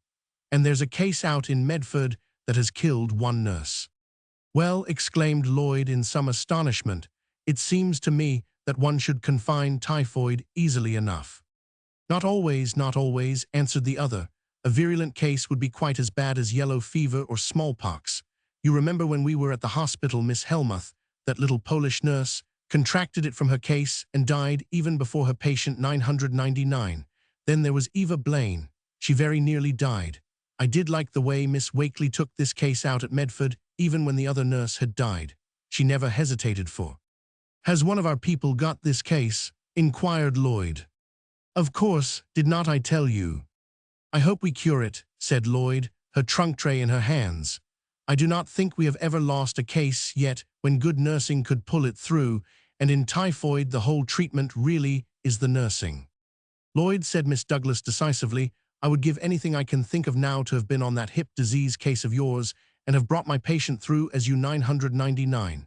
You should hear what Dr. Street says of Yuan, the little girl's father. By the way, I had nearly forgotten. Hattie Campbell, that's her name, is not it? Telephoned to know if you had come back from the country yet. That was yesterday. I said we expected you today, and she told me to say she was coming to see you." The next afternoon, toward 3 o'clock, Hattie and her father drove to the square in an open carriage. Hattie carrying a great bunch of violets for Lloyd. The little invalid was well on the way to complete recovery by now. Sometimes she was allowed to walk a little, but as often as not her maid wheeled her about in an invalid's chair. She drove out in the carriage frequently by way of exercise. She would, no doubt, always limp a little, but in the end it was certain she would be sound and strong. For Hattie and her father Lloyd had become a sort of tutelary semi-deity. In what was left of the family she had her place, hardly less revered than even the dead wife. Campbell himself, who had made a fortune in Bessemer steel, a well-looking, well-groomed gentleman, smooth-shaven, and with hair that was none too grey, more than once caught himself standing before Lloyd's picture that stood on the mantelpiece in Hattie's room, looking at it vaguely as he clipped the nib from his cigar. But on this occasion, as the carriage stopped in front of the ample pile of the house, Hattie called out, "Oh, there she is now," and Lloyd came down the steps, carrying her nurse's bag in her hand. "Are we too late?" began Hattie. "Are you going out? Are you on a case? Is that why you have got your bag? We thought you were on a vacation." Campbell, yielding to a certain feeling of uneasiness that Lloyd should stand on the curb while he remained seated, got out of the carriage and stood at her side, gravely listening to the talk between the nurse and her one-time patient. Lloyd was obliged to explain, turning now to Hattie, now to her father. She told them that she was in something of a hurry. She had just been specially called to take a very bad case of typhoid fever in a little suburb of the city called Medford. It was not her turn to go, but the physicians in charge of the case, as sometimes happened, had asked especially for her. "One of our people, a young woman named Miss Wakely, has been on this case," she continued, "but it seems she has allowed herself to contract the disease herself. She went to the hospital this noon." Campbell, his gravity suddenly broken up, exclaimed, "Surely, Miss Searight, this is not the same case I read of in yesterday's paper. It must be. 2 Medford was the name of the place. That case has killed one nurse already, and now the second one is down. Do not tell me you are going to take the same case."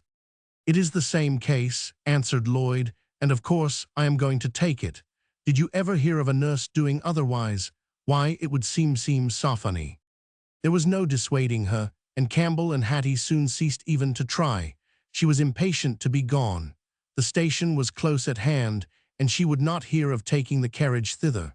However, before she left them, she recurred again to the subject of her letter to Mr. Campbell, and then and there it was decided that Hattie and her maid should spend the following 10 days at Lloyd's place in Bannister. The still country air, now that Hattie was able to take the short journey, would be more to her than many medicines, and the ponies and Lloyd's phaeton would be left there with Lewis for her use. "And right often, will not you, Miss Searight?" exclaimed Hattie as Lloyd was saying goodbye. Lloyd shook her head. "Not that of all things," she answered. "If I did that we might have you too down with typhoid, but you may write to me, and I hope you will," and she gave Hattie her new address. "Harriet," said Campbell, as the carriage drove back across the square, the father and daughter waving their hands to Lloyd, briskly, on her way to the railroad station. "Harriet." "Yes, Papa." "There goes a noble woman. Pluck, intelligence, strong will has them Alland, a great big heart that hurt," that he clipped the end of a cigar thoughtfully and fell silent. A day or two later, as Hattie was sitting in her little wheelchair on the veranda of Mrs. Applegate's house, watching Charlie Joe hunting grasshoppers underneath the currant bushes, she was surprised by the sharp closing of the front gate. A huge man with one squint eye and a heavy, square-cut jaw was coming up the walk, followed by a stranger-looking dog. Charlie Joe withdrew swiftly to his particular hole under the veranda, moving rapidly, his body low to the ground, and taking an unnecessary number of very short steps. The little citybrid girl distinguished the visitor from a country man at once. Hattie had ideas of her own as to propriety, and so rose to her feet as Bennett came up, and after a moment's hesitation made him a little bow. Bennett at once gravely took off his cap. "Excuse me," he said, as though Hattie were 25 instead of 12. "Is Miss Searight at home?" "Oh," exclaimed Hattie, delighted. "Do you know Miss Searight? She was my nurse when I was so sick because, you know, I had hip disease and there was an operation. No, she's not here anymore. She's gone away, gone back to the city. Gone back to the city. Yes, 3 or 4 days ago, but I am going to write to her this afternoon. Shall I say who called? Then, without waiting for a reply, she added, I guess I had better introduce myself. My name is Harriet Campbell, and my papa is Craig Five. Campbell, of the Hercules Wrought Steel Company in the city. Will not you have a chair? The little convalescent and the Arctic explorer shook hands with great solemnity. I am so pleased to meet you, said Bennett. I have not a card, but my name is Ward Bennetoff, the Freja Expedition, he added. But to his relief, the little girl had not heard of him. Very well, she said. I will tell Miss Seawright Mr. Bennett called. No, he replied, hesitatingly, no, you needn't do that.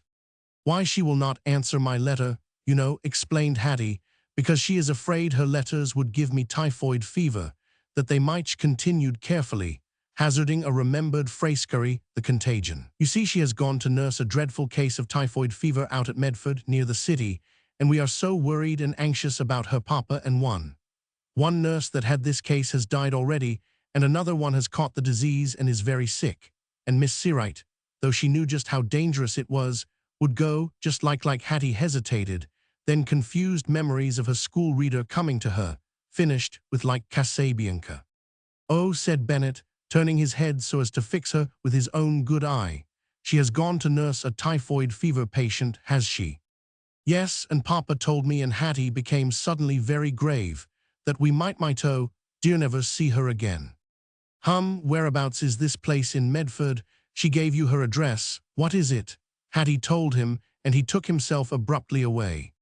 Bennett had gone some little distance down the road before the real shock came upon him. Lloyd was in a position of imminent peril. Her life was in the issue. With blind, unreasoned directness, he leaped at once to this conclusion, and as he strode along with teeth and fists tight shut, he kept muttering to himself, she may die, you may never see her again. Then suddenly came the fear, the sickening sink of heart, the choke at the throat, first the tightening, and then the sudden relaxing of all the nerves. Lashed and harried by the sense of a fearful calamity, an unspeakable grief that was pursuing after him, Bennett did not stop to think, to reflect. He chose instantly to believe that Lloyd was near her death, and once the idea was fixed in his brain, it was not thereafter to be reasoned away. Suddenly, at a turn in the road, he stopped, his hands deep in his pockets, his bootheel digging into the ground. Now then, he exclaimed, what's to be done? Just one thing, Lloyd must leave the case at once, that very day if it were possible. He must save her, must turn her back from this destruction toward which she was rushing, impelled by such a foolish, mistaken notion of duty. Yes, he said, there's just that to be done, and by God, it shall be done. But would Lloyd be turned back from a course she had chosen for herself? Could he persuade her? Then, with this thought of possible opposition, Bennett's resolve all at once tightened to the sticking point. Never in the darkest hours of his struggle with the Arctic ice had his determination grown so fierce. Never had his resolution so girded itself, so nerved itself to crush down resistance. The force of his will seemed brusquely to be quadrupled and decupled. He would do as he desired. Come what might, he would gain his end. He would stop at nothing, hesitate at nothing. It would probably be difficult to get her from her post, but with all his giant strength, Bennett set himself to gain her safety. A great point that he believed was in his favor, a consideration that influenced him to adopt so irrevocable a resolution, was his belief that Lloyd loved him. Bennett was not a woman's man. Men he could understand and handle like so many mannequins, but the nature of his life and work did not conduce to a knowledge of women.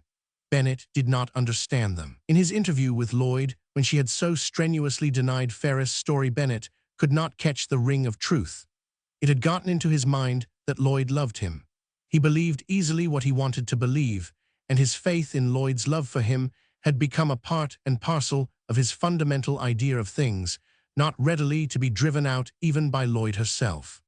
Bennett's resolution was taken. Never had he failed in accomplishing that upon which he set his mind. He would not fail now. Beyond a certain limit, which now he swiftly reached, and past Bennett's determination to carry his point became, as it were, a sort of obsession. The sweep of the tremendous power he unchained carried his own self along with it in its resistless onrush. At such Times there was no light of reason in his actions. He saw only his point, beheld only his goal, deaf to all voices that would call him back, blind to all consideration that would lead him to swerve, reckless of everything that he trampled underfoot. He stuck to his aim until that aim was an accomplished fact. When the grip of the ice had threatened to close upon him and crush him, he had hurled himself against its barriers with an energy and resolve to conquer that was little short of directed frenzy. So it was with him now. When Lloyd had parted from the Campbells in the square before the house, she had gone directly to the railway station of a suburban line, and within the hour was on her way to Medford. As always happened when an interesting case was to be treated, her mind became gradually filled with it to the exclusion of everything else. The Campbells and Bennet's ready acceptance of a story that put her in so humiliating a light were forgotten as the train swept her from the heat and dust of the city out into the green reaches of country to the southward. What had been done upon the case she had no means of telling. She only knew that the case was of unusual virulence and well advanced. It had killed one nurse already and seriously endangered the life of another, but so far from reflecting on the danger to herself, Lloyd felt a certain exhilaration in the thought that she was expected to succeed where others had succumbed. Another battle with the enemy was at hand, the enemy who, though conquered on 100 fields, must inevitably triumph in the end. Once again this enemy had stooped and caught a human being in his cold grip. Once again life and death were at grapples, and death was strong, and from out the struggle a cry had come to her, a cry for help. All the exuberance of battle grew big within her breast. She was impatient to be there at hand to face the enemy again across the sickbed, where she had so often faced and outfought him before, and matching her force against his force, her obstinacy against his strength that would pull the life from her grasp, her sleepless vigilance against his stealth, her intelligence against his cunning, her courage against his terrors, her resistance against his attack, her skill against his strategy, her science against his worldwide experience, win the fight, save the life, hold firm against his slow, resistless pull, and triumph again, if it was only for the day. Succeed she would and must. Her inborn obstinacy, her sturdy refusal to yield her ground, whatever it should be, her stubborn power of resistance, her tenacity of her chosen course, came to her aid as she drew swiftly near to the spot whereon the battle would be fought. Mentally she braced herself, holding back with all her fine, hard-tempered native strength. No, she would not yield the life to the enemy. No, she would not give up. No, she would not recede. Let the enemy do his worst, she was strong against his efforts. At Medford, which she reached toward 4 in the afternoon, after an hour's ride from the city, she found a conveyance waiting for her, and was driven rapidly through streets bordered with villas and closely shaven lawns to a fair-sized country seat on the outskirts of the town. The housekeeper met her at the door with the information that the doctor was, at the moment, in the sick room, and had left orders that the nurse should be brought to him the moment she arrived. The housekeeper showed Lloyd the way to the second landing, knocking upon the half-open door at the end of the hall and ushering her in without waiting for an answer. Lloyd took in the room at a glance, the closely drawn curtains, the screen between the bed and the windows, the doctor standing on the hearthrug, and the fever-inflamed face of the patient on the pillow. Then all her power of self-repression could not keep her from uttering a smothered exclamation. For she, the woman who, with all the savage energy of him Bennet loved, had, at peril of her life, come to nurse Bennet's nearest friend, the man of all others dear to him, Richard Ferris. 2 days after Dr. Pitts had brought Ferris to his country house in the outskirts of Medford, he had been able to diagnose his sickness as typhoid fever, and at once had set about telegraphing the fact to Bennet. Then it had occurred to him that he did not know where Bennet had gone. Bennet had omitted notifying him of his present whereabouts, and, acting upon Dr. Pitt's advice, had hidden himself away from everybody. Neither at his club nor at his hotel, where his mail accumulated in extraordinary quantities, had any forwarding address been left. Bennet would not even know that Ferris had been moved to Medford. So much the worse. It could not be helped. There was nothing for the doctor to do but to leave Bennet in ignorance and go ahead and fight for the life of Ferris as best he could. Pitts arranged for a brother physician to take over his practice and devoted himself entirely to Ferris. and Ferris sickened and went steadily from bad to worse. The fever advanced regularly to a certain stage, a stage of imminent danger, and there paused. Rarely had Pitts been called upon to fight a more virulent form of the disease. What made matters worse was that Ferris hung on for so long a time without change one way or another. Pitts had long since been convinced of ulceration in the membrane of the intestines, but it astonished him that this symptom persisted so long without signs either of progressing or diminishing. The course of the disease was unusually slow. The first nurse had already had time to sicken and die. A second had been infected, and yet Ferris hung on, neither sinking nor improving, yet at every hour lying perilously near death. It was not often that death and life locked horns for so long, not often that the chance was so even. Many was the hour, many was the moment, when a hair would have turned the balance, and yet the balance was preserved. At her abrupt recognition of Ferris, in this patient whom she had been summoned to nurse, and whose hold upon life was so pitifully weak, Lloyd's heart gave a great leap and then sank ominously in her breast. Her first emotion was one of boundless self-reproach. Why had she not known of this? Why had she not questioned Bennett more closely as to his friend's sickness? Might she not have expected something like this? Was not typhoid the one evil to be feared and foreseen, after experiences such as Ferris had undergone the fatigue and privations of the march over the ice, and the subsequent months aboard the steam whaler, with its bad food, its dirt, and its inevitable overcrowding? And while she had been idling in the country, this man, whom she had known since her girlhood better and longer than any of her few acquaintances, had been struck down, and day by day had weakened and sickened and wasted, until now, at any hour, at any moment, the life might be snuffed out like the fight of a spent candle. What a miserable incompetent had she been! That day in the park when she had come upon him, so weak and broken and far spent, why had she not, with all her training and experience, known that even then the flame was flickering down to the socket, that a link in the silver chain was weakening? Now, perhaps, it was too late. But quick, her original obstinacy rose up in protest. No, she would not yield the life. No, no, no, again and 1,000 times no. He belonged to her. Others she had saved, others far less dear to her than Ferris. Her last patient little girl she had caught back from death at the 11th hour, and of all men would she not save Ferris? In such sickness as this, it was the nurse, and not the doctor, who must be depended upon. And once again, never so strong, never so fine, never so glorious, her splendid independence, her pride in her own strength, her indomitable self-reliance leaped in her breast, leaped and stood firm, hard as tempered steel, head to the enemy, daring the assault, defiant, immovable, unshaken in its resolve, unconquerable in the steadfast tenacity of its purpose. The story that Ferris had told to Bennett, that uncalled for and inexplicable falsehood, was a thing forgotten. Death stood at the bedhead, and in that room the little things of life had no place. The king was holding court, and the swarm of small, everyday issues, like a crowd of petty courtiers, were not admitted to his presence.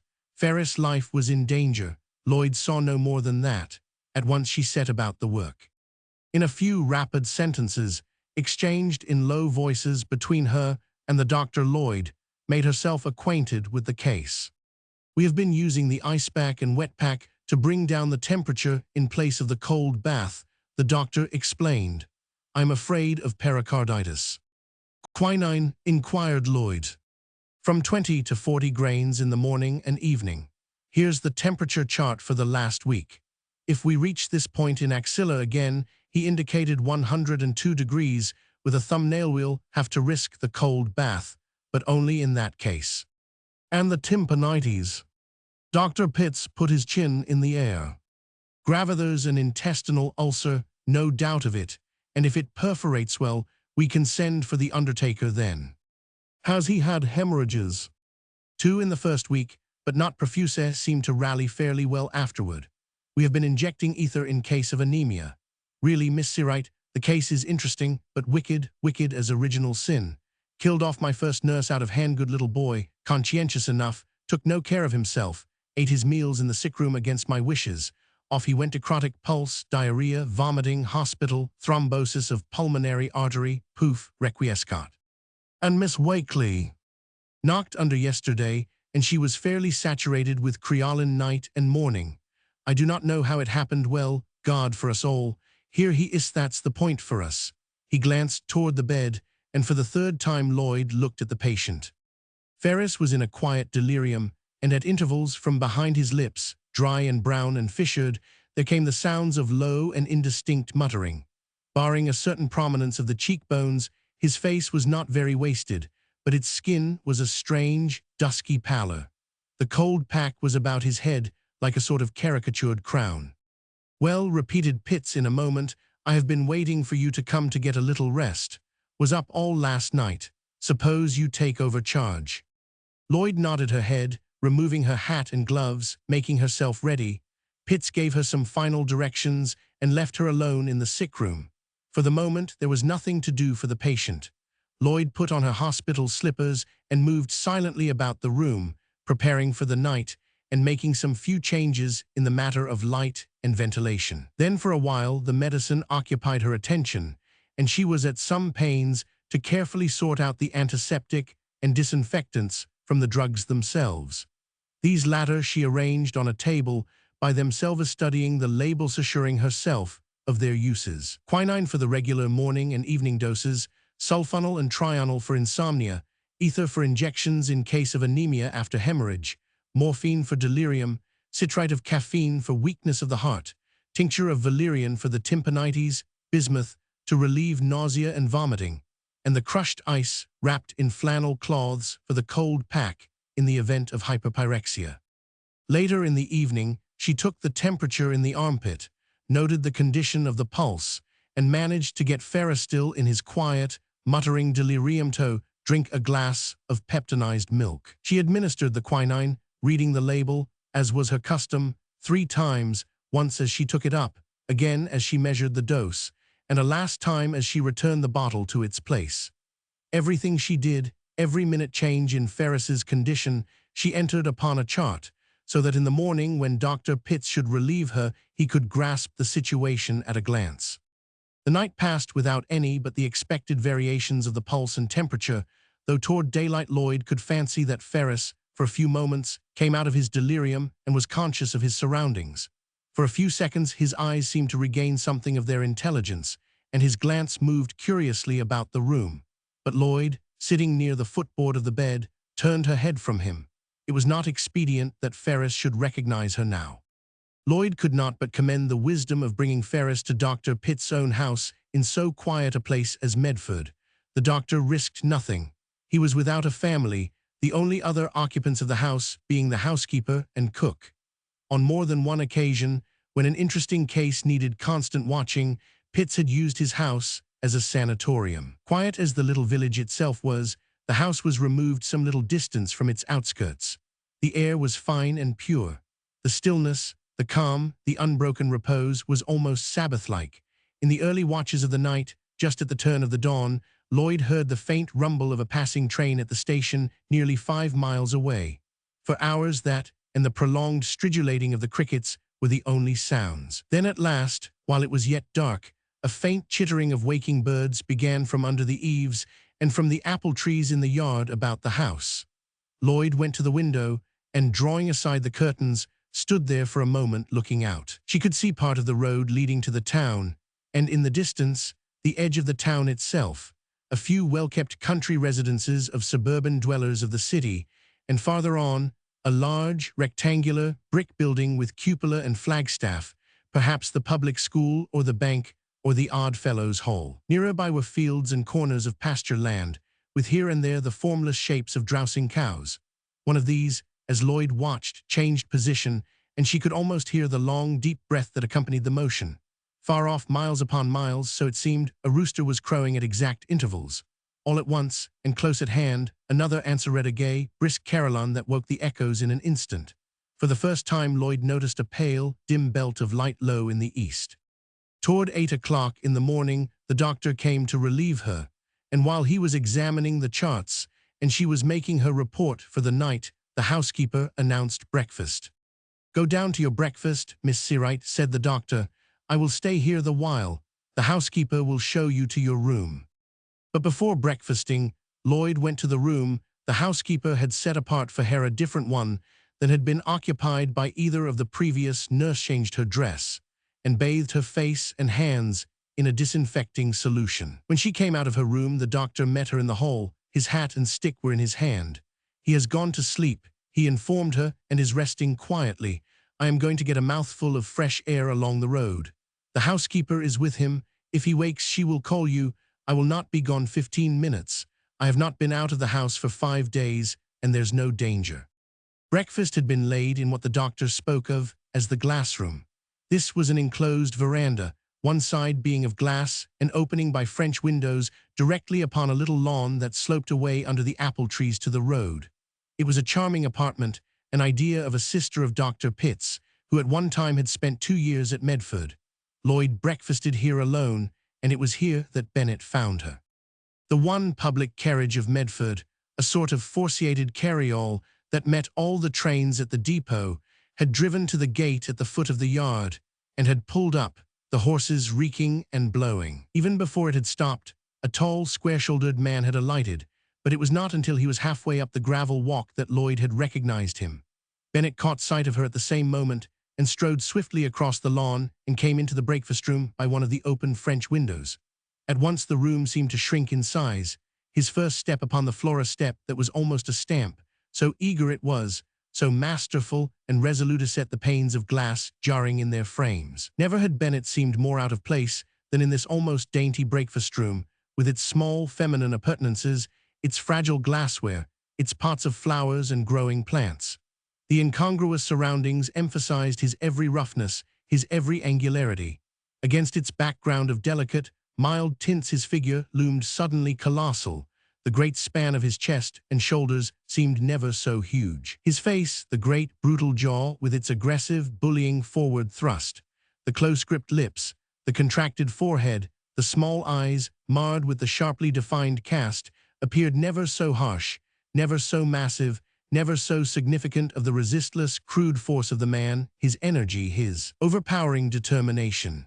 As he towered there before her, one hand gripped upon a chairback, it seemed to her that the hand had but to close to crush the little varnished woodwork to a splinter, and when he spoke, Lloyd could imagine that the fine, frail china of the table vibrated to the de-pitched bass of his voice. Lloyd had only to look at him once to know that Bennet was at the moment aroused and agitated to an extraordinary degree. His face was congested and flaming. Under his frown, his eyes seemed flashing veritable sparks. His teeth were set. In his temple, a vein stood prominent and throbbing, but Lloyd was not surprised. Bennet had, no doubt, heard of Ferris's desperate illness. Small wonder he was excited when the life of his dearest friend was threatened. Lloyd could ignore her own quarrel with Bennet at such a moment. "I am so sorry," she began, "that you could not have known sooner, but you remember you left no address." There was. "What are you doing here?" he broke in abruptly. "What is the use?" He paused for a moment to steady his voice. "You cannot stay here," he went on. "Do not you know the risk you are running? You cannot stay here another moment." "That," answered Lloyd, smiling, "is a matter that is interesting chiefly to me. I suppose you know that, Mr. Bennet. I know that you are risking your life, and that, too, is my affair." "I have made it mine," he responded quickly. "Oh," he exclaimed sharply, striking the back of the chair with his open palm, "why must we always be at cross-purposes with each other? I am not good at talking. What is the use of tangling ourselves with phrases? I love you, and I have come out here to ask you, to beg you, you understand, to leave this house where you are foolishly risking your life. You must do it," he went on rapidly. "I love you too well. Your life is too much to me to allow you to hazard it senselessly, foolishly. There are other women, other nurses, who can take your place, but you are not going to stay here." Lloyd felt her indignation rising. "This is my profession," she answered, trying to keep back her anger. "I am here because it is my duty to be here." Then suddenly, as his extraordinary effrontery dawned upon her, she exclaimed, rising to her feet, "Do I need to explain to you what I do? I am here because I choose to be here. That is enough. I do not care to go any further with such a discussion as this." "You will not leave here, then?" "No." Bennet hesitated an instant, searching for his words. Then, "I do not know how to ask favors. I have had little experience in that sort of thing. You must know how hard it is for me, and you must understand to what lengths I am driven then, when I entreat you, when I beg of you, as humbly as it is possible for me to do so, to leave this house, no at once. There is a train to the city within the hour. Someone else can take your place before noon. We can telegraph. Will you go? You are absurd. Lloyd, cannot you see? Do not you understand? It's as though I saw you rushing toward a precipice with your eyes shut. My place is here. I shall not leave. But Bennett's next move surprised her. His eagerness, his agitation left him upon the instant. He took out his watch. I was wrong, he said quietly. The next train will not go for an hour and a quarter. There is more time than I supposed. Then, with as much gentleness as he could command, he added, Lloyd, you are going to take that train. Now you are becoming a little more than absurd, she answered. I do not know, Mr. Bennet, whether or not you intend to be offensive, but I think you are succeeding rather well. You came to this house uninvited. You invade a gentleman's private residence, and you attempt to meddle and to interfere with me in the practice of my profession. If you think you can impress me with heroics and declamation, please correct yourself at once. You have only succeeded in making yourself a little vulgar. That may be true or not, he answered with an indifferent movement of his shoulders. It is all one to me. I have made up my mind that you shall leave this house this morning, and believe me, Miss Searight, I shall carry my point. For the moment Lloyd caught her breath. For the moment she saw clearly with just what sort of man she had to deal. There was a conviction in his manner now that he had quieted himself that suddenly appeared unanswerable. It was like the slow, still moving of a piston. But the next moment her own character reasserted itself. She remembered what she was herself. If he was determined, she was obstinate. If he was resolved, she was stubborn. If he was powerful, she was unyielding. Never had she conceded her point before. Never had she allowed herself to be thwarted in the pursuance of a course she believed to be right. Was she, of all women, to yield now? The consciousness of her own power of resistance came suddenly to her aid. Bennet was strong, but was she not strong herself? Where under the blue sky was the power that could break down her will? When death itself could not prevail against her, what in life could shake her resolution? Suddenly the tremendous import of the moment, the magnitude of the situation, flashed upon Lloyd. Both of them had staked everything upon this issue. Two characters of extraordinary power clashed violently together. There was to be no compromise, no half-measures. Either she or Bennet must in the end be beaten. One of them was to be broken and humbled beyond all retrieving. There in that commonplace little room, with its trivial accessories, its inadequate background, a battle royal swiftly prepared itself.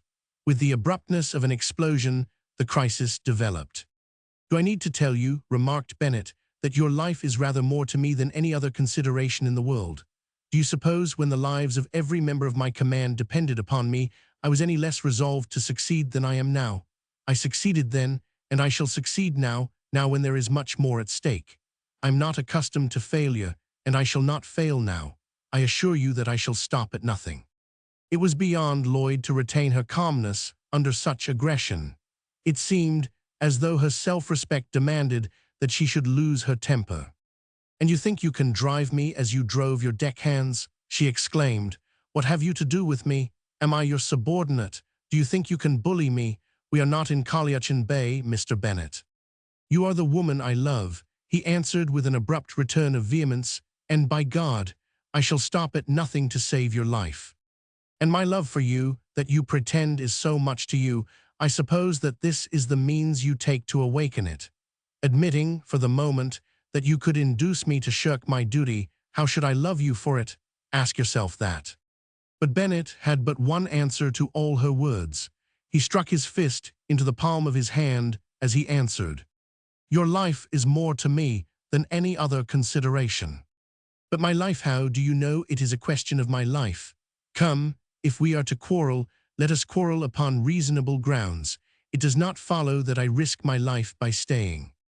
Leave the house first. We can talk of that afterward. I have allowed you to talk too much already, she exclaimed angrily. Let us come to the bottom of things at once. I will not be influenced, nor cajoled, nor bullied into leaving my post. Now, do you understand? That is my final answer. You who were a commander, who were a leader of men, What would you have done if one of your party had left his post at a time of danger? I can tell you what you would have done. You would have shot him, after first disgracing him, and now you would disgrace me. Is it reasonable? Is it consistent?" Bennett snapped his fingers. "That for consistency. And you would be willing to disgrace me to have me disgrace myself." "Your life began," Bennett again. But suddenly Lloyd flashed out upon him with, my life, are there not some things better than life? You above all men should understand that much. Oh, be yourself, be the man I thought you were. You have your code, let me have mine. You could not be what you are, you could not have done what you did, if you had not set so many things above merely your life. Admit that you could not have loved me unless you believed that I could do the same. How could you still love me if you knew I had failed in my duty? How could you still love me if you knew that you had broken down my will? I know you better than you know yourself. You loved me because you knew me to be strong and brave, and to be above petty deceptions and shams and subterfuges. And now you ask me to fail, to give up, to shirk, and you tell me you do so because you love me. That is all so many words to me. I cannot argue with you, and there is no time for it. I did not come here to converse." Never in her life before had Lloyd been so angry as at that moment. The somber crimson of her cheeks had suddenly given place to an unwanted paleness. Even her dull blue eyes, that so rarely sparkled, were all alight. She straightened herself. "Very well, then," she answered quietly, "our conversation can stop where it is. You will excuse me, Mr. Bennett, if I leave you. I have my work to do." Bennett was standing between her and the door. He did not move. Very gravely he said, "Do not, please do not bring it that." Lloyd flashed a look at him, her eyes wide, exclaiming, "You do not mean you do not dare." "I tell you again that I mean to carry my point. And I tell you that I shall not leave my patient." Bennett met her glance for an instant, and holding her gaze with his, answered but two words. Speaking in a low voice and with measured slowness, he said, "Yao shall." There was a silence.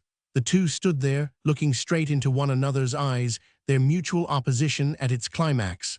The seconds began to pass. The conflict between the man's aggression and the woman's resistance reached its turning point.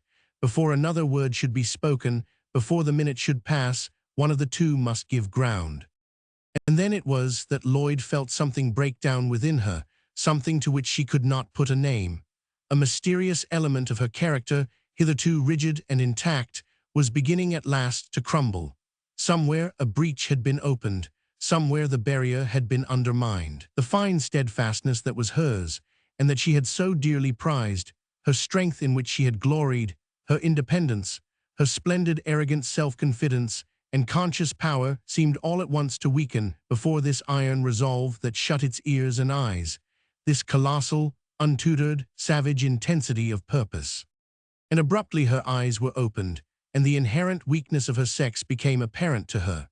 Was it a mistake, then? Could not a woman be strong?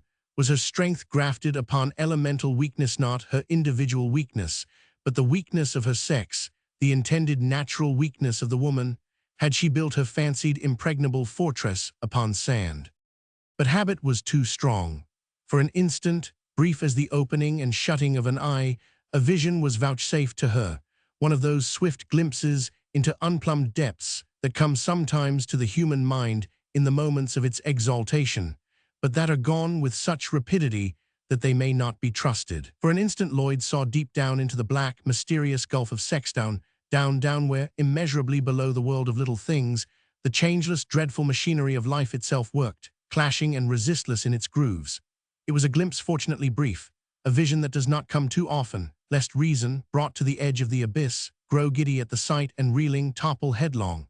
But quick the vision passed, the gulf closed, and she felt the firm ground again beneath her feet. "I shall not," she cried. Was it the same woman who had spoken but one moment before? Did her voice ring with the same undaunted defiance? Was there not a note of despair in her tones, a barely perceptible quaver, the symbol of her wavering resolve? Was not the very fact that she must question her strength proof positive that her strength was waning? But her courage was unshaken, even if her strength was breaking. To the last she would strive, to the end she would hold her forehead high.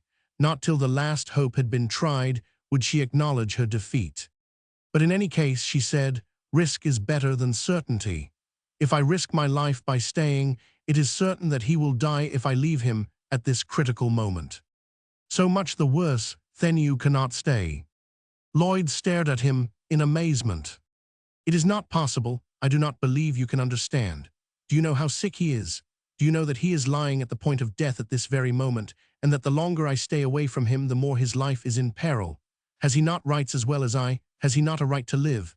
It is not only my own humiliation that is at stake, it is the life of your dearest friend, the man who stood by you and helped you, and who suffered the same hardships and privations as yourself. What's that? Demanded Bennett with a sudden frown. If I leave Mr. Ferris now, if he is left alone here for so much as half an hour, I will not answer. Ferris, what are you talking about? What is your patient's name? Did not you know? Ferris, Dick Ferris. Do not tell me it's Dick Ferris. I thought all the time you knew that you had heard. Yes, it is Mr. Ferris. Is he very sick? What is he doing out here? No, I had not heard. Nobody told me. Pitts was to write Toto wire. Will he pull through? What's the matter with him? Is it he who had typhoid? He is very dangerously 99. Dr. Pitts brought him here. This is his house. We do not know if he will get well. It is only by watching him every instant that we can hope for anything. At this moment, there is no one with him but a servant. Now, Mr. Bennett, am I to go to my patient? But we can get someone else. Not before 3 hours, and it's only the truth when I tell you he may die at any minute. Am I to go? In a second of time, the hideous situation leaped up before Bennett's eyes. Right or wrong, the conviction that Lloyd was terribly imperiling her life by remaining at her patient's bedside had sunk into his mind and was not to be eradicated. It was a terror that had gripped him close, and that could not be reasoned away. But Ferris, what of him? Now it had brusquely transpired that his life, too, hung in the balance. How to decide? How to meet this abominable complication wherein he must sacrifice the woman he so dearly loved, or the man who was the Damon to his Pythias, the Jonathan to his David?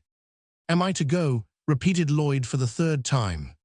Bennett closed his eyes, clasping his head with both hands. Great God, wait, I cannot think. Oh, this is terrible. Lloyd drove home her advantage mercilessly. Wait, I tell you, we cannot wait. Then Bennett realized with a great spasm of horror that for him there was no going back. All his life, accustomed to quick decisions in moments of supreme peril, he took his decision now, facing, with such courage as he could muster, its unspeakable consequences, consequences that he knew must harry and hound him all the rest of his life. Whichever way he decided, he opened his heart to the beak and talons of a pitiless remorse. He could no longer see, in the dreadful confusion of his mind, the right of things or the wrong of things, could not accurately weigh chances or possibilities. For him, only two alternatives presented themselves, the death of Ferris or the death of Lloyd. He could see no compromise, could imagine no escape.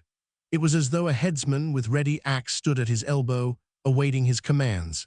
And besides all this, he had long since passed the limit, though perhaps he did not know it himself, where he could see anything but the point he had determined to gain, the goal he had determined to reach. His mind was made up. His furious energy, his resolve to conquer at all costs, had become at last a sort of directed frenzy. The engine he had set in motion was now beyond his control. He could not know whether he would, or nervous its action, swerve it from its iron path, call it back from the monstrous catastrophe toward which it was speeding him. God help us all, he muttered. Well, said Lloyd, expectantly. Bennett drew a deep breath, his hands falling helplessly at his sides. In a way he appeared suddenly bowed.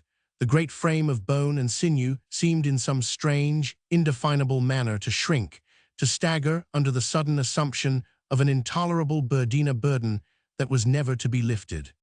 Even then, however, Bennett still believed in the wisdom of his course, still believed himself to be right. But right or wrong, he now must go forward. Was it fate? Was it doom? Was it destiny? Bennett's entire life had been spent in the working out of great ideas in the face of great obstacles. Continually, He had been called upon to overcome enormous difficulties with enormous strength. For long periods of time he had been isolated from civilization, had been face to face with the simple, crude forces of an elemental world, forces that were to be combated and overthrown by means no less simple and crude than themselves. He had lost the faculty, possessed, no doubt, by smaller minds, of dealing with complicated situations. To resort to expedients, to make concessions, was all beyond him. For him, a thing was absolutely right or absolutely wrong, and between the two there was no gradation. For so long a time had he looked at the larger, broader situations of life that his mental vision had become all deformed and confused. He saw things invariably magnified beyond all proportion, or else dwarfed to a littleness that was beneath consideration. Normal vision was denied him. It was as though he studied the world through one or the other ends of a telescope, and when, as at present, his emotions were aroused, matters were only made the worse. The idea that Ferris might recover, though Lloyd should leave him at this moment, hardly presented itself to his mind. He was convinced that if Lloyd went away Ferris would die. Lloyd had said as much herself. The hope that Lloyd might, after all, nurse him through his sickness without danger to herself was so remote that he did not consider it for one instant. If Lloyd remained, she, like the other nurse, would contract the disease and die. These were the halfway measures Bennett did not understand, the expedients he could no longer see. It was either Lloyd or Ferris. He must choose between them. Bennett went to the door of the room, closed it, and leaned against it. "No," he said. Lloyd was stricken speechless. For the instant she shrank before him as if from a murderer. Bennett now knew precisely the terrible danger in which he left the man who was his dearest friend. Would he actually consent to his death? It was almost beyond belief, and for the moment Lloyd herself quailed before him. Her first thoughts were not of herself, but of Ferris. If he was Bennett's friend, he was her friend too. At that very moment, he might be dying for want of her care. She was fast becoming desperate. For the moment, she could put all thought of herself and of her own dignity in the background. "What is it you want?" she cried. "Is it my humiliation you ask? Well, then you have it. It is as hard for me to ask favors as it is for you. I am as proud as you, but I entreat you, you hear me, as humbly as I can, to let me go. What do you want more than that? Oh, cannot you understand? While we talk here, while you keep me here, he may be dying. Is it a time for arguments? Is it a time for misunderstandings? Is it a time to think of ourselves, of our own lives, our own little affairs?" She clasped her hands. "Will you please, can I say more than that? Will you please let me go?" "No." With a great effort, Lloyd tried to regain her self-control. She paused a moment, then. "Listen," she said, "you say that you love me, that I am more to you than even Mr. Ferris, your truest friend. I do not wish to think of myself at such a time as this, but supposing that you should make method, I should consent to leave my patient. Think of me then, afterward. Can I go back there to the house that I built? Can I face the women of my profession? What would they think of me? What would my friends think of me, I who have held my head so high? You will ruin my life. I should have to give up my profession. Oh, cannot you see in what position you would place me?" Suddenly the tears sprang to her eyes. "No," she cried vehemently. "No, no, no, I will not be disgraced." "I have no wish to disgrace you," answered Bennett. "It is strange for you to say that to me, if I love you so well that I can give up Ferris for. Then, if you love me so much as that, there must be one thing that you would set even above my life. Do you wish to make me hate you? There is nothing in the world more to me than your life. You know that. How can you think it of me? Because you do not understand, because you do not know, Thato, that I love you. Eno, I did not mean. What had she said? What had happened? How was it that the words that yesterday she would have been ashamed to so much as whisper to herself had now rushed to her lips almost of their own accord? After all those years of repression, suddenly the sweet, dim thought she had hidden in her secretest heart's heart had leaped to light and to articulate words. Unasked, unbidden, she had told him that she loved him. She had done this thing when, but a few moments before, her anger against him had shaken her to her very fingertips. The hot, intolerable shame of it smote like fire into her face. Her world was cracking about her ears. Everything she had prized the dearest was being torn from her, Everything she had fancied the strongest was being overthrown. Had she who had held herself so proud and high, come at last to this?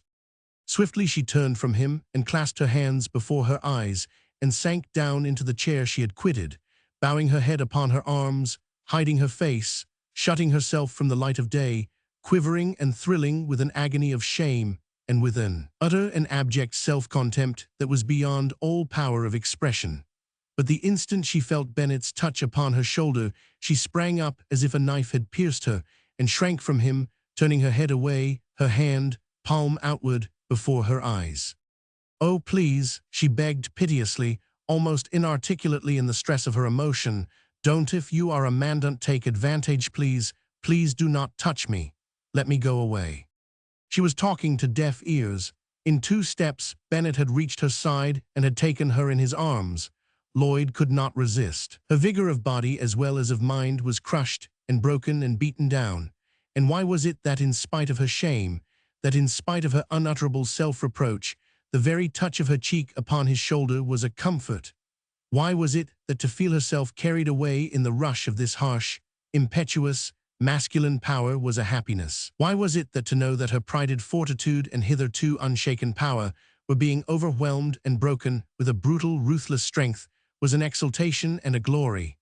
Why was it that she who, but a moment before quailed from his lightest touch, now put her arms about his neck and clung to him with a sense of protection and of refuge, the need of which she had always, and until that very moment, disdained?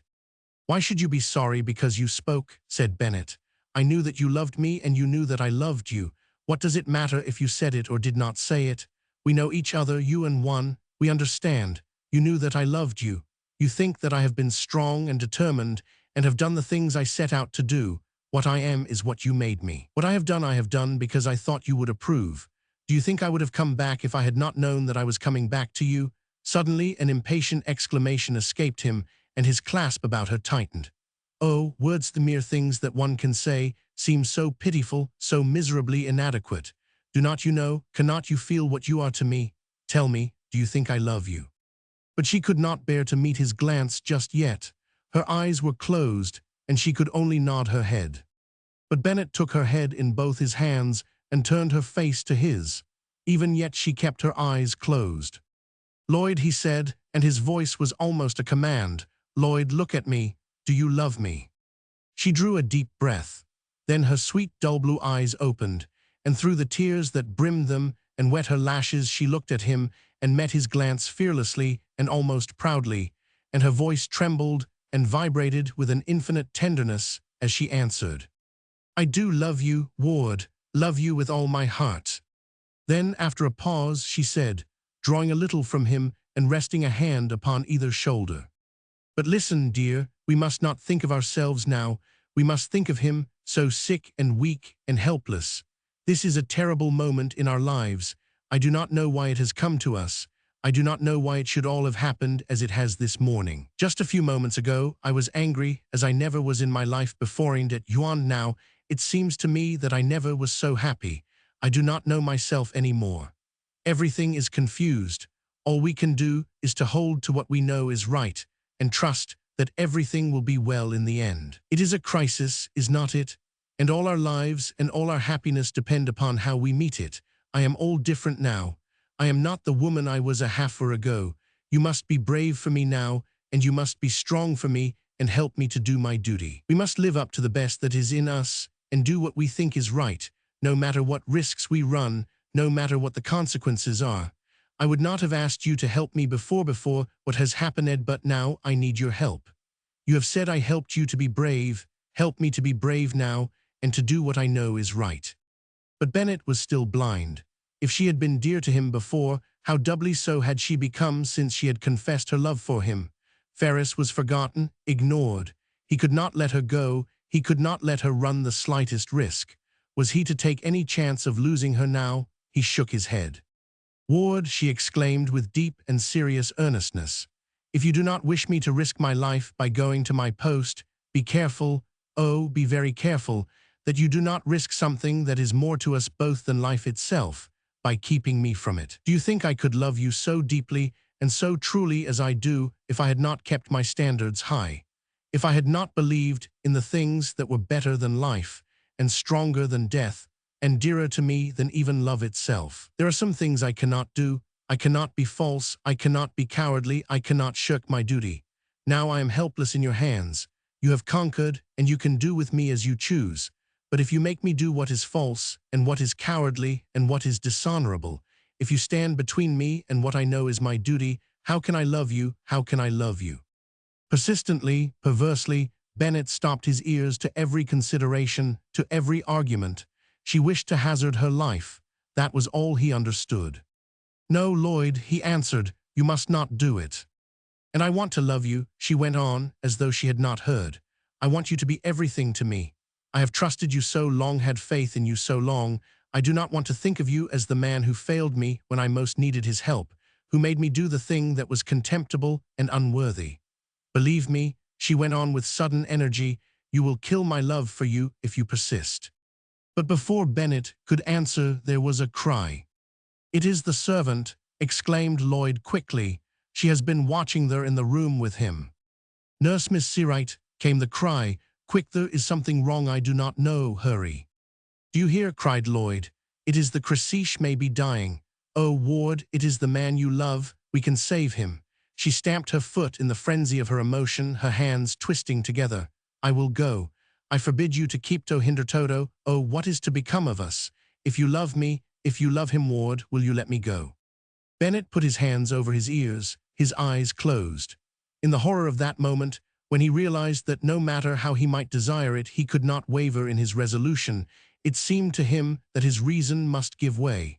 But he set his back to the door, his hand gripped tight upon the knob, and through his set teeth, his answer came as before. No. Nurse Miss Seawright, where are you? Hurry, oh hurry. Will you let me go? No. Lloyd caught at his hand, shut so desperately upon the knob, striving to loosen his clasp. She hardly knew what she was doing. She threw her arms about his neck, imploring, commanding, now submissive, now imperious, her voice now vibrating with anger, now trembling with passionate entreaty. You are not only killing him, you are killing my love for you. Will you let me go? Love that is so dear to me. Let me love you, Ward. Listen to me. Do not make me hate you. Let me love you. Hurry, oh, hurry. Let me love you, let him live. I want to love you. It's the best happiness in my life. Let me be happy. Cannot you see what this moment is to mean for us? It is our happiness or wretchedness forever. Will you let me go? No. For the last time, Ward, listen. It is my love for you and his life. Do not crush us, Bothies, and yourself. You who can, who are so powerful, do not trample all our happiness underfoot. Hurry, hurry. Oh, will nobody come to help? Will you let me go? No. Her strength seemed all at once to leave her. All the fabric of her character, so mercilessly assaulted, appeared in that moment to reel, topple, and go crashing to its wreck. She was shattered, broken, humbled, and beaten down to the dust. Her pride was gone, her faith in herself was gone, her fine, strong energy was gone. The pity of it, the grief of it, all that she held dearest, her fine and confident steadfastness, the great love that had brought such happiness into her life that had been her inspiration, all torn from her and tossed aside like chaff. And her patient Ferris, the man who loved her, who had undergone such suffering, such hardship, who trusted her, and whom it was her duty to nurse back to life and health if he should perish for want of her care, then what infinite sorrow, then what endless remorse, then what long agony of unavailing regret. Her world, her universe grew dark to her. She was driven from her firm stand. She was lost. She was whirled away with the storm, landmarks obliterated, lights gone, away with the storm, out into the darkness, out into the void, out into the waste places and wilderness and trackless desolation. Hurry, oh, hurry. It was too late. She had failed. The mistake had been made. The question had been decided. That insensate, bestial determination, iron-hearted, iron-strong, had beaten down opposition, had carried its point. Life and love had been crushed beneath its trampling without pity, without hesitation. The tragedy of the hour was done. The tragedy of the long years to come was just beginning. Lloyd sank down in the chair before the table, and the head that she had held so high bowed down upon her folded arms. The violence of her grief shook her from head to foot. like a dry, light reed. Her heart seemed literally to be breaking. She must set her teeth with all her strength to keep from groaning aloud, from crying out in her hopeless sorrow, her impotent shame and despair. Once more came the cry for help. Then the house fell silent. The minutes passed, but for Lloyd's stifled grief there was no sound. Bennett leaning heavily against the door, his great shoulders stooping and bent, his face ashen, his eyes fixed, did not move. He did not speak to Lloyd. There was no word of comfort he could address to her that would have seemed the last mockery. He had prevailed as he knew he should, as he knew he must, when once his resolve was taken. The force that once it was unleashed was beyond him to control, had accomplished its purpose. His will remained unbroken, but at what cost? However, that was for future consideration. The costs, had he not his whole life before him in which to count them, the present moment still called upon him to act. He looked at his watch. The next quarter of an hour was all a confusion to him. Its incidents refused to define themselves upon his memory when afterward he tried to recall them. He could remember, however, that when he helped Lloyd into the carryall that was to take her to the depot in the village, she had shrunk from his touch and had drawn away from him as if from a criminal murderer. He placed her satchel on the front seat with the driver and got up beside the driver himself. She had drawn her veil over her face, and during the drive sat silent and motionless. "Can you make it?" asked Bennett of the driver, watch in hand. The time was of the shortest, but the driver put the whip to his horses, and at a run they reached the railway station a few moments ahead of time. Bennett told the driver to wait, and while Lloyd remained in her place, he bought her ticket for the city. Then he went to the telegraph office and sent a peremptory dispatch to the house on Calumet Square. A few moments later the train had come and gone, an abrupt eruption of roaring iron and shrieking steam. Bennett was left on the platform alone, watching it lessen to a smoky blur where the rails converged toward the horizon. For an instant he stood watching a resistless, iron-hearted force whirling her away, out of his reach, out of his life. Then he shook himself, turning sharply about. Back to the doctor's house, now, he commanded the driver. "On the run, you understand." But the other protested. His horses were all but exhausted. Twice they had covered that distance at top speed and under the whip. He refused to return. Bennett took the young man by the arm and lifted him from his seat to the ground. Then he sprang to his place and lashed the horses to a gallop. When he arrived at Dr. Pitt's house, he did not stop to tie the horses, but threw the reins over their backs and entered the front hall, out of breath and panting. But the doctor, during Bennett's absence, had returned, and it was he who met him halfway up the stairs. "How is he?" demanded Bennett. "I have sent for another nurse. She will be out here on the next train. I wired from the station." "The only objection to that," answered the doctor, looking fixedly at him, "is that it is not necessary. Mr. Ferris has just died." 7. Throughout her ride from Medford to the city it was impossible for Lloyd, so great was the confusion in her mind, to think connectedly. She had been so fiercely shocked, so violently shattered and weakened, that for a time she lacked the power and even the desire to collect and to concentrate her scattering thoughts. For the time being she felt, but only dimly, that a great blow had fallen, that a great calamity had overwhelmed her. But so extraordinary was the condition of her mind that more than once she found herself calmly awaiting the inevitable moment when the full extent of the catastrophe would burst upon her. For the moment she was merely tired. She was willing even to put off this reaction for a while, willing to remain passive and dizzied and stupefied, resigning herself helplessly and supinely to the swift current of events.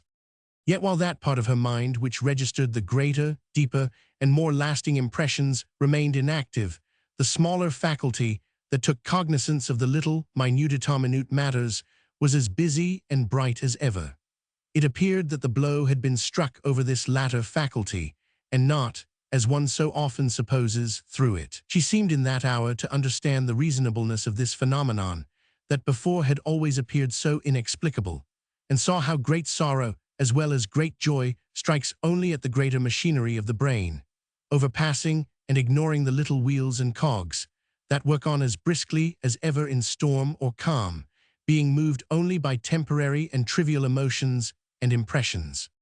So it was that for upward of an hour, while the train carried her swiftly back to the city, Lloyd sat quietly in her place, watching the landscape rushing past her and cut into regular divisions by the telegraph poles like the whirling pictures of a kinetoscope. She noted, and even with some particularity, the other passenger, a young girl in a smart tailor-made gown reading a book, cutting the leaves raggedly with a hairpin, a well-groomed gentleman with a large stomach who breathed loudly through his nose, the book agent with his oval boxes of dried figs and endless thread of talk, a woman with a little boy who wore spectacles and who was continually making unsteady raids upon the water cooler, and the brakeman and train conductor laughing and chatting in the forward seat.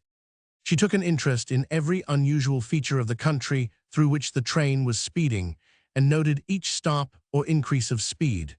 She found a certain diversion, as she had often done before, in watching for the mileposts and in keeping count of the miles. She even asked the conductor at what time the train would reach the city and uttered a little murmur of vexation when she was told that it was a half-hour late.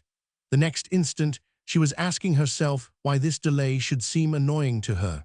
Then, toward the close of the afternoon, came the city itself. First a dull gray smudge on the horizon, then a world of grimy streets, rows of miserable tenements festooned with rags, then a tunnel or two, and at length the echoing glass-arched terminal of the station. Lloyd alighted, and remembering that the distance was short, walked steadily toward her destination till the streets and neighborhood became familiar. Suddenly she came into the square. Directly opposite was the massive granite front of the agency. She paused abruptly. She was returning to the house after abandoning her post. What was she to say to them, the other women of her profession? Then all at once came the reaction. Instantly the larger machinery of the mind resumed its functions. The hurt of the blow came back. With a fierce wrench of pain, the wound reopened, full consciousness returned. Lloyd remembered then that she had proved false to her trust at a moment of danger, that Ferris would probably die because of what she had done, that her strength of will and of mind, wherein she had gloried, was broken beyond redemption, that Bennett had failed her, that her love for him, the one great happiness of her life, was dead and cold and could never be revived, and that in the eyes of the world she stood dishonored and disgraced. Now she must enter that house. Now she must face its inmates, her companions. What to say to them? How explain her defection? How tell them that she had not left her post of her own will? Lloyd fancied herself saying in substance that the man who loved her and whom she loved had made her abandon her patient. She set her teeth. No, not that confession of miserable weakness, not that of all things. And yet the other alternative, what was that? It could be only that she had been afraid. Lloyd Searight. Must she, who had been the bravest of them all, stand before that little band of devoted women in the light of a self-confessed coward? She remembered the case of the young English woman, Harriet Freeze, who, when called upon to nurse a smallpox patient, had been found wanting in courage at the crucial moment and had discovered an excuse for leaving her post. Miss Freeze had been expelled dishonorably from the midst of her companions, and now she, Lloyd, standing apparently convicted of the same dishonor, must face the same tribunal. There was no escape. She must enter that house, she must endure that ordeal, and this at precisely the time when her resolution had been shattered, her will broken, her courage daunted. For a moment, the idea of flight suggested itself to her. She would avoid the issue. She would hide from reproach and contumely, and without further explanation go back to her place in the country at Bannister. But the little exigencies of her position made this impossible.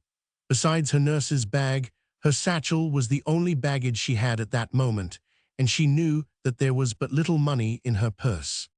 All at once she realized that while debating the question she had been sitting on one of the benches under the trees in the square. The sun was setting, evening was coming on. Maybe if she waited until 6 o'clock, she could enter the house while the other nurses were at supper, gain her room unobserved, then lock herself in and deny herself to all callers. But Lloyd made a weary, resigned movement of her shoulders. Sooner or later she must meet them all eye to eye. It would be only putting off the humiliation. She rose and, turning to the house, began to walk slowly toward it. Why put it off? It would be as hard at one time as another. But so great was her sense of shame that even as she walked she fancied that the very passers-by, the loungers on the benches around the fountain, must know that here was a disgraced woman. Was it not apparent in her very face, in the very uncertainty of her gait. She told herself she had not done wisely to sit even for a moment upon the bench she had just quitted. She wondered if she had been observed, and furtively glanced about her. There was not that nursemaid studying her too narrowly, and the policeman close at hand, was he not watching her quizzically? She quickened her gait, moved with a sudden impulse to get out of sight, to hide within doorsware. In the house, there where so soon as she set foot in it, her companions, the other nurses, must know her dishonor. Where was she to go? Where to turn? What was to become of her? But she must go to the house. It was inevitable. She went forward, as it were, step by step. That little journey across the square under the elms and cottonwoods was for her a veritable chemin de la croix. Every step was an agony, every yard covered only brought her nearer the time and place of exposure.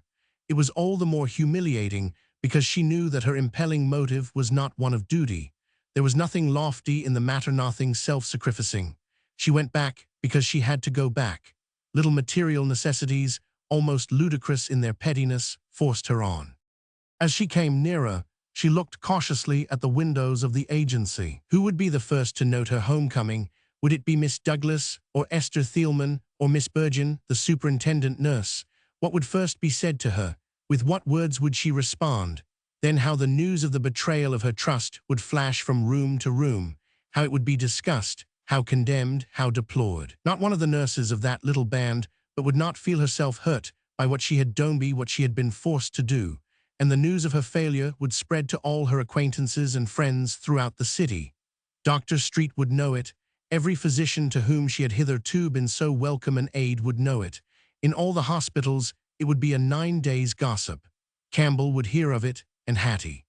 All at once, within 30 feet of the house, Lloyd turned about and walked rapidly away from it. The movement was all but involuntary. Every instinct in her, every sense of shame, brusquely revolted. It was stronger than she. A power, for the moment irresistible, dragged her back from that doorway. Once entering here, she left all hope behind. Yet the threshold must be crossed, yet the hope must be abandoned. She felt that if she faced about now, a second time, she would indeed attract attention. So while her cheeks flamed hot at the meanness, the miserable ridiculousness of the imposture, she assumed a brisk, determined gait, as though she knew just where she were going, and turning out of the square down a by-street, walked around the block, even stopping once or twice before a store, pretending an interest in the display. It seemed to her that by now everybody in the streets must have noted that there was something wrong with her. Twice, as a passerby brushed past her, she looked back to see if he was watching her. How to live through the next 10 minutes? If she were only in her room, bolted in, locked and double-locked in, why was there not some back way through which she could creep to that seclusion? And so it was that Lloyd came back to the house she had built, to the little community she had so proudly organized, to the agency she had founded, and with her own money endowed and supported.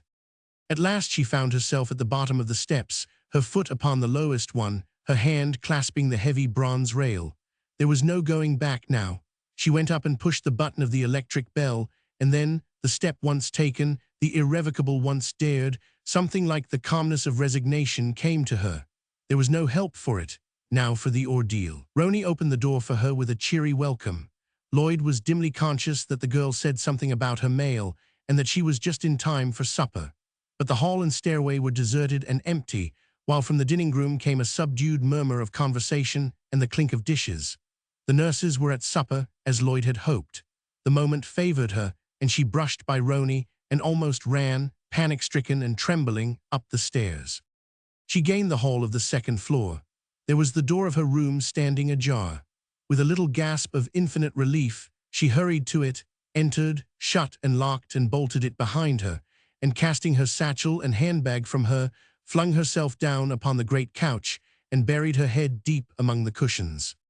At Lloyd's abrupt entrance, Miss Douglas turned about from the bookshelves in an angle of the room and stared a moment in no little surprise. Then she exclaimed, "Why, Lloyd, why, what is it? What is the matter?" Lloyd sprang up sharply at the sound of her voice and then sank down to a sitting posture upon the edge of the couch. Quietly enough she said, "Oh, is it you? I did not expect to find anyone. You do not mind, do you?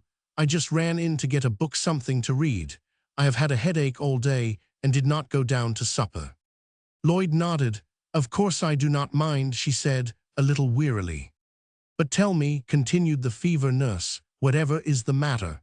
When you came in just now I never saw you sue. I understand your case at Medford." Lloyd's hands closed tight upon the edge of the couch. "No one could have got a patient through when the fever had got as far as that," continued the other. "This must have been the 5th or 6th week. The second telegram came just in time to prevent my going. I was just going out of the door when the boy came with it." "You what telegram?" inquired Lloyd. "Yes, I was on call. The first dispatch asking for another extra nurse came about 2 o'clock. The 4:20 was the first train I could have taken. 2:45 express is a through train and do not stop at Medford, and, as I say, I was just going out of the door when Dr. Pitt's second dispatch came, countermanding the first, and telling us that the patient had died. It seems that it was one of the officers of the Freja expedition. We did not know." "Died," interrupted Lloyd, looking fixedly at her. "But Lloyd, you must not take it so to heart. You could not have got him through. No one could at that time. He was probably dying when you were sent for. We must all lose a case now and then." "Died," repeated Lloyd. "Dr. Pitts wired that Mr. Ferris died." "Yes, it was to prevent my coming out there uselessly.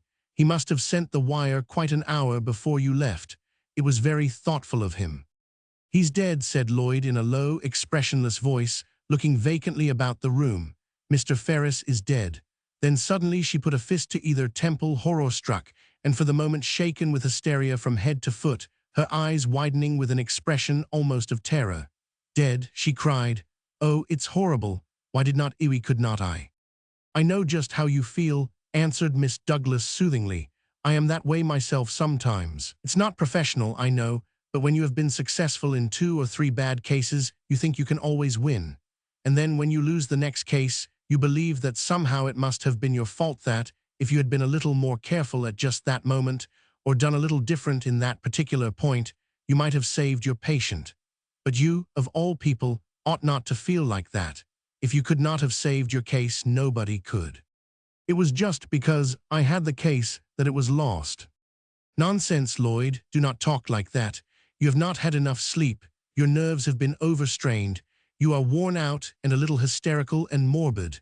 Now lie down and keep quiet, and I will bring you your supper. You need a good night's sleep and bromide of potassium." When she had gone, Lloyd rose to her feet and drew her hand wearily across her eyes. The situation adjusted itself in her mind. After the first recoil of horror at Ferris's death, she was able to see the false position in which she stood. She had been so certain already that Ferris would die, leaving him as she did at so critical a moment, that now the sharpness of Miss Douglas's news was blunted a little. She had only been unprepared for the suddenness of the shock. But now she understood clearly how Miss Douglas had been deceived by circumstances. The fever nurse had heard of Ferris's death early in the afternoon, and supposed, of course, that Lloyd had left the case after, and not before, it had occurred. This was the story the other nurses would believe. Instantly, in the flood of grief and remorse and humiliation that had overwhelmed her, Lloyd caught at this straw of hope. Only Dr. Pitts and Bennett knew the real facts. Bennett, of course, would not speak, and Lloyd knew that the physician would understand the cruelty and injustice of her situation, and because of that would also keep silence. To make sure of this, she could write him a letter, or, better still, see him personally. It would be hard to tell him the truth, but that was nothing when compared with the world's denunciation of her. If she had really been false to her charge, if she had actually flinched and faltered at the crucial moment, had truly been the coward, this deception which had been thrust upon her at the moment of her return to the house, this part which it was so easy to play, would have been a hideous and unspeakable hypocrisy. But Lloyd had not faltered, had not been false. In her heart of hearts, she had been true to herself and to her trust. How would she deceive her companions then, by allowing them to continue in the belief of her constancy, fidelity, and courage? What she hid from them, or rather what they could not see, was a state of things that it was impossible for anyone but herself to understand. She could not, no woman could bring herself to confess to another woman what had happened that day at Medford. It would be believed that she could have stayed at her patient's bedside if she had so desired. No one who did not know Bennett could understand the terrible, vast force of the man. Try as she would, Lloyd could not but think first of herself at this moment. Bennett was ignored, forgotten. Once she had loved him, but that was all over now. The thought of Ferris's death, for which in a manner she had been forced to be responsible, came rushing to her mind from time to time and filled her with a horror and at times even a perverse sense of remorse almost beyond words. But Lloyd's pride, her self-confidence, her strength of character and independence had been dearer to her than almost anything in life. So she told herself, and at that moment honestly believed. And though she knew that her pride had been humbled, it was not gone, and enough of it remained to make her desire and strive to keep the fact a secret from the world. It seemed very easy. She would only have to remain passive. Circumstances acted for her. Miss Douglas returned, followed by Roni carrying a tray. When the mulatto had gone, after arranging Lloyd's supper on a little table near the couch, the fever nurse drew up a chair. "Now we can talk," she said, "unless you are too tired. I have been so interested in this case at Medford. Tell me, what was the immediate cause of death? Was it perforation or just gradual collapse?" "It was neither," said Lloyd quickly. "It was a hemorrhage." She had uttered the words with as little consciousness as a phonograph, and the lie had escaped her before she was aware. How did she know what had been the immediate cause of death? What right had she to speak? Why was it that all at once a falsehood had come so easy to her whose whole life until then had been so sincere, so genuine? "A hemorrhage," repeated the other. "Had there been many before then? Was there coma vigil when the end came?" "Oh," cried Lloyd with a quick gesture of impatience, do not ask me any more. I am tired, nervous, I am worn out." "Yes, of course you must be," answered the fever nurse. "We will not talk any more about it." That night and the following day were terrible. Lloyd neither ate nor slept. Not once did she set foot out of her room, giving out that she was ill, which was not far from the truth, and keeping to herself and to the companionship of the thoughts and terrors that crowded her mind. Until that day at Medford, her life had run easily and happily and in well-ordered channels. She was successful in her chosen profession and work. She imagined herself to be stronger and of finer fiber than most other women, and her love for Bennett had lent a happiness and a sweetness to her life dear to her beyond all words. Suddenly, and within an hour's time, she had lost everything. Her will had been broken, her spirit crushed. She had been forced to become fearfully instrumental in causing the death of her patient, a man who loved and trusted her, while her love for Bennett, which for years had been her deep and abiding joy, the one great influence of her life, was cold and dead and could never be revived. This in the end came to be Lloyd's greatest grief. She could forget that she herself had been humbled and broken. Horrible, unspeakably horrible, as Ferris's death seemed to her, it was upon Bennett, and not upon her, that its responsibility must be laid. She had done what she could. Of that she was assured. But first and above all things, Lloyd was a woman, and her love for Bennett was a very different matter. When, during that never-to-be-forgotten scene in the breakfast room of the doctor's house, she had warned Bennett that if he persisted in his insane resolution, he would stamp out her affection for him, Lloyd had only half believed what she said. But when at last it dawned upon her that she had spoken wiser than she knew, that this was actually true, and that now, no matter how she might desire it, she could not love him any longer, it seemed as though her heart must break. It was precisely as though Bennett himself, the Bennett she had known, had been blotted out of existence. It was much worse than if Bennett had merely died. Even then he would have still existed for her somewhere. As it was, the man she had known simply ceased to be, irrevocably, finally, and the warmth of her love dwindled and grew cold, because now there was nothing left for it to feed upon. Never until then had Lloyd realized how much he had been to her, how he had not only played so large a part in her life, but how he had become a very part of her life itself. Her love for him had been like the air, like the sunlight, was delicately knitted and intertwined into all the innumerable intricacies of her life and character. Literally, not an hour had ever passed that, directly or indirectly, he had not occupied her thoughts. He had been her inspiration. He had made her want to be brave and strong and determined, and it was because of him that the greater things of the world interested her. She had chosen a work to be done because he had set her an example. So only that she preserved her womanliness, she too wanted to count, to help on, to have her place in the world's progress.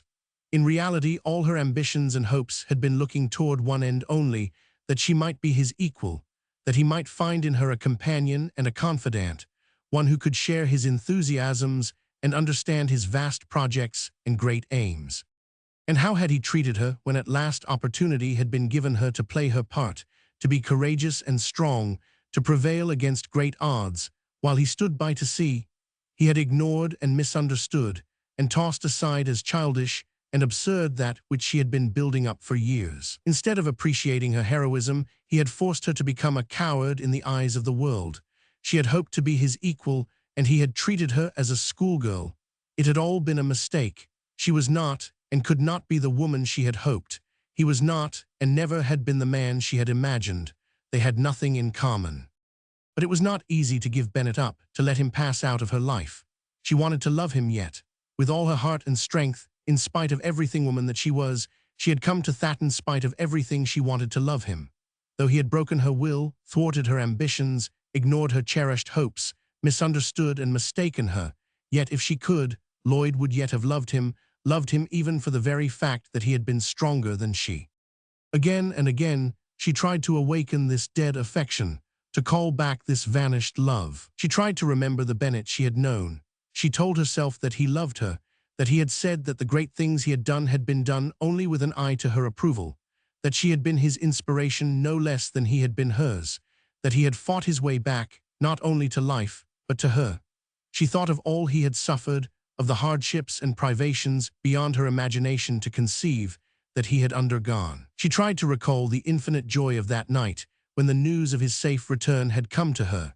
She thought of him at his very bestow. He had always seemed to her the type of the perfect man, masterful, aggressive, accomplishing great projects, with an energy and determination almost superhuman, one of the world's great men, whose name the world still shouted. She called to mind how the very ruggedness of his face, with its massive lines and harsh angles, had attracted her, how she had been proud of his giant strength, the vast span of his shoulders, the bull-like depth of his chest, the sense of enormous physical power suggested by his every movement. But it was all of no effect. That Bennett was worse than dead to her. The Bennett that now came to her mind and imagination was the brutal, perverse man of the breakfast room at Medford, coarse, insolent, intractable, stamping out all that was finest in her, breaking and flinging away the very gifts he had inspired her to offer him. It was nothing to him that she should stand degraded in the eyes of the world. He did not want her to be brave and strong. She had been wrong. It was not that kind of woman he desired. He had not acknowledged that she too, as well as he, woman, as well as a man, might have her principles, her standards of honor, her ideas of duty. It was not her character, then, that he prized. The nobility of her nature was nothing to him. He took no thought of the fine-wrought texture of her mind. How, then, did she appeal to him? It was not her mind. It was not her soul. What then was left? Nothing but the physical. The shame of it, the degradation of it, to be so cruelly mistaken in the man she loved, to be able to appeal to him only on his lower side.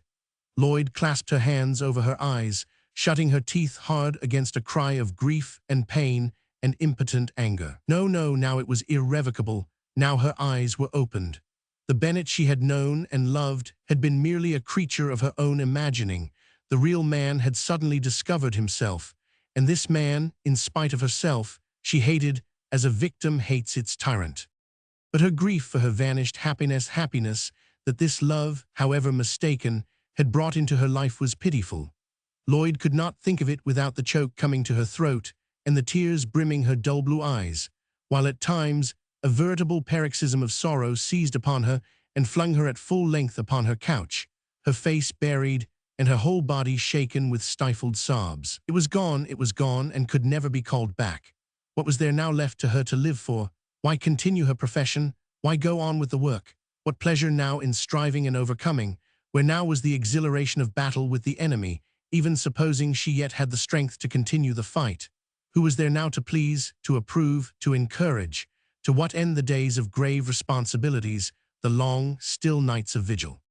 She began to doubt herself. Bennett, the man, had loved his work for its own sake. But how about herself, the woman? In what spirit had she gone about her work? Had she been genuine after all? Had she not undertaken it rather as a means than as an end, not because she cared for it, but because she thought he would approve, because she had hoped by means of the work she would come into closer companionship with him? She wondered if this must always be the man loving the work for the work's sake, the woman, more complex, weaker, and more dependent, doing the work only in reference to the man. But often she distrusted her own conclusions, and no doubt rightly so. Her mind was yet too confused to reason calmly, soberly, and accurately.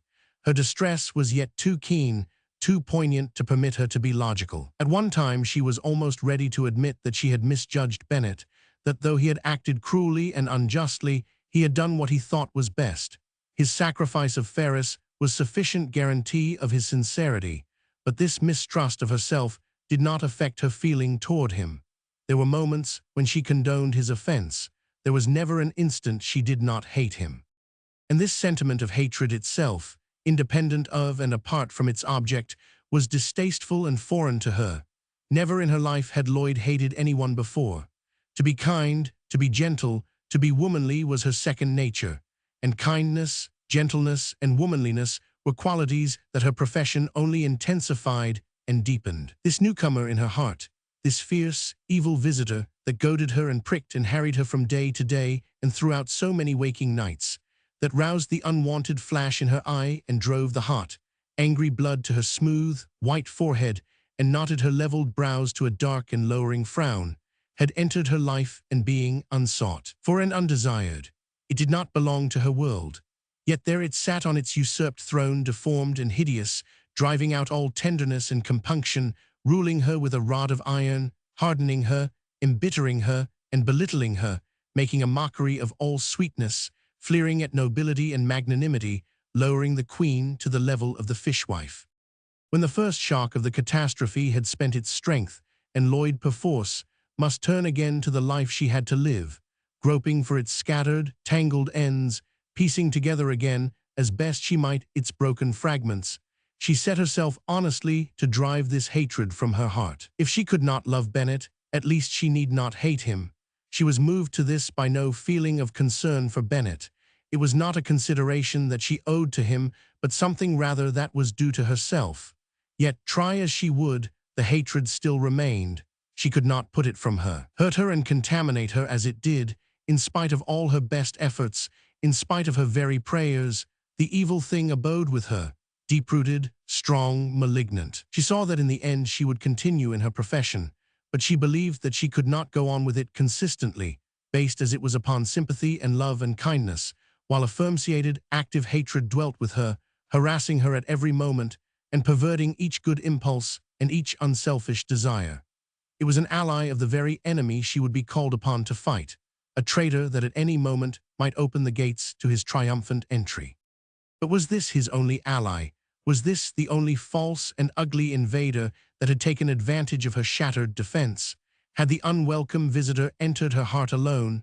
Was there not a companion still more wicked, more perverted, more insidious, more dangerous? For the first time Lloyd knew what it meant to deceive. It was supposed by her companions, and accepted by them as a matter of course, that she had not left the bedside of her patient until after his death. At first she had joyfully welcomed this mistake as her salvation, the one happy coincidence that was to make her life possible, and for a time had ceased to think about it. That phase of the incident was closed. Matters would readjust themselves. In a few days' time, the incident would be forgotten. But she found that she herself could not forget it, and that as days went on the idea of this passive, silent deception she was obliged to maintain occurred to her oftener and oftener. She remembered again how glibly and easily she had lied to her friend upon the evening of her return. How was it that the lie had flowed so smoothly from her lips? To her knowledge, she had never deliberately lied before. She would have supposed that, because of this fact, falsehood would come difficult to her, that she would have bungled, hesitated, stammered. But it was the reverse that had been the case. The facility with which she had uttered the lie was what now began to disturb and to alarm her. It argued some sudden collapse of her whole system of morals, some fundamental disarrangement of the entire machine. Abruptly she recoiled. Whither was she tending? If she supinely resigned herself to the current of circumstance, where would she be carried? Yet how was she to free herself from the current, how to face this new situation that suddenly presented itself at a time when she had fancied the real shock of battle and contention was spent and past. How was she to go back now? How could she retrace her steps? There was but one way: correct the false impression. Would not be necessary to acknowledge that she had been forced to leave her post. The essential was that her companions should know that she had deceived them, that she had left the bedside before her patient's death. But at the thought of making such confession, public as it must be, everything that was left of her wounded pride revolted.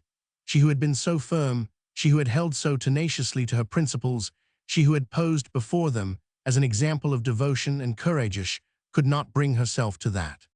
No, no, she exclaimed as this alternative presented itself to her mind. No, I cannot. It is beyond me. I simply cannot do it. But she could. Yes, she could do it if she would. Deep down in her mind that little thought arose. She could, if she wanted to, hide it though she might, cover it and bury it with what false reasoning she could invent. The little thought would not be smothered, would not be crushed out.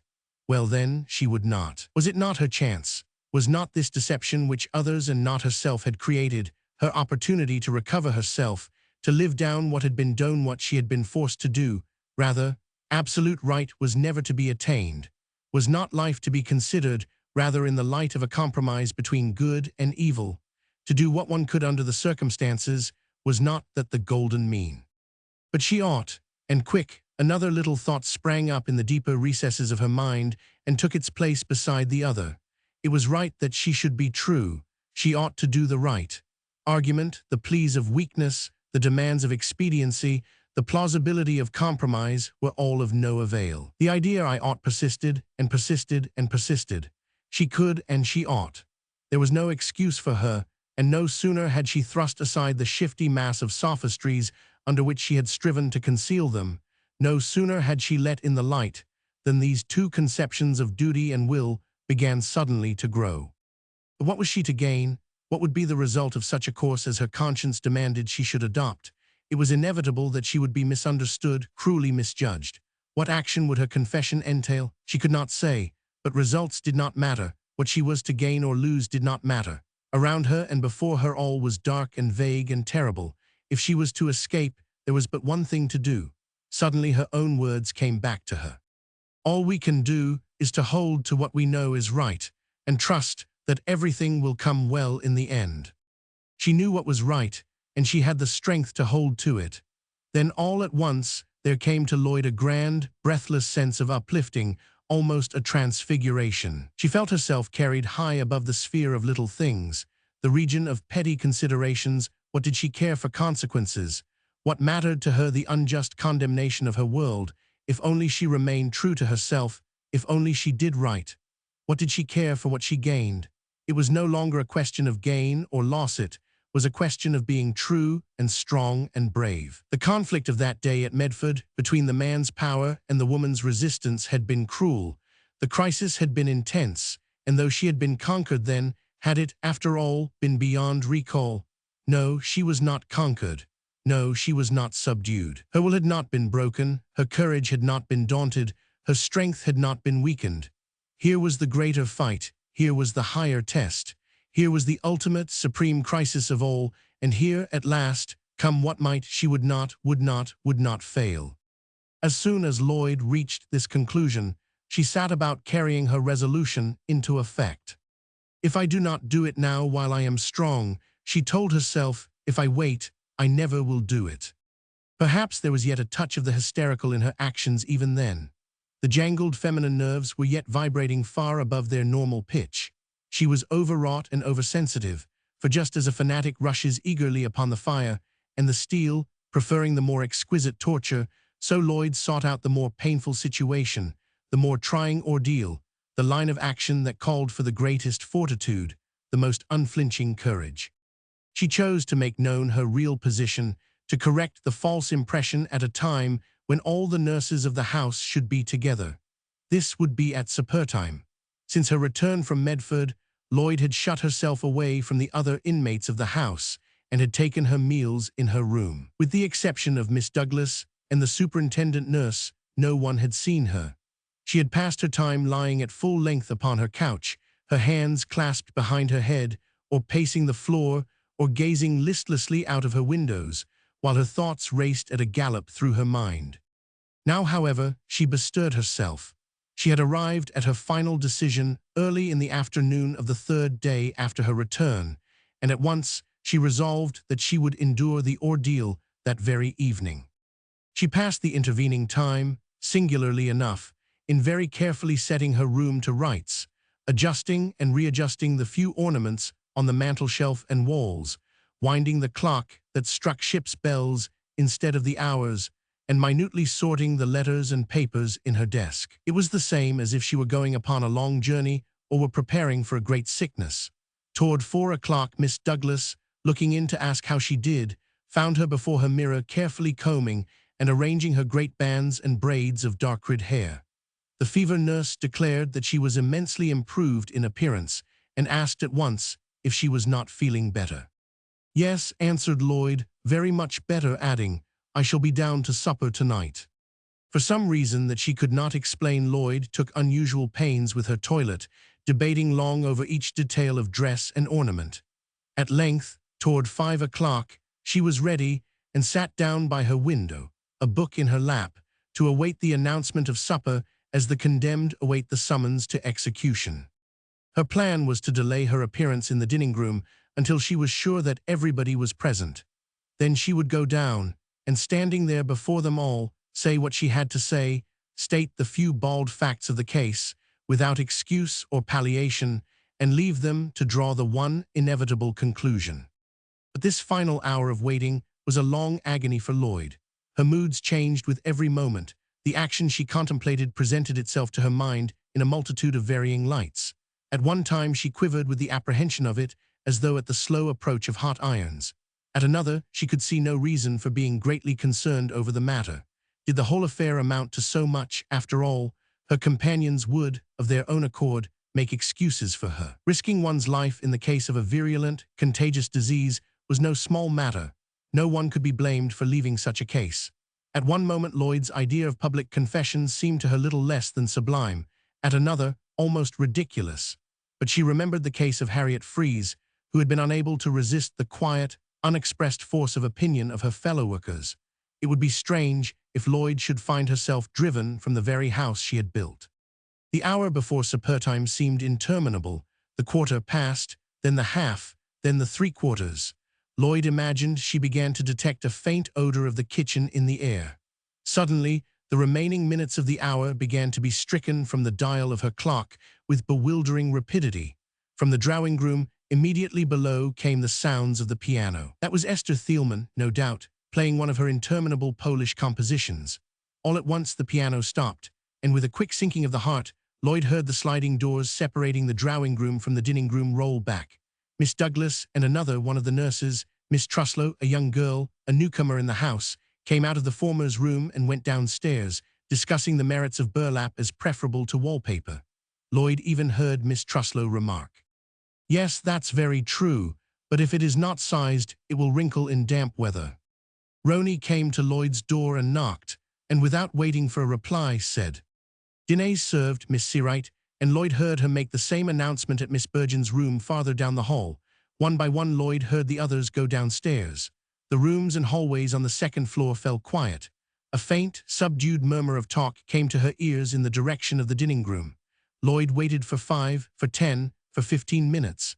Then she rose, drawing in her breath, straightening herself to her full height. She went to the door, then paused for a moment, looking back at all the familiar objects, the plain, rich furniture, the bookshelves, the great, comfortable couch, the old-fashioned round mirror that hung between the windows, and her writing desk of blackened mahogany. It seemed to her that in some way she was never to see these things again, as if she were saying goodbye to them and to the life she had led in that room and in their surroundings. She would be a different woman when she came back to that room. Slowly, she descended the stairs and halted for a moment in the hall below.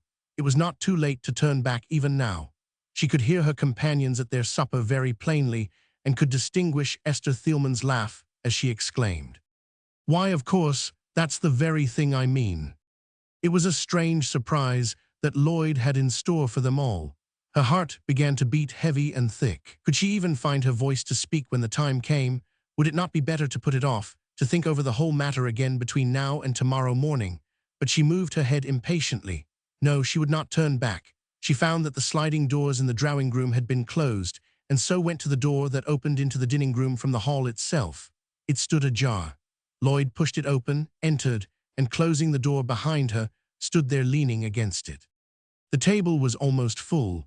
Only 2 or 3 places besides her own were unoccupied.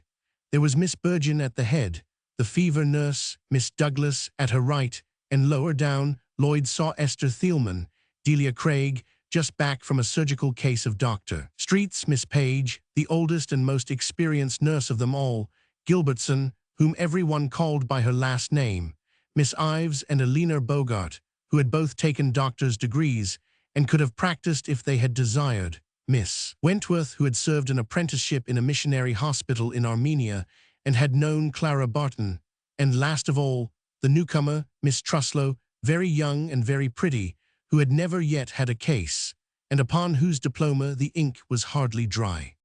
At first, so quietly had she entered, no one took any notice of Lloyd, and she stood a moment, her back to the door, wondering how she should begin. Everybody seemed to be in the best of humor. A babel of talk was in the air. Conversations were going forward, carried on across the table or over intervening shoulders.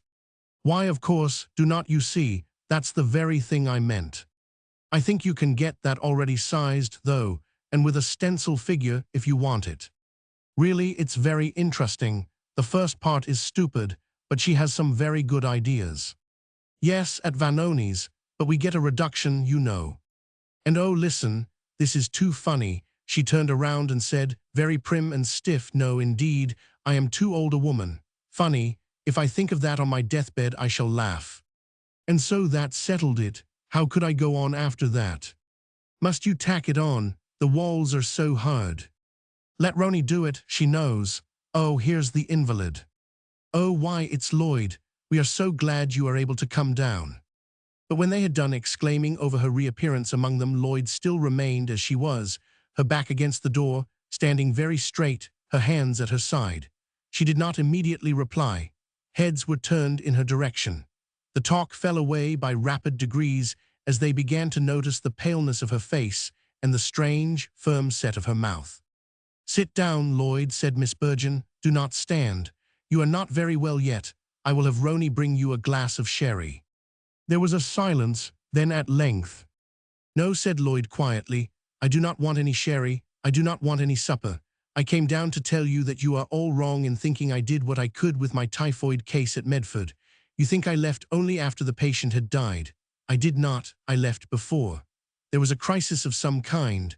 I do not know what it was, because I was not in the sick room at the time, and I did not go when I was called. The doctor was not there either. He had gone out and left the case in my charge. There was nobody with the patient but a servant. The servant called me, but I did not go. Instead, I came away and left the house. The patient died that same day. It is that I wanted to tell you. Do you all understand perfectly? I left my patient at the moment of a crisis, and with no one with him but a servant, and he died that same afternoon. Then she went out, and the closing of the door jarred sharply upon the great silence that had spread throughout the room. Lloyd went back to her room, closed and locked the door, and sinking down upon the floor by the couch, bowed her head upon her folded arms. But she was in no mood for weeping, and her eyes were dry.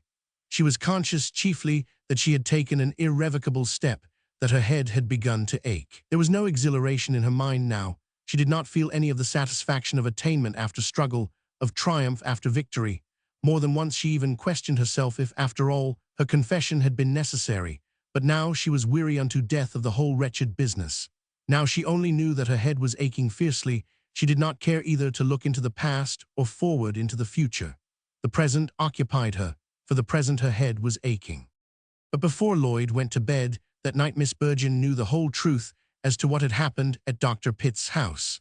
The superintendent nurse had followed Lloyd to her room almost immediately and would not be denied.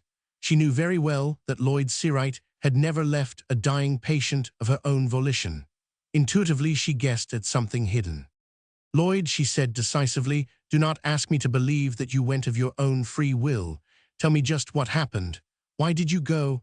Ask me to believe anything but that. No, I will not say the word. There was some very good reason, was not there? I cannot explain, Lloyd answered. You must think what you choose. You would not understand. But happily, when Lloyd's reticence finally broke, Miss Burgeon did understand. The superintendent nurse knew Bennett only by report, but Lloyd she had known for years, and realized that if she had yielded, it had only been after the last hope had been tried. In the end, Lloyd told her everything that had occurred, but though she even admitted Bennett's affection for her, she said nothing about herself, and Miss Burgeon did not ask. I know, of course, said the superintendent nurse at length, you hate to think that you were made to go, but men are stronger than women, Lloyd, and such a man as that must be stronger than most men.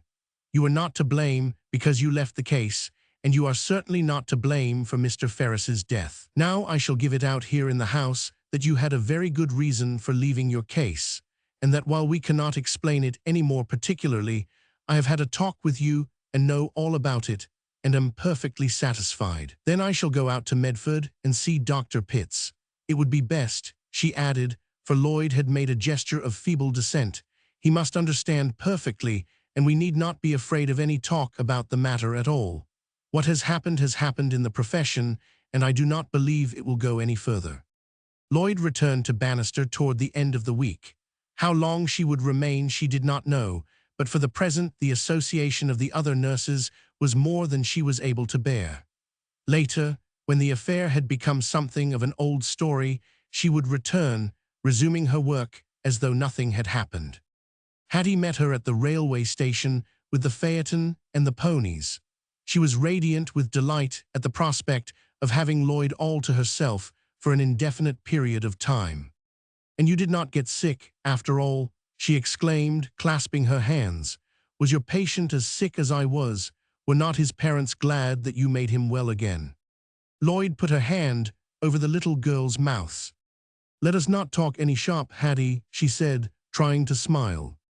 But on the morning after her arrival, Lloyd woke in her own white room of the old farmhouse, abruptly conscious of some subtle change that had occurred to her overnight.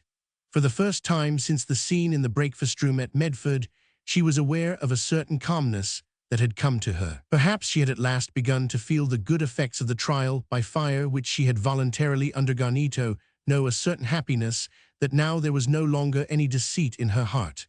This she had uprooted and driven out by force of her own will. It was gone, but now, on this morning, she seemed to feel that this was not all. Something else had left her, something that of late had harassed her and goaded her and embittered her life, and mocked at her gentleness and kindness, was gone. That fierce, truculent hatred that she had so striven to put from her, now behold, of its own accord, it had seemed to leave her. How had it happened? Before she had dared the ordeal of confession, this feeling of hatred, this perverse and ugly changeling that had brooded in her heart, had seemed too strong, too deeply seated to be moved. Now, suddenly, it had departed, unbidden, without effort on her part. Vaguely Lloyd wondered at this thing. In driving deceit from her, it would appear that she had also driven out hatred, that the one could not stay so soon as the other had departed. Could the one exist apart from the other? Was there, then, some strange affinity in all evil, as perhaps in all good, so that a victory over one bad impulse meant a victory over many? Without thought of gain or of reward, she had held to what was right through the confusion and storm and darkness. Was this to be, after all, her reward, her gain? Possibly, but she could not tell, she could not see. The confusion was subsiding, the storm had passed, but much of the darkness yet remained. Deceit she had fought from out her heart. Silently hatred had stolen after it. Love had not returned to his old place, and never, never would, but the changeling was gone, and the house was swept and garnished. 8. The day after the funeral, Bennett returned alone to Dr. Pitt's house at Medford, and the same evening his trunks and baggage, containing his papers, records, observations, journals, and logbooks of the expedition, followed him. As Bennett entered the gate of the place that he had chosen to be his home for the next year, he was aware that the windows of one of the front rooms upon the second floor were wide open, the curtains tied up into loose knots. Inside, a servant came and went, putting the room to rights again, airing it, and changing the furniture. In the road before the house, he had seen the marks of the wheels of the undertaker's wagon where it had been backed up to the horse block. As he closed the front door behind him and stood for a moment in the hallway, his valise in his hand, he saw, hanging upon one of the pegs of the hat rack, the hat Ferris had last worn. Bennett put down his valise quickly and, steadying himself against the wall, leaned heavily against it, drawing a deep breath, his eyes closing. The house was empty, and but for the occasional subdued noises that came from the front room at the end of the hall, silent. Bennett picked up his valise again and went upstairs to the rooms that had been set apart for him. He did not hang his hat upon the hat rack, but carried it with him. The housekeeper, who met him at the head of the stairs and showed him the way to his apartments, inquired of him as to the hours he wished to have his meals served. Bennett told her, and then added, "I will have all my meals in the breakfast room, the one you call the glass room, I believe, and as soon as the front room is ready, I shall sleep there. That will be my room after this." The housekeeper stared. "It will not be quite safe, sir, for some time. The doctor gave very strict orders about ventilating it and changing the furniture." Bennett merely nodded, as if to say he understood, and the housekeeper soon after left him to himself. The afternoon passed, then the evening. Such supper as Bennett could eat was served according to his orders in the breakfast room. Afterward he called Kamiska and went for a long walk over the country roads in a direction away from the town, proceeding slowly, his hands clasped behind his back. Later, toward 10 o'clock, he returned. He went upstairs toward his room with the half-formed idea of looking over and arranging his papers before going to bed. Sleep he could not, he foresaw that clearly. But Bennett was not yet familiar with the arrangement of the house. His mind was busy with other things. He was thoughtful, abstracted, and upon reaching the stair landing on the second floor, turned toward the front of the house when he should have turned toward the rear. He entered what he supposed to be his room, lit the gas, then stared about him in some perplexity. The room he was in was almost bare of furniture. Even part of the carpet had been taken up. The windows were wide open. A stale odor of drugs pervaded the air, while upon the bed nothing remained but the mattress and bolster. For a moment Bennett looked about him bewildered, then he started sharply. This had been the sick room. Here, upon that bed, Ferris had died. Here had been enacted one scene in the terrible drama wherein he, Bennett, had played so conspicuous a part. As Bennett stood there looking about him, one hand upon the footboard of the bed, a strange, formless oppression of the spirit weighed heavily upon him. He seemed to see upon that naked bed the wasted, fever-stricken body of the dearest friend he had ever known. It was as though Ferris were lying in state there, with black draperies hung about the bier and candles burning at the head and foot. Death had been in that room. Empty though it was, a certain religious solemnity, almost a certain awe, seemed to bear down upon the senses. Before he knew it, Bennett found himself kneeling at the denuded bed, his face buried, his arms flung wide across the place where Ferris had last reposed. He could not say how long he remained thus, perhaps 10 minutes, perhaps an hour. He seemed to come to himself once more when he stepped out into the hall again, closing and locking the door of the death room behind him. But now all thought of work had left him. In the morning, he would arrange his papers. It was out of the question to think of sleep. He descended once more to the lower floor of the silent house and stepped out again into the open air. On the veranda, close beside him, was a deep-seated wicker armchair. Bennett sank down into it, drawing his hands wearily across his forehead. The stillness of a summer night had settled broadly over the vast, dim landscape. There was no moon, all the stars were out. Very far off, a whippoorwill was calling incessantly.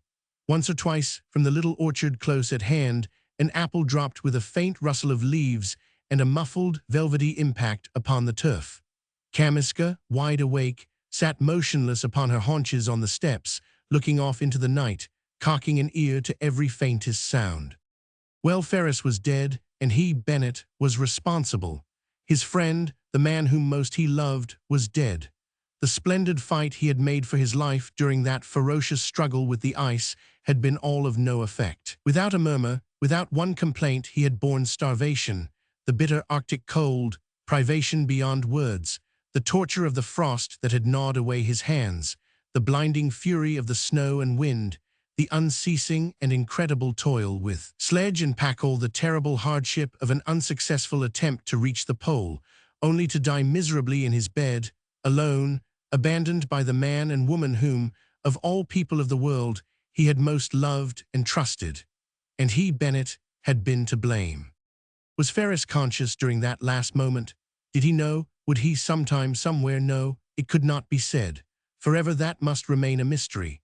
And after all, had Bennett done right in keeping Lloyd from the sick room? Now that all was over, now that the whole fearful tragedy could be judged somewhat calmly, and in the light of reason, the little stealthy doubt began to insinuate itself. At first he had turned from it, raging and furious, stamping upon it as upon an intruding reptile. The rough-hewn, simple-natured man, with his arrogant and vast self-confidence, his blind, unshaken belief in the wisdom of his own decisions, had never in his life before been willing to admit that he could be mistaken, that it was possible for him to resolve upon a false line of action. He had always been right. But now a change had come. A woman had entangled herself in the workings of his world, the world that hitherto had been only a world of men for him, and now he faltered, now he questioned himself, now he scrutinized his motives, now the simple became complicated, the straight crooked, right mingled with wrong, bitter with sweet, falseness with truth.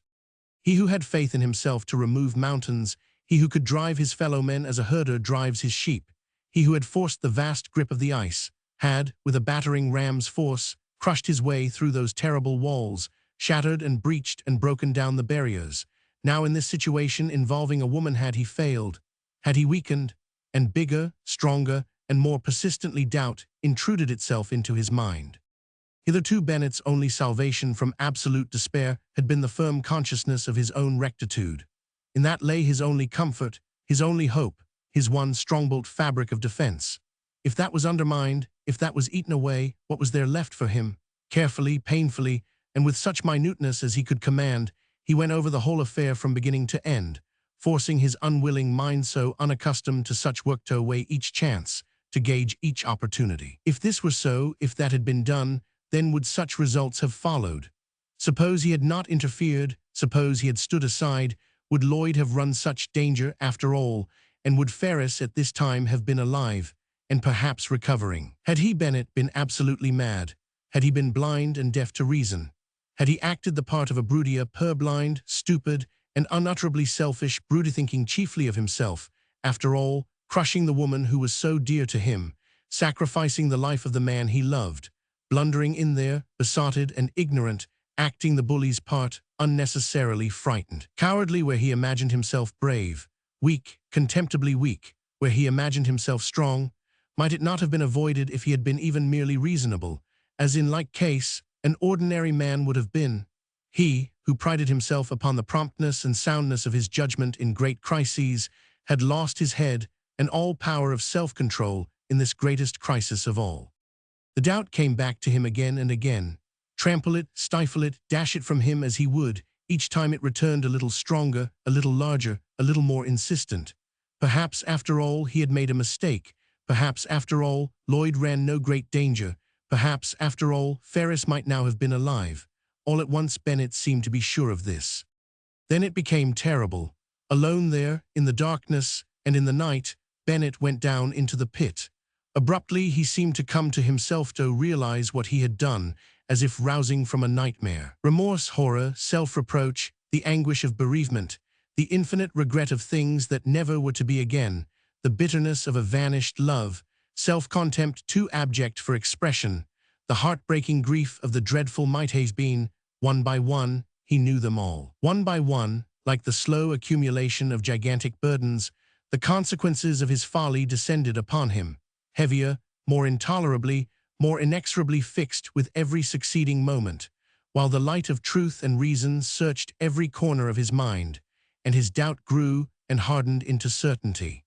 If only Bennett could have believed that, in spite of what had happened, Lloyd yet loved him, he could have found some ray of light in the darkness wherein he groped, some saving strength to bear the weight of his remorse and sorrow. But now, just in proportion, as he saw clearer and truer, he saw that he must look for no help in that direction. Being what Lloyd was, it was impossible for her, even though she wished it, to love him, no love the man who had broken her. The thought was preposterous. He remembered clearly that she had warned him of just this. No, that too, the one sweetness of his rugged life, he must put from him as well had already, and of his own accord put from him. How go on? Of what use now was ambition, endeavor, and the striving to attain great ends? The thread of his life was snapped, his friend was dead, and the love of the one woman of his world. For both he was to blame. Of what avail was it now to continue his work? Ferris was dead. Who now would stand at his side when the darkness thickened on ahead, and obstacles drew across the path, and death overhead hung poised and menacing? Lloyd's love for him was dead. Who now to bid him Godspeed as his vessel's prow swung northward and the water whitened in her wake? Who now to wait behind when the great fight was dared again, to wait behind and watch for his homecoming? And when the mighty hope had been achieved, the goal of all the centuries attained, who now to send that first and dearest welcome out to him when the returning ship showed over the horizon's rim, flagged from her decks to her crosstrees in all the royal blazonry of an immortal triumph? Now that triumph was never to be for him. Ambition, too, was dead. Some other was to win where now he could but lose, to gain where now he could but fail. Some other stronger than he, more resolute, more determined. At last Bennett had come to this, he who once had been so imperial in the consciousness of his power, so arrogant, so uncompromising. Beaten at last, defeated, daunted, driven from his highest hopes, abandoning his dearest ambitions. And how and why? Not by the enemy he had so often faced and dared, not by any power external to himself, but by his very self, crushed by the engine he himself had set in motion, shattered by the recoil of the very force that for so long had dwelt within himself. Nothing in all the world could have broken him but that. Danger, however great, could not have cowed him. Circumstances, however hopeless, could not have made him despair. Obstacles, however vast, could not have turned him back. Himself was the only enemy that could have conquered, his own power the only one to which he would have yielded.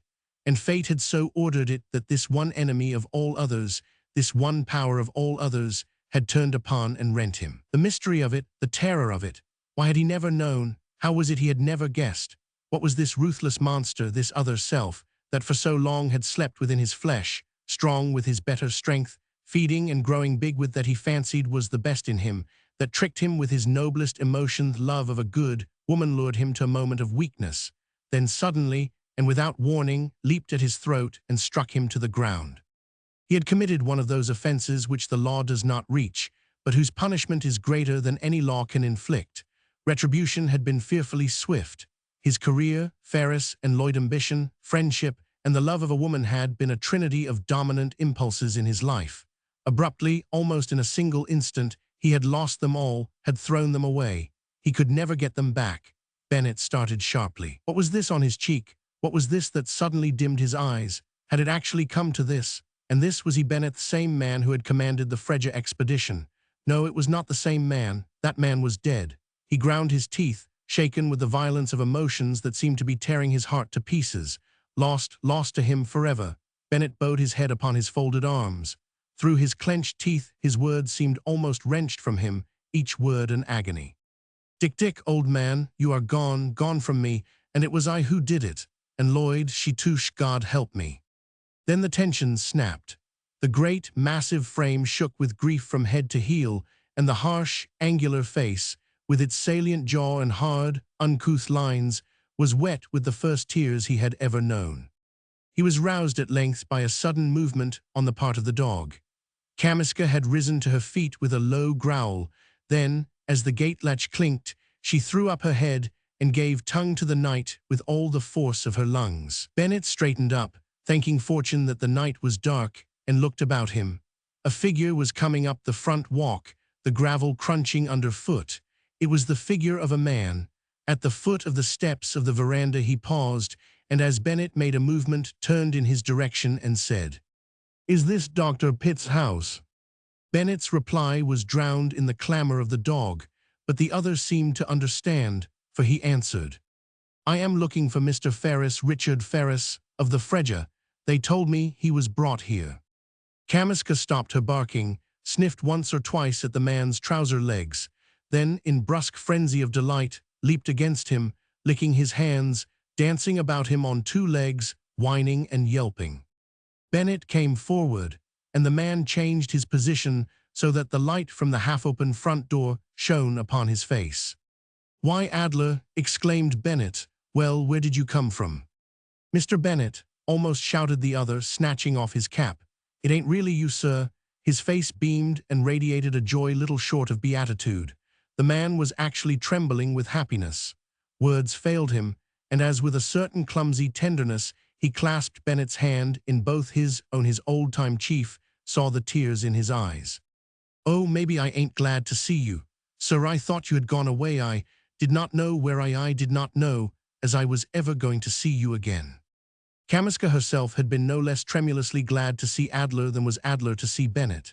He stammered, he confused himself, he shifted his weight from one foot to the other, his eyes danced, he laughed and choked, he dropped his cap. His joy was that of a child, unrestrained, unaffected, as genuine as gold.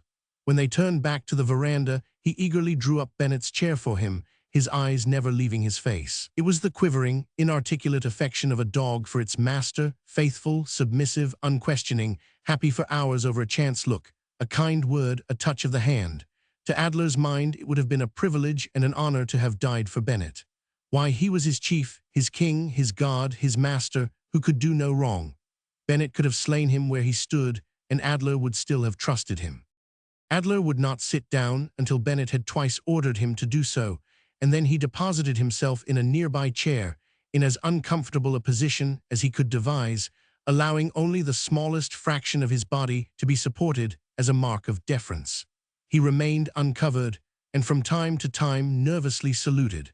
But suddenly he remembered the object of his visit. "Oh, but I forgot seeing you like this. Unexpected, sir. Clean drove Mr. Ferris out of my mind. How is he getting on? I saw in the papers he was main sick." "He's dead," said Bennett quietly. Adler was for the moment stricken speechless. His jaw dropped, he stared and caught his breath. "Mr. Ferris dead?" he exclaimed at length. I cannot believe it." He crossed himself rapidly. Bennett made no reply, and for upward of 5 minutes the two men sat motionless in the chairs, looking off into the night. After a while Adler broke silence and asked a few questions as to Ferris's sickness and the nature and time of his death, questions which Bennett answered as best he might. But it was evident that Bennett, alive and present there in the flesh, was more to Adler than Ferris dead. "But you are all right, sir, ain't you?" he asked at length. "There ain't anything the matter with you?" "No," said Bennett, looking at him steadily, then suddenly he added, "Adler, I was to blame for Mr. Ferris's death. If it had not been for me, he would probably have been alive tonight. It was my fault. I did what I thought was right, when I knew all the time, just as I know now, that I was wrong.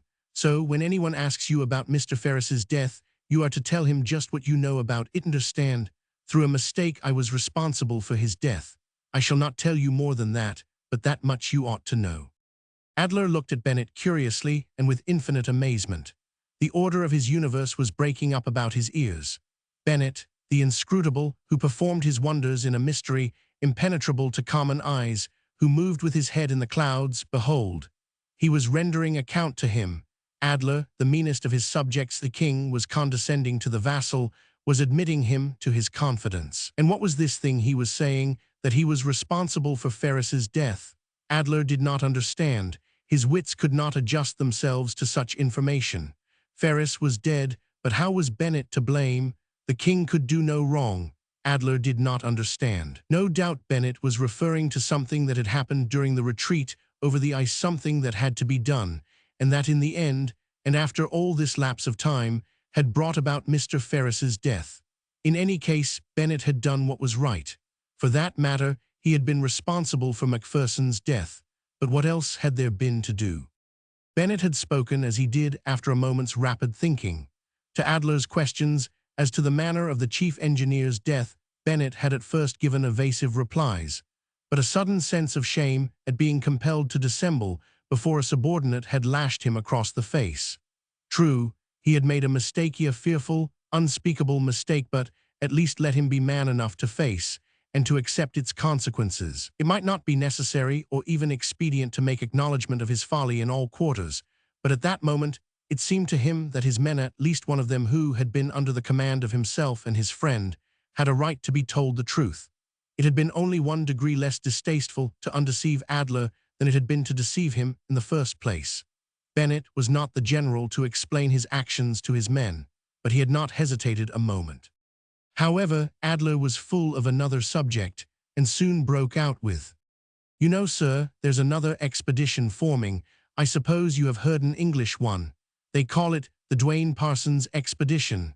They are going to try the old route by Smith Sound. They are going to winter at Tassiasac and try to get through the Sound as soon as the ice breaks up in the spring. But Dwayne's ideas are all wrong. He will make no very high northing, not above 8 or 5. I will bet a hat. When we go up again, sir, will you let mule you take me along? Did I give satisfaction this last?" "I am never going up again, Adler," answered Bennett. "Sho," said Adler a little blankly. "I thought sure I never thought that yowie. There ain't no one else, but you can do it, Captain." "Oh yes, there is," said Bennett listlessly. "Dwayne can if he has luck. I know him, he's a good man. No, I am out of it, Adler, I had my chance. It is somebody else's turn now. Do you want to go with Dwayne? I can give you letters to him. He would be glad to have you, I know." Adler started from his place. "Why do you think," he exclaimed vehemently, "you think I would go with anybody else but you, sir? Oh, you will be going some of these days, I am sure of it. We will have another try at it, sir, before we die. We ain't beaten yet." "Yes, we are, Adler," returned Bennett, smiling calmly. "We will stay at home now and write our book. But we will let someone else reach the pole. That's not for us, never will be, Adler." At the end of their talk, some half-hour later, Adler stood up, remarking, "Guess I would better be standing by if I am to get the last train back to the city tonight. They told me at the station that she would clear about midnight." Suddenly he began to show signs of uneasiness, turning his cap about between his fingers, changing his weight from foot to foot. Then at length, "You would not be wanting a man about the place, would you, sir?" And before Bennett could reply, he continued eagerly, "I have been a bit of most trades in my time, and I know how to take care of a garden like as you have here. I am a main good hand with plants and flower things, and I could help around generally. Then, earnestly, let me stay. Sir, it will not cost. I would not think of taking a cent from you, Captain. Just let me act as your orderly for a spell, sir. I would sure give satisfaction. Will you, sir, will you?" "Nonsense, Adler," returned Bennett. "Stay, if you like. I presume I can find use for you, but you must be paid, of course." "Not a sou, Marquis," protested the other almost indignantly. The next day Adler brought his chest down from the city and took up his quarters with Bennett at Medford. Though Dr. Pitts had long since ceased to keep horses, the stable still adjoined the house, and Adler swung his hammock in the coachman's old room. Bennett could not induce him to room in the house itself. Adler prided himself that he knew his place. After their first evening's conversation, he never spoke to Bennett until spoken to first, and the resumed relationship of commander and subordinate was inexpressibly dear to him. It was something to see Adler waiting on the table in the glassroom in his blue jersey, standing at attention at the door, happy in the mere sight of Bennett at his meals. In the mornings, as soon as breakfast was ready, it was Adler's privilege to announce the fact to Bennett, whom he usually found already at work upon his writing. Returning thence to the dining-room, Adler waited for his lord to appear. As soon as he heard Bennett's step in the hall, a little tremor of excitement possessed him. He ran to Bennett's chair, drawing it back for him, and as soon as Bennett had seated himself, circled about him with all the pride and solicitude of a motherly hen. He opened his napkin for him, delivered him his paper, and pushed his cup of coffee a half-inch nearer his hand. Throughout the duration of the meal, he hardly took his eyes from Bennett's face, watching his every movement with a glow of pride, his hands gently stroking one another in an excess of satisfaction and silent enjoyment. The days passed, soon a fortnight was gone by. Drearily, mechanically, Bennett had begun work upon his book, the narrative of the expedition. It was repugnant to him. Long since he had lost all interest in polar exploration. As he had said to Adler, he was out of it, finally and irrevocably. His bolt was shot. His role upon the stage of the world was ended. He only desired now to be forgotten as quickly as possible, to lapse into mediocrity as easily and quietly as he could. Fame was nothing to him now. The thundering applause of an entire world that had once been his was mere noise, empty and meaningless. He did not care to reawaken it. The appearance of his book he knew was expected and waited for in every civilized nation of the globe. It would be printed in languages whereof he was ignorant, but it was all one with him now. The task of writing was hateful to him beyond expression, but with such determination as he could yet summon to his aid, Bennett stuck to it, 8, 10, and sometimes 14 hours each day. In a way, his narrative was an atonement. Ferris was its hero. Almost instinctively, Bennett kept the figure of himself, his own achievements, his own plans and ideas in the background. On more than one page, he deliberately ascribed to Ferris triumphs which no one but himself had attained. It was Ferris who was the leader, the victor to whom all laurels were due. It was Ferris whose example had stimulated the expedition to its best efforts in the darkest hours. It was, practically, Ferris who had saved the party after the destruction of the ship, whose determination, unbroken courage, endurance, and intelligence had pervaded all minds and hearts during the retreat to Kalyachin Bay. Though nominally in command, wrote Bennett, I continually gave place to him. Without his leadership, we should all, unquestionably, have perished before even reaching land. His resolution to conquer, at whatever cost, was an inspiration to us all. Where he showed the way we had to follow, his courage was never daunted, his hope was never dimmed, his foresight, his intelligence, his ingenuity in meeting and dealing with apparently unsolvable problems were nothing short of marvelous. His was the genius of leadership. He was the explorer born to his work. One day, just after luncheon, as Bennett, according to his custom, was walking in the garden by the house, smoking a cigar before returning to his work, he was surprised to find himself bleeding at the nose. It was but a trifling matter, and passed off in a few moments, but the fact of its occurrence directed his attention to the state of his health, and he told himself that for the last few days he had not been at all his accustomed self. There had been dull pains in his back and legs, more than once his head had pained him, and of late the continuance of his work had been growing steadily more obnoxious to him. The very physical effort of driving the pen from line to line was a burden. He said to himself later on in the day, when the bleeding at the nose returned upon him, I think we need a little quinine. But the next day he found he could not eat, and all the afternoon, though he held doggedly to his work, he was troubled with nausea. At times a great weakness, a relaxing of all the muscles, came over him. In the evening he sent a note to Dr. Pitt's address in the city, asking him to come down to Medford the next day. On the Monday morning of the following week, some 2 hours after breakfast, Lloyd met Miss Douglas on the stairs, dressed for the street and carrying her nurse's bag. Are you going out? She asked of the fever nurse in some astonishment. Where are you going? For Lloyd had returned to duty, and it was her name that now stood at the top of the list. I thought it was my turn to go out, she added. Miss Douglas was evidently much confused. Her meeting with Lloyd had apparently been unexpected. She halted upon the stairs in great embarrassment, stammering. No, I am on call. I was called out of my turn specially called that was it. Were you? Demanded Lloyd sharply, for the other nurse was disturbed to an extraordinary degree. Well then, no, I was not, but the superintendent Miss Burginch thought she advised you had better see her. I will see her, declared Lloyd, but do not you go till I find out why I was skipped. Lloyd hurried at once to Miss Burgin's room, indignant at this slight. Surely, after what had happened, she was entitled to more consideration than this. Of all the staff in the house, she should have been the one to be preferred. Miss Burgin rose at Lloyd's sudden entrance into her room, and to her question responded. It was only because I wanted to spare you further trouble and embarrassment, Lloyd, that I told Miss Douglas to take your place. This call is from Medford. Dr. Pitts was here himself this morning, and he thought as I 999. Thought what? I do not understand. It seemed to me, answered the superintendent nurse, that this one case of all others would be the hardest, the most disagreeable for you to take. It seems that Mr. Bennett has leased Dr. Pitt's house from him. He is there now. At the time when Mr. Ferris was beginning to be ill, Mr. Bennett was with him a great deal and undertook to nurse him till Dr. Pitts interfered and put a professional nurse on the case. Since then, too, the doctor has found out that Mr. Bennett has exposed himself imprudently.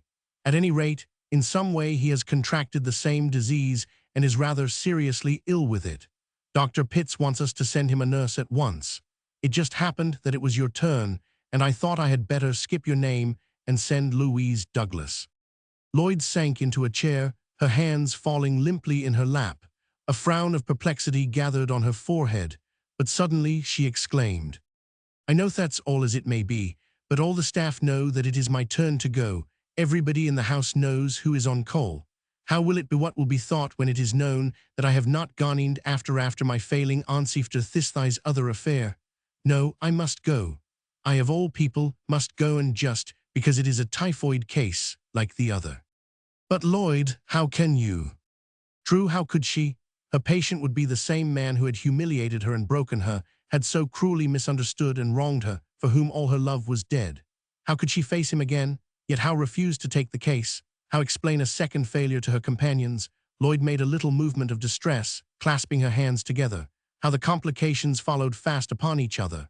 No sooner was one difficult situation met and disposed of than another presented itself. Bennett was nothing to her now, yet for all that, she recoiled instinctively from meeting him again. Not only must she meet him, but she must be with him day after day, hour after hour, at his very side, in all the intimacy that the sick-room involved. On the other hand, how could she decline this case? The staff might condone one apparent and inexplicable defection, another would certainly not be overlooked. But was not this new situation a happy and unlooked-for opportunity to vindicate her impaired prestige in the eyes of her companions? Lloyd made up her mind upon the instant. She rose. "I shall take the case," she said. She was not a little surprised at herself. Hardly an instant had she hesitated. On that other occasion, when she had believed it right to make confession to her associates, it had been hard, at times almost impossible, for her to do her duty as she saw and understood it. This new complication was scarcely less difficult, but once having attained the fine moral rigor that had carried her through her former ordeal, it became easy now to do right under all or any circumstances, however adverse. If she had failed then, she certainly would have failed now. That she had succeeded then made it all the easier to succeed now. Dimly Lloyd commenced to understand that the mastery of self, the steady, firm control of natural, intuitive impulses, selfish because natural, was a progression. Each victory not only gained the immediate end in view, but braced the mind and increased the force of will for the next shock, the next struggle. She had imagined and had told herself that Bennett had broken her strength for good. But was it really so? Had not defeat in that case been only temporary? Was she not slowly getting back her strength by an unflinching adherence to the simple, fundamental principles of right and duty and truth? Was not the struggle with oneself the greatest fight of all, greater, far greater, than had been the conflict between Bennett's will and her own? Within the hour she found herself once again on her way to Medford. How much had happened, through what changes had she passed since the occasion of her first journey, and Bennett, how he too changed, how different he had come to stand in her estimation. Once the thought that he was in danger had been a constant terror to her, and haunted her days, and lurked at her side through many a waking night. Was it possible that now his life or death was no more to her than that of any of her former patients? She could not say. She avoided answering the question. Certainly, her heart beat no faster at this moment to know that he was in the grip of a perilous disease. She told herself that her Bennett was dead already, that she was coming back to Medford not to care for and watch over the individual, but to combat the disease. When she arrived at the doctor's house in Medford, a stranger-looking man opened the door for her and asked immediately if she was the nurse. "Yes," said Lloyd, "I am. Is Dr. Pitts here?" "Upstairs in his room," answered the other in a whisper, closing the front door with infinite softness. "He will not let me go in, the doctor will not. I ain't seen him in 4 days. Ask the doctor if I cannot just have a blink at him, just a little blink through the crack of the door. Just think, miss, I ain't seen him in 4 days, just think of that. And look here, they ain't giving him enough to eat, nothing but milk and chicken soup with rice in it. He never did like rice, that's no kind of rations for a sick man. I fixed him up a bit of duff yesterday, what he used to like so much aboard ship, and Pitts would not let him have it. He regularly laughed in my face." Lloyd sent word to the doctor by the housekeeper that she had arrived, and on going up found Pitts waiting for her at the door of the sick room, not that which had been occupied by Ferris, but another guest chamber of the house, situated toward the rear of the building.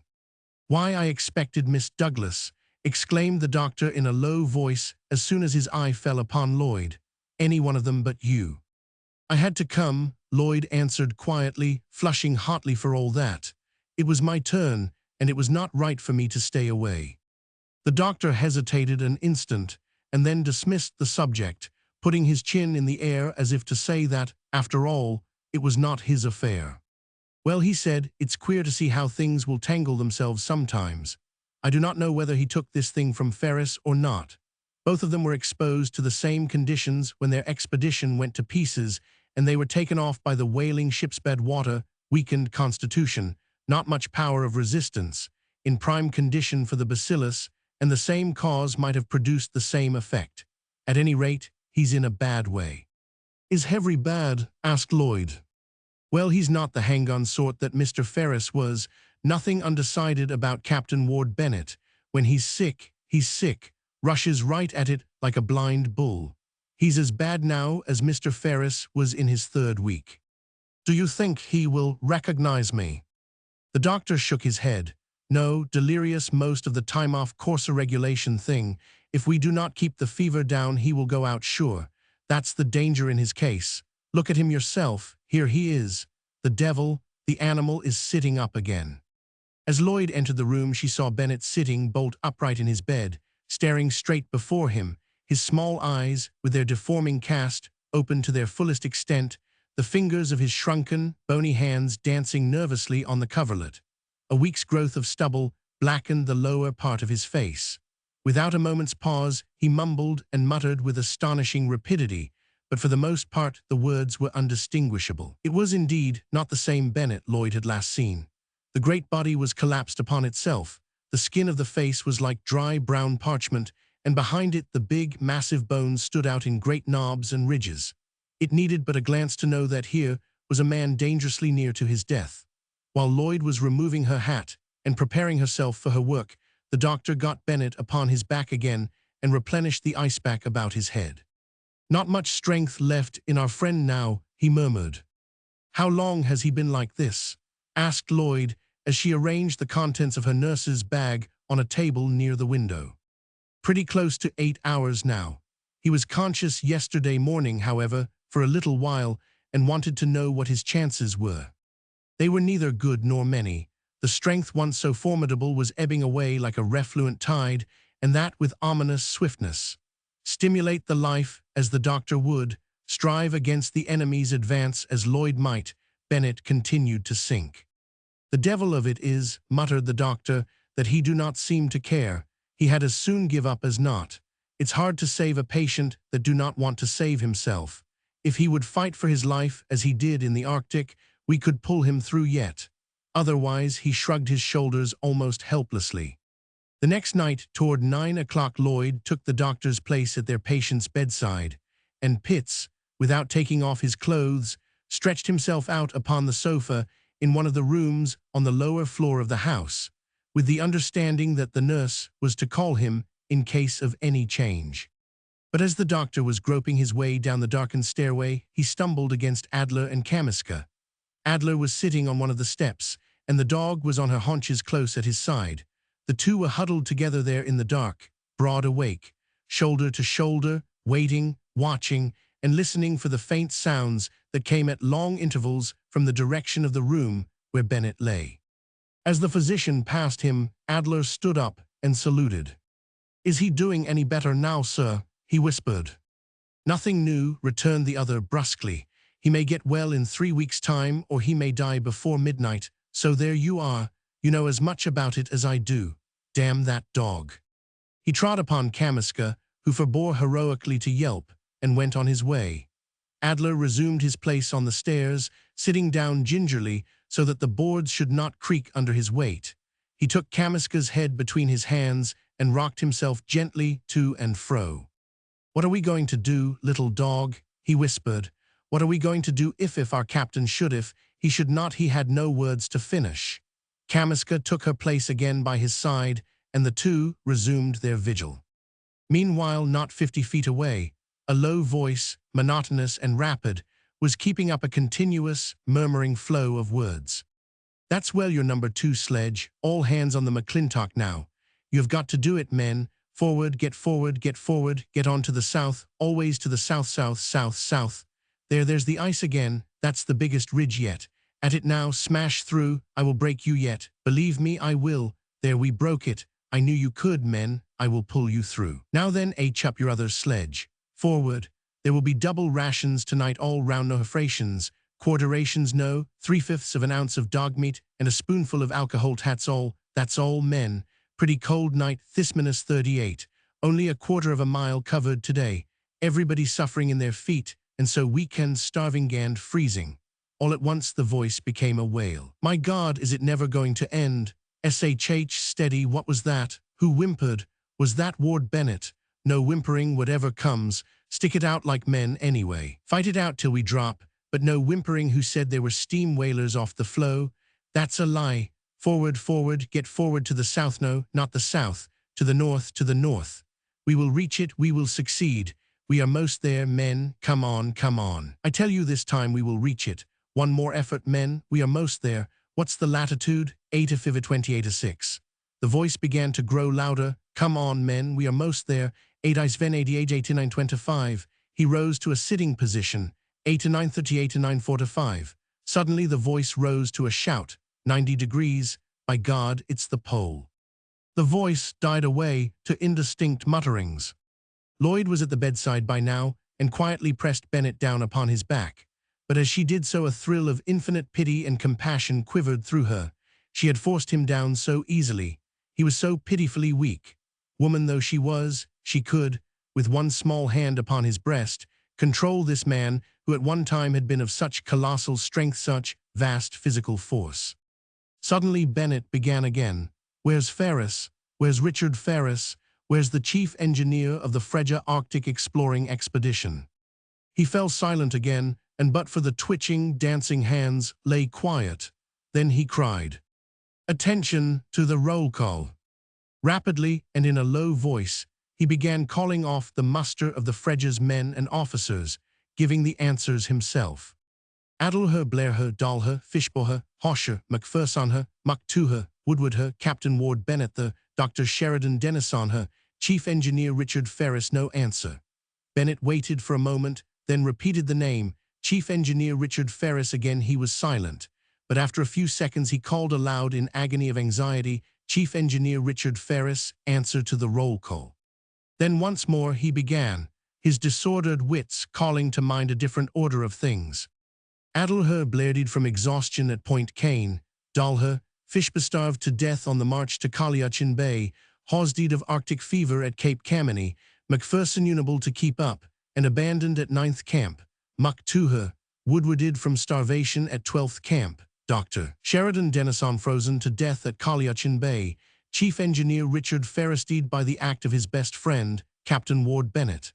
Again and again Bennett repeated this phrase, calling, Richard Ferris, and immediately adding in a broken voice, died by the act of his best friend, Captain Ward Bennett. Or at times it was only the absence of Ferris that seemed to torture him. He would call the roll, answering here to each name until he reached Ferris. Then he would not respond, but instead would cry aloud over and over again, in accents of the bitterest grief, Richard Ferris, answer to the roll call. Richard Ferris, answer to the roll call. Then suddenly, with a feeble, quavering cry, for God's sake, Dick, answer to the roll call. The hours passed. 10 o'clock struck, then 11. At midnight Lloyd took the temperature, which had decreased considerably, and the pulse, and refilled the ice pack about the head. Bennett was still muttering in the throes of delirium, still calling for Ferris, imploring him to answer to the roll call, or repeating the words, Dick Ferris, chief engineer, dead at the hands of his best friend, Ward Bennett, in tones so pitiful, so heartbroken that more than once Lloyd felt the tears running down her cheeks.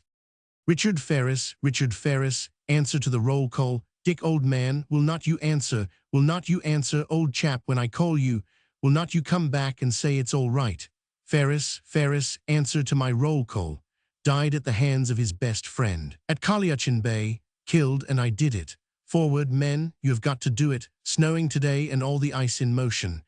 Up yar other sledge. Come on with yar number 4, more pressure ridges, I will break you yet. Come on with yar number 4. Lloyd Seawright, what are you doing in this room? On the instant, the voice had changed from confused mutterings to distinct, clear-cut words. The transition was so sudden that Lloyd, at the moment busy at her nurse's bag, her back to the bed, wheeled sharply about to find Bennett sitting bolt upright, looking straight at her with intelligent, witty open eyes. Lloyd's heart for an instant stood still, almost in terror. This sudden leap back from the darkness of delirium into the daylight of consciousness was almost like a rising from the dead, ghost-like, appalling. She caught her breath, trembling in spite of her best efforts, and for an instant leaned a hand upon the table behind her. But on Bennett's face, ghastly, ravaged by disease, with its vast, protruding jaw, its narrow, contracted forehead, and unkempt growth of beard, the dawning of intelligence and surprise swiftly gave place to an expression of terrible anxiety and apprehension. "What are you doing here, Lloyd?" he cried. "Hush," she answered quickly as she came forward. "Above all things you must not sit up. Lie down again and do not talk. You are very sick." I know," he answered feebly. "I know what it is. But you must leave here. It's a terrible risk every moment you stay in this room. I want you to go. You understand at once. Call the doctor. Do not come near the bed," he went on excitedly, struggling to keep himself from sinking back upon the pillows. His breath was coming quick. His eyes were flashing. All the poor, shattered senses were aroused and quivering with excitement and dread. "It will kill you to stay here," he continued, almost breathless. "Out of this room," he commanded. "Out of this house. It is mine now. I am the master Herido, you understand. Do not," he exclaimed as Lloyd put her hands upon his shoulders to force him to lie down again. Do not touch me. Stand away from me." He tried to draw back from her in the bed. Then suddenly he made a great effort to rise, resisting her efforts. "I shall put you out then," he declared, struggling against Lloyd's clasp upon his shoulders, catching at her wrists. His excitement was so intense, his fervor so great, that it could almost be said he touched the edge of his delirium again.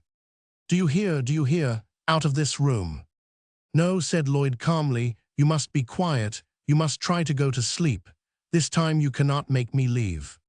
He caught her by one arm, and, bracing himself with the other against the headboard of the bed, thrust her back from him with all his might.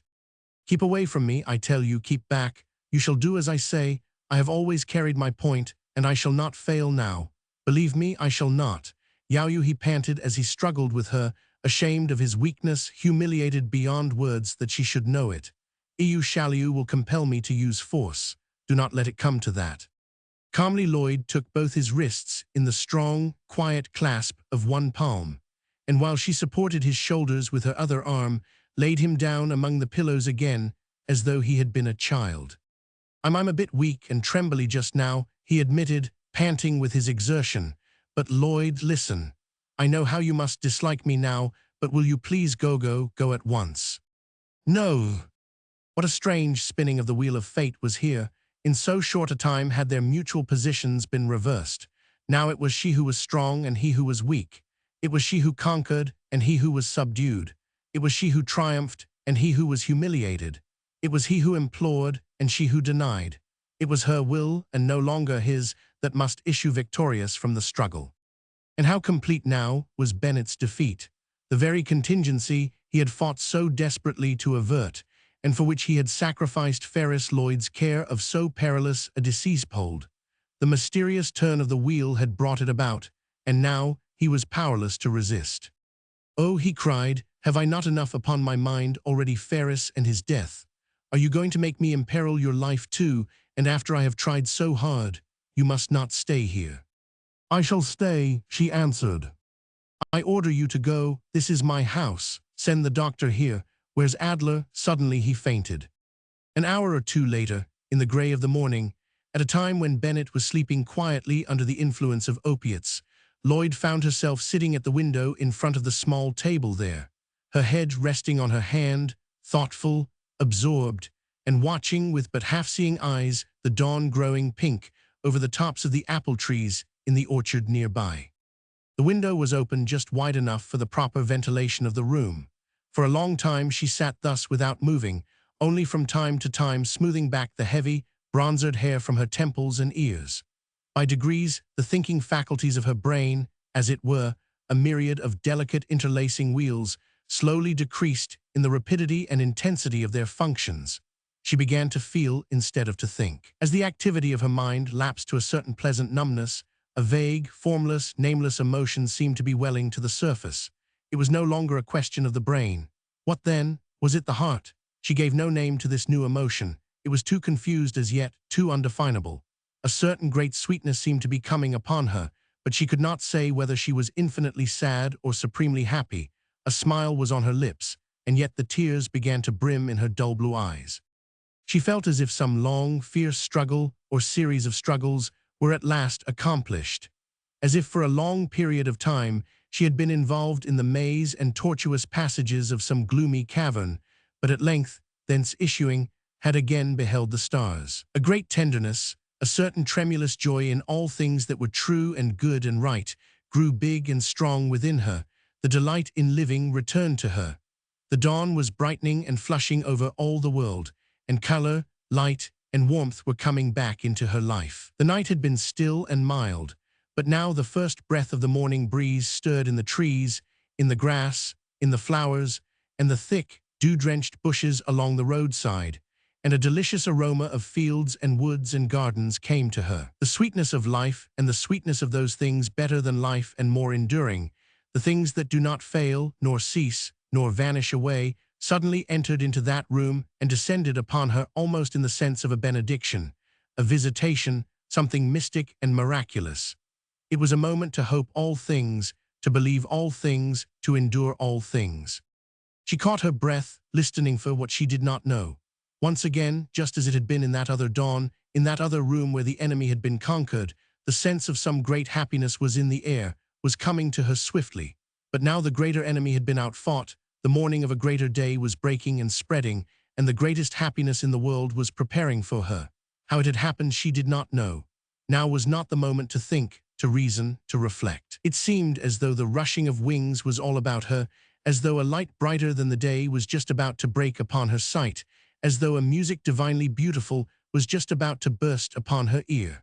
But the light was not for her eye, the music was not for her ear. The radiance and the harmony came from herself, from within her. The intellect was numb. Only the heart was alive on this wonderful midsummer's morning, and it was in her heart that the radiance shone and the harmony vibrated. Back in his place once more, high on his throne, the love that she believed had forever departed from her sat exalted and triumphant, singing to the cadence of that unheard music, shining and magnificent in the glory of that new-dawned light. Would Bennett live? Suddenly that question leaped up in her mind and stood in the eye of her imagination, terrible, menacing, a hideous, grim spectre, before which Lloyd quailed with failing heart and breath. The light, the almost divine radiance that had burst upon her, nevertheless threw a dreadful shadow before it. Beneath the music she heard the growl of the thunder. Her newfound happiness was not without its accompanying dismay. Love had not returned to her heart alone. With it had returned the old enemy she had once believed had left her forever. Now it had come back. As before, it lurked and leered at her from dark corners. It crept to her side, to her back, ready to leap, ready to strike, to clutch at her throat with cold fingers and bear her to the earth, rending her heart with a grief she told herself she could not endure and live. She loved him now with all her mind and might.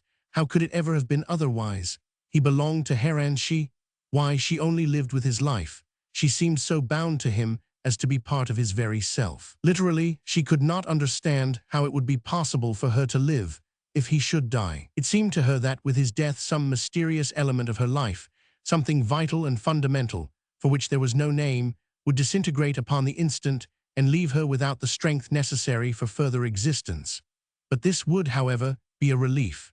The prospect of the years after his death, the fearful loneliness of life without him, was a horror before which she veritably believed her reason itself must collapse. Lloyd. Bennett was awake again and watching her with feverish anxiety from where he lay among the pillows. Lloyd, he repeated, the voice once so deep and powerful quavering pitifully, I was wrong. I do not want you to go, do not leave me. In an instant Lloyd was at his side, kneeling by the bed. She caught one of the great, gnarled hands, seamed and corded and burning with the fever. Never, never, dearest, never so long as I shall live.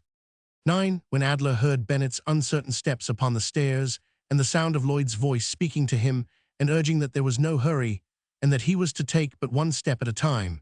He wheeled swiftly about from the windows of the glassroom, where he had been watching the October breeze stirring the crimson and yellow leaves in the orchard, and drew back his master's chair from the breakfast table and stood behind it expectantly, his eyes watching the door. Lloyd held back the door and Bennett came in, leaning heavily on Dr. Pitt's shoulder. Adler stiffened upon the instant as if in answer to some unheard bugle call, and when Bennett had taken his seat, pushed his chair gently to the table and unfolded his napkin with a flourish as though giving a banner to the wind. Pitts almost immediately left the room, but Lloyd remained supervising Bennett's breakfast, pouring his milk, buttering his toast, and opening his eggs. "Coffee?" suddenly inquired Bennett. Lloyd shook her head. "Not for another week." Bennett looked with grim disfavor upon the glass of milk that Lloyd had placed at his elbow. "Such slop," he growled. "Why not a little sugar and warm water and be done with it? Lloyd, I cannot drink this stuff any more. Why, it's warm yet," he exclaimed aggrievedly and with deep disgust, abruptly setting down the glass. "Why, of course it is," she answered. "We brought the cow here especially for you, and the boy has just done milking her and it's not slop." "Slop, slop," declared Bennett. He picked up the glass again and looked at her over the rim. "I will drink this stuff this one more time to please you," he said, "but I promise you this will be the last time. You needn't ask me again. I have drunk enough milk the past 3 weeks to support a foundling hospital for a year." Invariably, since the period of his convalescence began, Bennett made this scene over his hourly glass of milk, and invariably it ended by his gulping it down at nearly a single swallow. Adler brought in the mail and the morning paper. 3 letters had come for Lloyd, and for Bennett a small volume on recent Arctic research and exploration, sent by his publisher with a note to the effect that, as the latest authority on the subject, Bennett was sure to find it of great interest. In an appendix, inserted after the body of the book had been made up, the Frege expedition and his own work were briefly described. Lloyd put her letters aside and, unfolding the paper, said, "I will read it while you eat your breakfast. Have you everything you want? Did you drink your milk, all of it?" But out of the corner of her eye, she noted that Adler was chuckling behind the tray that he held to his face, and with growing suspicion, she leaned forward and peered about among the breakfast things. Bennett had hidden his glass behind the toast rack. "And it's only 2/3 empty," she declared. "Ward, why will you be such a boy?" "Oh well," he grumbled, and without more ado drank off the balance. "Now I will read to you if you have everything you want. Adler, I think you can open one of those windows. It's so warm out of doors."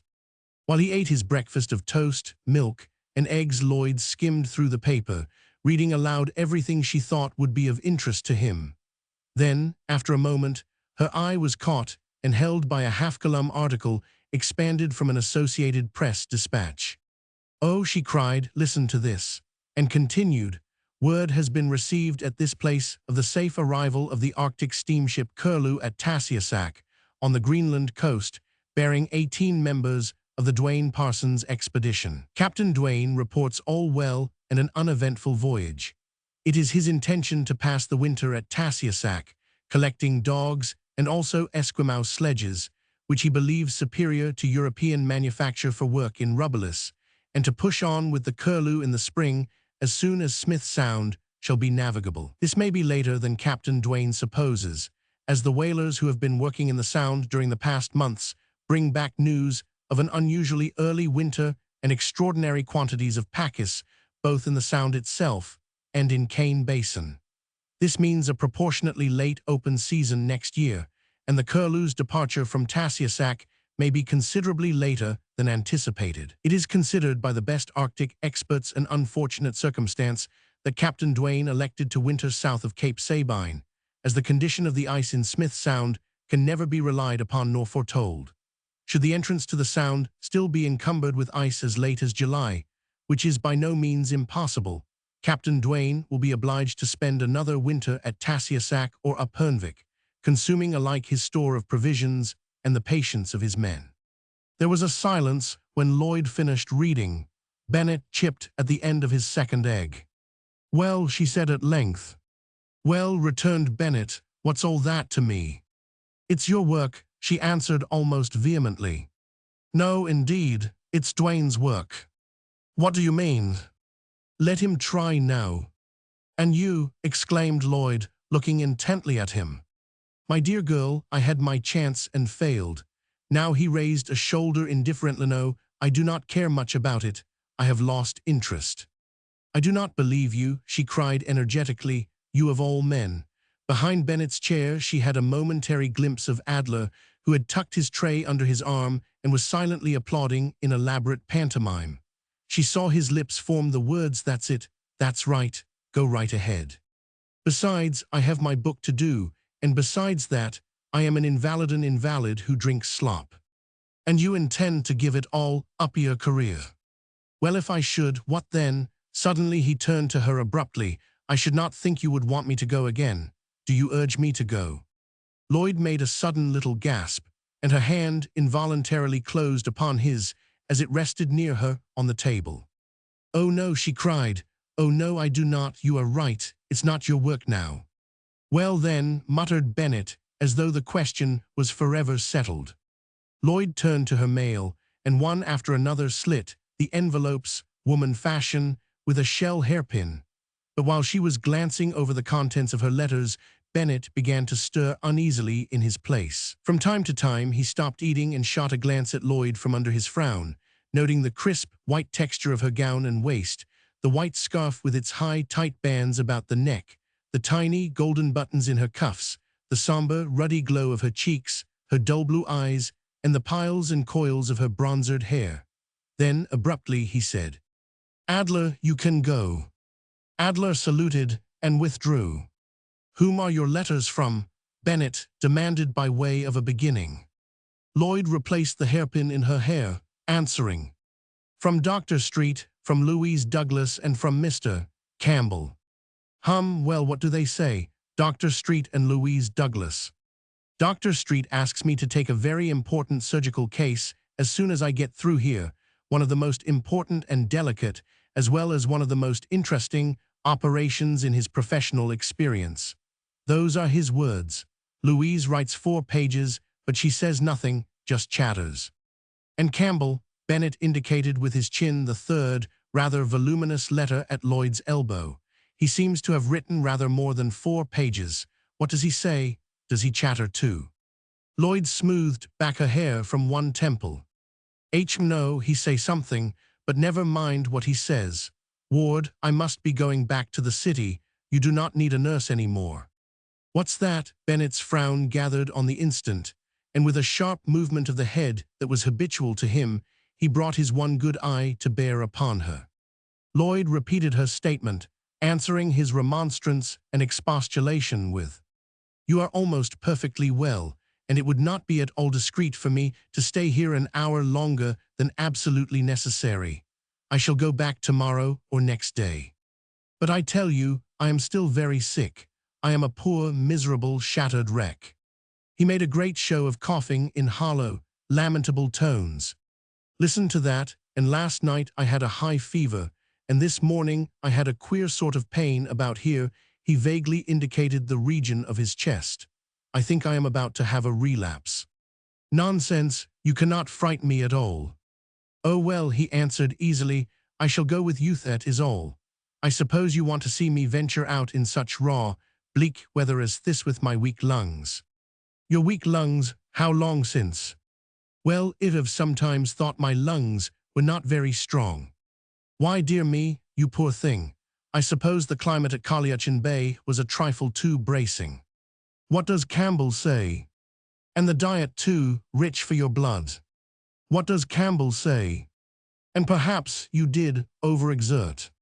Lloyd Searight, what does Mr. Campbell say in that? He asks me to marry him. To marry him? Well, damn his impudence. Mr. Campbell is an eminently respectable and worthy gentleman. Oh well, I do not care. Go marry Mr. Campbell, be happy, I forgive you both. Go, leave me to die alone. Sir, I will go. Forget that you ever knew an unhappy female whose only fault was that she loved you. Go, and sometimes think of me far away on the billow, and drop a silent tear, I say. How are you going to answer Campbell's letter? Just one word come. Lloyd, be serious. This is no joke. Joke, she repeated hollowly. It is, indeed, a sorry joke. Ah, had I but loved with a girlish love, it would have been better for me. Then suddenly she caught him about the neck with both her arms, and kissed him on the cheek and on the lips, a little quiver running through her to her fingertips, her mood changing abruptly to a deep, sweet earnestness. "Oh, Ward, Ward," she cried, "all our unhappiness and all our sorrow and trials and anxiety and cruel suspense are over now. And now we really have each other and love each other, dear, and all the years to come are only going to bring happiness to us and draw us closer and nearer to each other." "But here's a point, Lloyd," said Bennett after a few moments, and when they had returned to coherent speech. "How about your work? You talk about my career. What about yours? We are to be married, but I know just how you have loved your work. It will be a hard wrench for you if you give that up. I am not sure that I should ask it of you. This letter of Street's, now, I know just how eager you must be to take charge of such operations, such important cases as he mentions. It would be very selfish of me to ask you to give up your work. It's your life work, your profession, your career." Lloyd took up Dr. Street's letter, and, holding it delicately at arm's length, tore it in two and let the pieces flutter to the floor. "That for my life work," said Lloyd Searight. As she drew back from him, an instant later Bennett all at once and very earnestly demanded, "Lloyd, do you love me?" "With all my heart, Ward." "And you will be my wife?" "You know that I will." Then Bennett picked up the little volume of Arctic research which he had received that morning and tossed it from him upon the floor. "That, for my career," he answered. For a moment they were silent, looking gladly into each other's eyes. Then Bennett drew her to him again and held her close to him, and once more she put her arms around his neck and nestled her head down upon his shoulder with a little comfortable sigh of contentment and relief and quiet joy, for that the long, fierce trial was over, that there were no more fights to be fought, no more grim, hard situations to face, no more relentless duties to be done. She had endured and she had prevailed. Now her reward was come. Now for the long, calm years of happiness.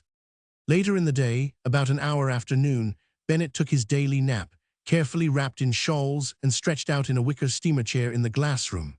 Lloyd, in the meantime, was busy in the garden at the side of the house, gathering flowers which she intended to put in a huge china bowl in Bennett's room. While she was thus occupied, Adler, followed by Kamiska, came up. Adler pulled off his cap. "I beg pardon, miss," he began, turning his cap about between his fingers. "I do not want to seem to intrude, and if I do I just guess you would better tell me so first off. But what did he say, or did he say anything, Captain? I mean thys morning about going up again? I heard you talking to him at breakfast." "That's it. That's the kind of talk he needs. I cannot talk that talk to him. I am so main scared of him. I would not have believed the captain would ever say he would give up, would ever say he was beaten. But miss, I am thinking as there's something wrong, main wrong with the captain these days besides fever. He's getting soft, that's what he is. If you would only know the man that he was before, well, we was up there in the ice. That's his work. That's what he's cut out for. There ain't nobody can do it but him, and to see him quit, to see him chuck up his chance to a third-rate ice pilot like Duania Coastwise College professor that do not know no more about ice than you doit regularly makes me sick. Why, what will become of the captain now if he quits? He will just settle down to an ordinary stay-at-home, writin' a book professor, and write articles for the papers and magazines, and by and by maybe he will get down to lecturing. Just fancy, miss, him, the captain, lecturing, and while he stays at home and writes, and oh Lord, lectures somebody else, without a fifth of his ability, will do the work. It will just naturally break my heart, it will," exclaimed Adler, "if the captain chucks. I would not be so main sorry that he will not reach the pole as that he quit tringas, that a man like the captainer, like what I thought he was, gave up and chucked when he could win." "But Adler," returned Lloyd, "the captain, Mr. Bennett, it seems to me, has done his share. Think what he's been through. You cannot have forgotten the march to Kaliachin Bay." But Adler made an impatient gesture with the hand that held the cap. "The danger do not figure. What he would have to go through with do not figure. The chances of life or death do not figure. Nothing in the world do not figure. It's his work. God Almighty cut him out for that, and he's got to do it. Ain't you got any influence with him, miss? Will not you talk good talk to him? Do not let him chuck. Do not let him get soft. Make him be a man and not a professor." When Adler had left her, Lloyd sank into a little seat at the edge of the garden walk and let the flowers drop into her lap and leaned back in her place, witty and thoughtful, reviewing in her imagination the events of the past few months. What a change that summer had brought to both of them, how they had been shaped anew in the mold of circumstance. Suddenly and without warning, they two, high-spirited, strong, determined, had clashed together, the man's force against the woman's strength, and the woman, inherently weaker, had been crushed and humbled. For a time it seemed to her that she had been broken beyond hope, so humbled that she could never rise again, as though a great crisis had developed in her life, and that, having failed once, she must fail again, and again, and again, as if her whole subsequent life must be one long failure. But a greater crisis had followed hard upon the heels of the first, the struggle with self, the greatest struggle of all. Against the abstract principle of evil, the woman who had failed in the material conflict with a masculine, masterful will had succeeded, had conquered self, had been true when it was easy to be false, had dared the judgment of her peers so only that she might not deceive. A momentary, perhaps fancied, hatred of Bennett, who had so cruelly misunderstood and humiliated her, had apparently of its own accord departed from her heart. Then had come the hour when the strange hazard of fortune had reversed their former positions, when she could be masterful while he was weak, when it was the man's turn to be broken, to be prevailed against. Her own discomfiture had been offset by his. She no longer need look to him as her conqueror, her master. And when she had seen him so weak, so pathetically unable to resist the lightest pressure of her hand, when it was given her not only to witness, but to relieve his suffering, the great love for him that could not die had returned. With the mastery of self had come the forgetfulness of self, and her profession, her life work, of which she had been so proud, had seemed to her of small concern. Now she was his, and his life was hers. She should, so she told herself, henceforward happy in his happiness, and her only pride would be the pride in his achievements. But now the unexpected had happened, and Bennett had given up his career. During the period of Bennett's convalescence, Lloyd had often talked long and earnestly with him, and partly from what he had told her, and partly from much that she inferred, she had at last been able to trace out and follow the mental processes and changes through which Bennett had passed. He, too, had been proved by fire. He, too, had had his ordeal, his trial. By nature, by training, and by virtue of the life he lived, Bennett had been a man, harsh, somewhat brutal, inordinately selfish, and at all times magnificently arrogant. He had neither patience nor toleration for natural human weakness. While selfish, he was not self-conscious, and it never occurred to him, it was impossible for him to see that he was a giant among men. His heart was callous, his whole nature and character hard and flinty from the buffetings he gave rather than received. Then had come misfortune. Ferris had died, and Bennett's recognition and acknowledgement of the fact that he, Ward Bennett, who never failed, who never blundered, had made at last the great and terrible error of his life, had shaken his character to its very foundations. This was only the beginning. The breach once made, humanity entered into the gloomy, waste places of his soul. Remorse crowded hard upon his wonted arrogance. Generosity and the impulse to make amends took the place of selfishness. Kindness thrust out the native brutality. The old-time harshness and imperiousness gave way to a certain spirit of toleration. It was the influence of these new emotions that had moved Bennett to make the statement to Adler that had so astonished and perplexed his old-time subordinate. He, Bennett, too, like Lloyd, was at that time endeavoring to free himself from a false position, and through the medium of confession stand in his true colors in the eyes of his associates. Unconsciously, they were both working out their salvation along the same lines. Then had come Bennett's resolve to give Ferris the conspicuous and prominent place in his book, the account of the expedition. The more Bennett dwelt upon Ferris's heroism, intelligence, and ability, the more his task became a labor of love, and the more the idea of self dropped away from his thought and imagination. Then, and perhaps this was not the least important factor in Bennett's transformation, sickness had befallen. The strong and self-reliant man had been brought to the weakness of a child, whom the pressure of a finger could control. He suddenly changed places with the woman he believed he had, at such fearful cost, broken and subdued. His physical strength, once so enormous, was as a reed in the woman's hand. His will, so indomitable, was as powerless as an infant's before the woman's calm resolve, rising up there before him and overmastering him at a time he believed it to be forever weakened. Bennett had come forth from the ordeal chastened, softened, and humbled, but he was shattered, broken, brought to the earth with sorrow and the load of unavailing regret. Ambition was numb and lifeless within him. Reaction from his former attitude of aggression and defiance had carried him far beyond the normal. Here widened the difference between the man and the woman. Lloyd's discontinuance of her lifework had been in the nature of heroic subjugation of self. Bennett's abandonment of his career was hardly better than weakness. In the one it had been renunciation, in the other surrender. In the end, and after all was over, it was the woman who remained the stronger. But for her, the woman, was it true that all was over? Had the last conflict been fought? Was it not rather to be believed that life was one long conflict? Was it not for her, Lloyd, to rouse that sluggard ambition? Was not this her career, after all, to be his inspiration, his incentive, to urge him to the accomplishment of a great work? Now of the two, she was the stronger. In these new conditions, what was her duty?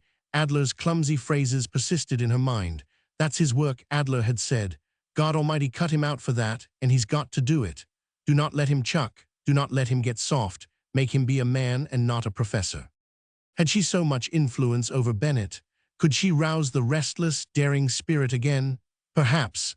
But what would it mean for her, who must be left behind to wait, and wait, and wait for 3 years, for 5 years, for 10 years, perhaps forever? And now, at this moment, when she believed that at last happiness had come to her, when the duty had been done, the grim problems solved, when sickness had been overcome, when love had come back, and the calm, untroubled days seemed lengthening out ahead, there came to her recollection the hideous lapse of time that had intervened between the departure of the Frege and the expedition's return. What sleepless nights, what days of unspeakable suspense, what dreadful alternations between hope and despair, what silent, repressed suffering, what haunting, ever-present dread of a thing she dared not name. Was the fear to come into her life again? The enemy that lurked and leered and forbore to strike, that hung upon her heels at every hour of the day, that sat down with her to her every occupation, that followed after when she stirred abroad, that came close to her in the still watches of the night, creeping to her bedside, looming over her in the darkness, the cold fingers reaching closer and closer, the awful face growing ever more distinct, till the suspense of waiting for the blow to fall, for the fingers to grip, became more than she could bear, and she sprang from her bed with a stifled sob of anguish, driven from her rest with quivering lips and streaming eyes. Abruptly Lloyd rose to her feet, the flowers falling unheeded from her lap, her arms rigid at her side, her hands shut tight. "No," she murmured, "I cannot. This, at last, is more than I can do." Instantly Adler's halting words went ringing through her brain. The danger do not figure, nothing in the world do not figure. It's his work. Adler's words were the words of the world. She alone of the thousands whose eyes were turned toward Bennett was blinded. She was wrong. She belonged to him, but he did not belong to her. The world demanded him. The world called him from her side to do the terrible work that God had made him for. Was she, because she loved him, because of her own single anguish, to stand between him and the clamor of the world, between him and his work, between him and God? A work there was for him to do. He must play the man's part. The battle must be fought again. That horrible, grisly enemy far up there to the north, upon the high curve of the globe, the shoulder of the world, huge, remorseless, terrible in its vast, titanic strength, guarding its secret through all the centuries in the innermost of 1,000 gleaming coils, must be defied again. The monster that defended the great prize, the object of so many fruitless quests, must be once more attacked. His was the work, for him the shock of battle, the rigor of the fight, the fierce assault, the ceaseless onset, the unfailing and unflinching courage. Hers was the woman's part. Already she had assumed it. Steadfast unselfishness, renunciation, patience, the heroism greater than all others, that sits with folded hands, quiet, unshaken, and under fearful stress endures and endures and endures. To be the inspiration of great deeds, high hopes, and firm resolves, and then, while the fight was dared, to wait in calmness for its issue. That was her duty, that the woman's part in the world's great work. Lloyd was dimly conscious of a certain sweet and subtle element in her love for Bennett that only of late she had begun to recognize and be aware of. This was a certain vague protective, almost maternal, instinct. Perhaps it was because of his present weakness both of body and character, or perhaps it was an element always to be found in the deep and earnest love of any noble-hearted woman. She felt that she, not as herself individually, but as a woman, was not only stronger than Bennett, but in a manner older, more mature. She was conscious of depths in her nature far greater than in his, and also that she was capable of attaining heights of heroism, devotion, and sacrifice, which he, for all his masculine force, could not only never reach, but could not even conceive of. It was this consciousness of her larger, better nature that made her feel for Bennett somewhat as a mother feels for a son, a sister for her younger brother. A great tenderness mingled with her affection, a vast and almost divine magnanimity, a broad, womanly pity for his shortcomings, his errors, his faults. It was to her he must look for encouragement. It was for her to bind up and reshape the great energy that had been so rudely checked, and not only to call back his strength, but to guide it and direct into its appointed channels. Lloyd returned toward the glass-enclosed veranda to find Bennett just arousing from his nap. She drew the shawls closer about him and rearranged the pillows under his head, and then sat down on the steps near at hand. "Tell me about this Captain Duane," she began. "Where is he now?" Bennett yawned and passed his hand across his face, rubbing the sleep from his eyes. "What time is it? I must have slept over an hour. Duane, why, you saw what the papers said. I presume he is at Tassiasac. Do you think he will succeed? Do you think he will reach the pole? Adler thinks he will not." "Oh, perhaps, if he has luck and an open season. But tell me, why does he take so many men? Is not that contrary to the custom? I know a great deal about Arctic work. While you were away, I read every book one could get upon the subject. The best work has been done with small expeditions. If you should go again when you go again, will you take so many? I saw you quoted somewhere as being in favor of only 6 or 8 men. 10 should be the limit, but someone else will make the attempt now. I am out of it. I tried and failed." "Failure to you, the idea of you ever failing, of you ever giving up. Of course, it was all very well to joke this morning about giving up your career, but I know you will be up and away again, only too soon. I am trying to school myself to expect that. Lloyd, I tell you that I am out of it. I do not believe the pole ever can be reached, and I do not much care whether it is reached or not." Suddenly Lloyd turned to him, the unwanted light flashing in her eyes. "I do, though," she cried vehemently. "It can be done, and we America ought to do it." Bennett stared at her, startled by her outburst. "This English expedition," Lloyd continued, the color flushing in her cheeks, "this Duane Parsons expedition, they will have the start of everybody next year. Nearly every attempt that is made now establishes a new record for a high latitude. One nation after another is creeping nearer and nearer almost every year, and each expedition is profiting by the experiences and observations made by the one that preceded it. Some day, and not very long now, some nation is going to succeed and plant its flag there at last. Why should it not be us? Why should not our flag be first at the pole? We who have had so many heroes, such great sailors, such splendid leaders, such explorers, our Stanleys, our Farraguts, our Decaturs, our DeLongs, our Lockwood show we would stand ashamed before the world if some other nation should succeed where we have all but succeeded. Norway, or France, or Russia, or England, profiting by our experiences, following where we have made the way." "That is very fine," admitted Bennett. "It would be a great honor, the greatest perhaps, and once I had my ambitions too, but it's all different now. Something in me died when I let Duane try, let him do his best. I know it cannot be done, and if he should win, I would be the first to wire congratulations. Lloyd, I do not care. I have lost interest. I suppose it is my punishment. I am out of the race. I am a back number. I am down." Lloyd shook her head. I cannot believe you." "Do you want to see me go?" demanded Bennett after this last experience. "Do you urge me to it?" Lloyd turned her head away, leaning it against one of the veranda pillars. A sudden dimness swam in her eyes. The choking ache she knew so well came to her throat. Life was hard for her. The very greatness of her nature drove from her the happiness so constantly attained by little minds, by commonplace souls. When was it to end, this continual sacrifice of inclination to duty, this eternal abnegation, this yielding up of herself, her dearest, most cherished wishes, to the demands of duty and the great world? "I do not know what I want," she said faintly. "It do not seem as if one could be happy very long." All at once she moved close to him and laid her cheek upon the arm of his chair and clasped his hand in both her own, murmuring, "But I have you now, no matter what is coming to us." A sense of weakness overcame her. What did she care that Bennett should fulfill his destiny, should round out his career, should continue to be the great man? It was he, Bennett, that she loved, not his greatness, not his career. Let it all go, let ambition die, let others less worthy succeed in the mighty task. What were fame and honor and glory, and the sense of a divinely appointed duty done at last to the clasp of his hand and the sound of his voice?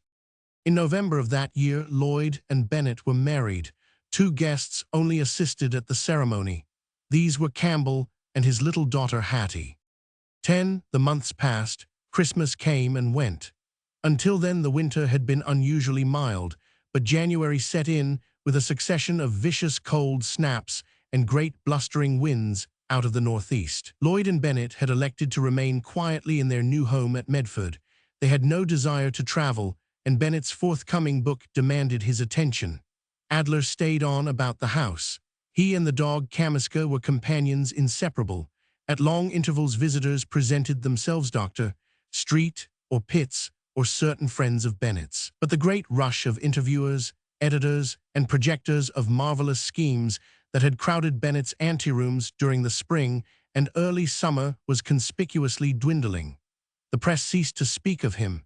Even his mail had fallen away. Now, whenever the journals of the day devoted space to Arctic exploration, it was invariably in reference to the English expedition wintering on the Greenland coast. That world that had clamored so loudly upon Bennett's return, while perhaps not yet forgetting him, was already ignoring him, was looking in other directions. Another man was in the public eye. But in every sense, these two, Lloyd and Bennett, were out of the world. They had freed themselves from the current of affairs. They stood aside while the great tide went careering past, swift and turbulent, and one of them, at least, lacked even the interest to look on and watch its progress. For a time Lloyd was supremely happy. Their life was unbroken, uneventful. The calm, monotonous days of undisturbed happiness to which she had looked forward were come at last. Thus it was always to be. Isolated and apart, she could shut her ears to the thunder of the world's great tide that somewhere, off beyond the hills in the direction of the city, went swirling through its channels. Hardly an hour went by that she and Bennett were not together. Lloyd had transferred her stable to her new home. Lewis was added to the number of their servants. And until Bennett's old-time vigor completely returned to him, she drove out almost daily with her husband, covering the country for miles around. Much of their time, however, they spent in Bennett's study. This was a great apartment in the rear of the house, scantily, almost meanly furnished. Papers littered the floor. Bundles of manuscripts, lists, charts, and observations, the worn and battered tin box of records, notebooks, journals, tables of logarithms were piled upon Bennett's desk. A bookcase crammed with volumes of reference, statistical pamphlets, and the like stood between the windows, while one of the walls was nearly entirely occupied by a vast map of the Arctic Circle, upon which the course of the Frejja, her drift in the pack, and the route of the expedition's southerly march were accurately plotted. The room was bare of ornament. The desk and a couple of chairs were its only furniture. Pictures there were none. Their places were taken by photographs and a great blueprint of the shipbuilder's plans and specifications of the Frejja. The photographs were some of those that Dennison had made of the expedition Frejja nipped in the ice, a group of the officers and crew upon the forward deck, the coast of Rangel Island, Cape Kameny, peculiar ice formations, views of the pack under different conditions and temperatures, pressure ridges, and scenes of the expedition's daily life in the Arctic, bear hunts, the manufacture of sledges, dog teams, Bennett taking soundings and reading the wind gauge, and the last view of the Frejja, taken just as the Schiffer ice-sheathed dripping bows heaved high in the air. the flag still at the peak sank from sight. However, on the wall over the blueprint plans of the Frege, one of the boat's flags that had been used by the expedition throughout all the time of its stay in the ice, hung suspended a faded, tattered square of stars and bars. As the new life settled quietly and evenly to its grooves, a routine began to develop. About an hour after breakfast, Lloyd and Bennett shut themselves in Bennett's workroom, as he called it, Lloyd taking her place at the desk. She had become his amanuensis, had insisted upon writing to his dictation. "Look at that manuscript," she had exclaimed one day, turning the sheets that Bennett had written, "literally the very worst handwriting I have ever seen. What do you suppose a printer would make out of your these and ands? It's hieroglyphics, you know," she informed him gravely, nodding her head at him. It was quite true. Bennett wrote with amazing rapidity and with ragged, vigorous strokes of the pen, not unfrequently driving the point through the paper itself. His script was pothooks, clumsy, slanting in all directions, all but illegible. In the end, Lloyd had almost pushed him from his place at the desk, taking the pen from between his fingers, exclaiming, "Get up, give me your chair and that pen. Handwriting like that is nothing else but a sin." Bennett allowed her to bully him, protesting merely for the enjoyment of squabbling with her. "Come, I like this. What are you doing in my workroom anyhow, Mrs. Bennett? I think you had better go to your housework." "Do not talk," she answered. "Here are your notes and journal. Now tell me what to write." In the end, matters adjusted themselves. Daily Lloyd took her place at the desk, pen in hand, the sleeve of her right arm rolled back to the elbow, a habit of hers whenever writing, and which Bennett found to be charming beyond words, her pen traveling steadily from line to line. He on his part paced the floor, a cigar between his teeth, his notes and notebooks in his hand, dictating comments of his own, or quoting from the pages, stained, frayed, and crumpled, written by the light of the auroras, the midnight suns, or the unsteady flickering of trainal lanterns and blubber lamps. What long, delicious hours they spent thus, as the winter drew on, in the absolute quiet of that country house, ignored and lost in the brown, bare fields and leafless orchards of the open country. No one troubled them. No one came near them. They asked nothing better than that the world wherein they once had lived, whose hurtling activity and febrile unrest they both had known so well, should leave them alone. Only one jarring note, and that none too resonant, broke the long harmony of Lloyd's happiness during these days. Bennett was deaf to it, but for Lloyd it vibrated continuously, and as time passed, with increasing insistence and distinctness. But for one person in the world, Lloyd could have told herself that her life was without a single element of discontent. This was Adler.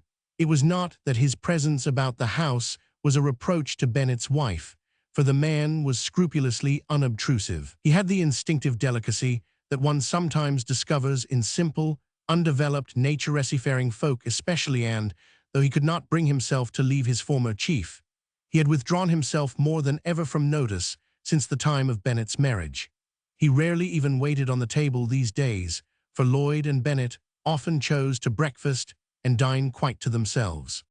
But for all that, Lloyd saw Adler from time to time, Kamiska invariably at his heels. She came upon him polishing the brasses upon the door of the house, or binding strips of burlaps and sacking about the rose bushes in the garden, or returning from the village post office with the mail, invariably wearing the same woolen cap, the old pea-jacket, and the jersey with the name Frege upon the breast. He rarely spoke to her unless she first addressed him, and then always with a precise salute, bringing his heels sharply together, standing stiffly at attention. But the man, though all unwittingly, radiated gloom. Lloyd readily saw that Adler was laboring under a certain cloud of disappointment and deferred hope. Naturally, she understood the cause. Lloyd was too large-hearted to feel any irritation at the sight of Adler, but she could not regard him with indifference. To her mind, he stood for all that Bennett had given up, for the great career that had stopped halfway, for the work half done, the task only half completed. In a way, was not Adler now superior to Bennett? His one thought and aim and hope was to try again. His ambition was yet alive and alight. The soldier was willing where the chief lost heart. Never again had Adler addressed himself to Lloyd on the subject of Bennett's inactivity. Now he seemed to understand, to realize that once married to Lloyd he must no longer expect Bennett to continue the work. All this Lloyd interpreted from Adler's attitude, and again told herself that she could read the man's thoughts aright. She even fancied she caught a mute appeal in his eyes upon those rare occasions when they met, as though he looked to her as the only hope, the only means to wake Bennett from his lethargy. She imagined that she heard him say, "Ain't you got any influence with him, miss? Will not you talk good talk to him? Do not let him chuck. Make him be a man and not a professor. Nothing else in the world do not figure. It's his work. God Almighty cut him out for that, and he's got to do it. His work, God made him for that, appointed the task, made the man, and now she came between. God, man, and the work, the three vast elements of an entire system, the whole universe epitomized in the tremendous Trinity. Again and again such thoughts assailed her. Duty once more stirred and awoke. It seemed to her as if some great engine ordained of heaven to run its appointed course had come to a standstill, was rusting to its ruin, and that she alone of all the world had power to grasp its lever, to send it on its way.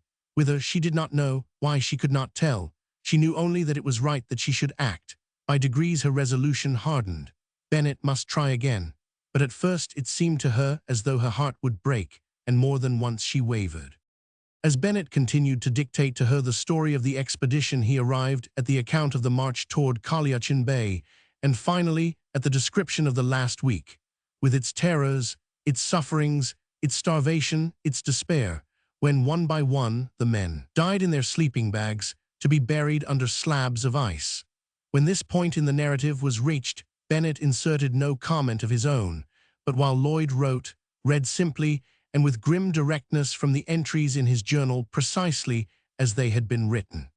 Lloyd had known in a vague way that the expedition had suffered abominably, but hitherto Bennett had never consented to tell her the story in detail. It was a hard week, he informed her, a rather bad grind. Now, for the first time, she was to know just what had happened, just what he had endured. As usual, Bennett paced the floor from wall to wall, his cigar in his teeth, his tattered, grimy ice journal in his hand. At the desk, Lloyd's round, bare arm, the sleeve turned up to the elbow, moved evenly back and forth as she wrote. In the intervals of Bennett's dictation, the scratching of Lloyd's pen made itself heard. A little fire snapped and crackled on the hearth. The morning sun came flooding in at the windows. Gale of wind from the northeast prompted Lloyd, raising her head from her writing. Bennett continued. Impossible to march against it in our weakened condition. He paused for her to complete the sentence.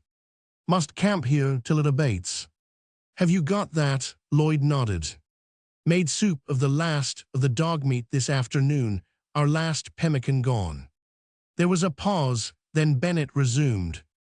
December 1st, Wednesday, everybody getting weaker. Mets, breaking down, sent Adler to the shore to gather shrimps. We had about a mouthful apiece at noon supper. A spoonful of glycerine and hot water. Lloyd put her hand to her temple, smoothing back her hair, her face turned away. As before, in the park, on that warm and glowing summer afternoon, a swift, clear vision of the ice was vouchsafed to her. She saw the coast of Kalyachin Bay, primordial desolation, whirling dust like snow, the unleashed wind yelling like a sabbath of witches, leaping and somersaulting from rock to rock, folly-stricken and insensate in its hideous dance of death. Bennett continued. His voice insensibly lowered itself. A certain gravity of manner came upon him. At times he looked at the written pages in his hand with vague, unseeing eyes. No doubt he, too, was remembering. He resumed. December 2d, Thursday. Metz died during the night. Hansen dying. Still blowing a gale from the northeast, a hard night. Lloyd's pen moved slower and slower as she wrote. The lines of the manuscript began to blur and swim before her eyes. And it was to this that she must send him, to this inhuman, horrible region, to this life of prolonged suffering, where death came slowly through days of starvation, exhaustion, and agony hourly renewed. He must dare it all again. She must force him to it. Her decision had been taken. Her duty was plain to her. Now it was irrevocable. Hansen died during early morning, Dennison breaking down. December 5th, Sunday. Dennison found dead this morning between Adler and myself. The vision became plainer, more distinct. She fancied she saw the interior of the tent and the dwindling number of the Fredge's survivors moving about on their hands and knees in its gloomy half-light. Their hair and beards were long, their faces black with dirt, monstrously distended and fat with the bloated irony of starvation. They were no longer men. After that unspeakable stress of misery, nothing but the animal remained. Too weak to bury him, or even carry him out of the tent, he must lie where he is. Last spoonful of glycerine and hot water, divine service, at 5:30 p. Roman 1000. Once more Lloyd faltered in her writing, her hand moved slower. Shut her teeth though she might, the sobs would come, swiftly the tears brimmed her eyes, but she tried to wink them back, lest Bennett should see. Heroically she wrote to the end of the sentence. A pause followed. Yes, divine services, atai. The pen dropped from her fingers, and she sank down upon her desk, her head bowed in the hollow of her bare arm, shaken from head to foot with the violence of the crudest grief she had ever known. Bennett threw his journal from him and came to her, taking her in his arms, putting her head upon his shoulder. Why, Lloyd, what is it, wee old chap, what the devil? I was a beast to read that to you. It was not really as bad as that, you know, and besides, look here, look at me. It all happened 3 years ago. It's all over with now. Without raising her head, and clinging to him all the closer, Lloyd answered brokenly. No, no, it's not all over. It never, never will be. Sure nonsense, Bennett blustered. You must not take it to heart like this. We are going to forget all about it now. Here, damn the book anyhow. We have had enough of it today. Put your hat on. We will have the ponies out and drive somewhere. And tonight we will go into town and see a show at a theater. No, protested Lloyd, pushing back from him, drying her eyes. You shall not think I am so weak. We will go on with what we have to do with our work. I am all right now. Bennett marched her out of the room without more ado, and following her, closed and locked the door behind them. We will not write another word of that stuff today. Get your hat and things. I am going out to tell Lewis to put the ponies in. But that day marked a beginning. From that time on Lloyd never faltered, and if there were moments when the iron bit deeper than usual into her heart, Bennett never knew her pain. By degrees, a course of action planned itself for her. A direct appeal to Bennett she believed would not only be useless, but beyond even her heroic courage. She must influence him indirectly. The initiative must appear to come from him. It must seem to him that he, of his own accord, roused his dormant resolution. It was a situation that called for all her feminine tact, all her delicacy, all her instinctive diplomacy. The round of their daily life was renewed, but now there was a change. It was subtle, elusive, a vague, indefinite trouble in the air. Lloyd had addressed herself to her task, and from day to day, from hour to hour, she held to it, unseen, unnoticed. Now it was a remark dropped as if by chance in the course of conversation. Now an extract cut from a newspaper or scientific journal and left where Bennett would find it. Now merely a look in her eyes, an instant significant glance when her gaze met her husband's, or a moment's enthusiasm over the news of some discovery. Insensibly, and with infinite caution, she directed his attention to the world he believed he had abjured. She called into being his interest in his own field of action, reading to him by the hour from the writings of other men, or advancing and championing theories which she knew to be false and ridiculous, but which she goaded him to deny and refute.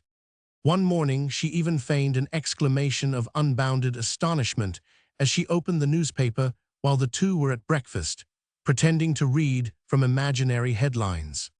Ward, listen, the pole at last. A Norwegian expedition solves the mystery of the Arctic, the goal reached after.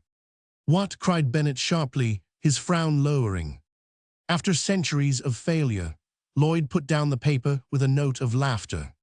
Suppose you should read it someday. Bennett subsided with a good-humored growl. You did scare me for a moment. I thought. I did scare you. Why were you scared? What did you think? She leaned toward him eagerly.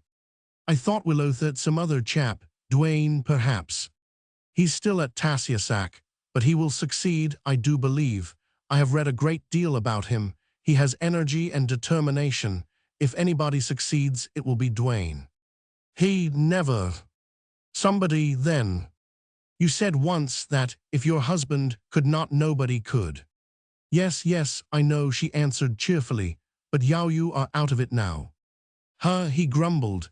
It's not because I do not think I could if I wanted to. No, you could not, Ward. Nobody can. But you just said you thought somebody would someday. Did I? Oh, suppose you really should one of these days. And suppose I never came back. Nonsense, of course you would come back. They all do nowadays. DeLong did not. But you are not DeLong. And for the rest of the day, Lloyd noted with a sinking heart that Bennett was unusually thoughtful and preoccupied. She said nothing and was studious to avoid breaking in upon his reflections, whatever they might be. She kept out of his way as much as possible, but left upon his desk, as if by accident, a copy of a pamphlet issued by a geographical society open at an article upon the future of exploration within the Arctic Circle. At supper that night, Bennett suddenly broke in upon a rather prolonged silence with, "It's all in the ship. Build a ship strong enough to withstand lateral pressure of the ice, and the whole thing becomes easy." Lloyd yawned and stirred her tea indifferently as she answered, "Yes, but you know that cannot be done." Bennett frowned thoughtfully, drumming upon the table. "I will wager I could build one. But it's not the ship alone. It's the man. Whom would you get to command your ship?" Bennett stared. "Why, I would take her, of course. You have had your share chance. Now you can afford to stay home and finish your book, and well, you might deliver lectures." "What rot, Lloyd. Can you see me posing on a lecture platform? I would rather see you doing that than trying to beat Dwayne, than getting into the ice again. I would rather see you doing that than to know that you were away up there in the north, in the ice, at your work again, fighting your way toward the pole, leading your men and overcoming every obstacle that stood in your way, never giving up, never losing heart, trying to do the great, splendid, impossible thing, risking your life to reach merely a point on a chart. Yes, I would rather see you on a lecture platform than on the deck of an Arctic steamship. You know that, Ward?" He shot a glance at her. "I would like to know what you mean," he muttered. The winter went by, then the spring, and by June all the country around Medford was royal with summer. During the last days of May, Bennett practically had completed the body of his book and now occupied himself with its appendix. There was little variation in their daily life. Adler became more and more of a fixture about the place. In the first week of June, Lloyd and Bennett had a visitor, a guest. This was Hattie Campbell. Mr. Campbell was away upon a business trip, and Lloyd had arranged to have the little girl spend the fortnight of his absence with her at Medford. The summer was delightful. A vast, pervading warmth lay close over all the world. The trees, the orchards, the rosebushes in the garden about the house, all the teeming life of trees and plants hung motionless and poised in the still, tideless ocean of the air. It was very quiet. All distant noises, the crowing of cocks, the persistent calling of robins and jays, the sound of wheels upon the road, the rumble of the trains passing the station down in the town, seemed muffled and subdued. The long, calm summer days succeeded one another in an unbroken, glimmering procession. From dawn to twilight, one heard the faint, innumerable murmurs of the summer, the dull bourdon of bees in the rose and lilac bushes, the prolonged, strident buzzing of bluebottle flies, the harsh, dry scrape of grasshoppers, the stridulating of an occasional cricket. In the twilight and all through the night itself, the frogs shrilled from the hedgerows and in the damp, north corners of the fields, while from the direction of the hills toward the east the whippoorwills called incessantly. During the day the air was full of odors, distilled as it were by the heat of high noon, sweet smell of ripening apples, the fragrance of warm sap and leaves and growing grass, the smell of cows from the nearby pastures, the pungent, ammoniacal suggestion of the stable back of the house, and the odor of scorching paint blistering on the southern walls. July was very hot. No breath of wind stirred the vast, invisible sea of air, quivering and oily under the vertical sun. The landscape was deserted of animated life. There was little stirring abroad. In the house one kept within the cool, darkened rooms with matting on the floors and comfortable, deep wicker chairs, the windows wide to the least stirring of the breeze. Adler dozed in his canvas hammock slung between a hitching post and a crabapple tree in the shade behind the stable. Kamiska sprawled at full length underneath the water trough, her tongue lolling, panting incessantly. An immeasurable Sunday stillness seemed to hang suspended in the atmosphere, a drowsy, numbing hush. There was no thought of the passing of time. The day of the week was always a matter of conjecture. It seemed as though this life of heat and quiet and unbroken silence was to last forever. Then suddenly there was an alert.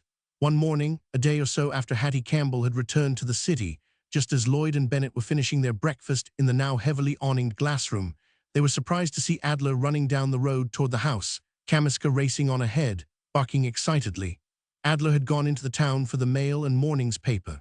This latter he held wide open in his hand, and as soon as he caught sight of Lloyd and Bennett, waved it about him, shouting as he ran. Lloyd's heart began to beat. There was only one thing that could excite Adler to this degree: the English expedition. Adler had news of it. It was in the paper. Duane had succeeded, had been working steadily northward during all these past months, while Bennett— Stuck in the ice, shouted Adler as he swung wide the front gate and came hastening toward the veranda across the lawn. What did we say? Hooray, he's stuck. I knew it. Any galoot might have known it. Duane's stuck tighter than a wedge off Bach Island in Kane Basin. Here it all is, read it for yourself. Bennett took the paper from him and read aloud to the effect that the Curlew, accompanied by her collier, which was to follow her to the southerly limit of Kane Basin, had attempted the passage of Smith Sound late in June. But the season, as had been feared, was late. The enormous quantities of ice reported by the whalers the previous year had not debouched from the narrow channel, and on the last day of June, the Curlew had found her further progress effectually blocked. In essaying to force her way into a lead, the ice had closed in behind her, and while not as yet nipped, the vessel was immobilized. There was no hope that she would advance northward until the following summer. The collier, which had not been beset, had returned to Tassiasac with the news of the failure. "What a galoot! What our professor!" exclaimed Adler with a vast disdain. Him loafing at Tassiasac waiting for open water when the Alert wintered in 8/4. Well, he's shelved for another year anyhow. Later on, after breakfast, Lloyd and Bennett shut themselves in Bennett's workroom, and for upward of 3 hours addressed themselves to the unfinished work of the previous day, compiling from Bennett's notes a table of temperatures of the seawater taken at different soundings. Alternating with the scratching of Lloyd's pen, Bennett's voice continued monotonously. August 15th, 2,000 meters, or 1093 fathoms minus, 66 degrees centigrade or 30 Fahrenheit. Fahrenheit, repeated Lloyd as she wrote the last word. August 16th, 1,600 meters, or 874 fathoms.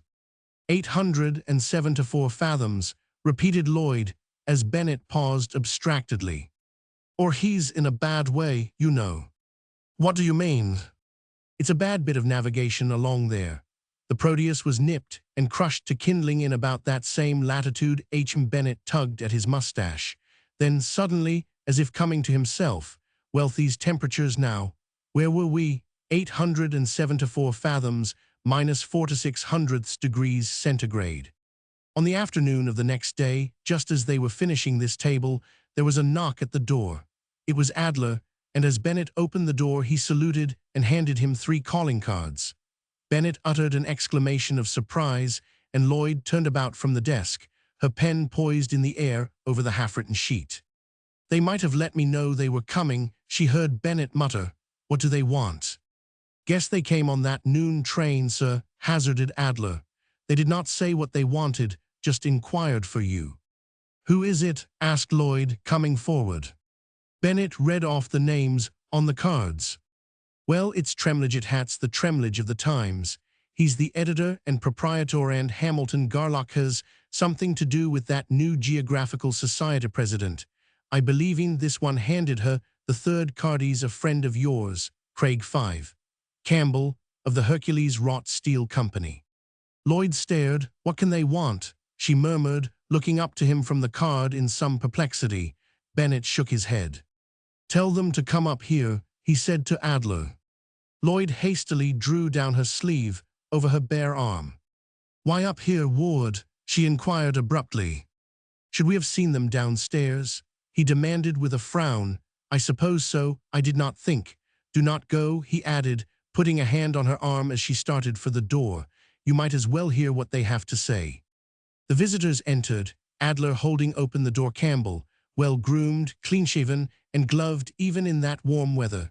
Tremlage, the editor of one of the greater daily papers of the city and of the country for the matter of that, who wore a monocle and carried a straw hat under his arm, and Garlock, the vice-president of an international geographical society, an old man with beautiful white hair curling about his ears, a great bow of black silk knotted about his old-fashioned collar.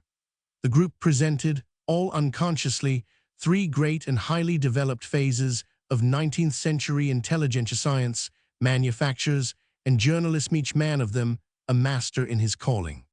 When the introductions and preliminaries were over, Bennett took up his position again in front of the fireplace, leaning against the mantel, his hands in his pockets. Lloyd sat opposite to him at the desk, resting her elbow on the edge. Hanging against the wall behind her was the vast chart of the Arctic Circle. Tremlage, the editor, sat on the bamboo sofa near the end of the room, his elbows on his knees, gently tapping the floor with the ferrule of his slim walking stick.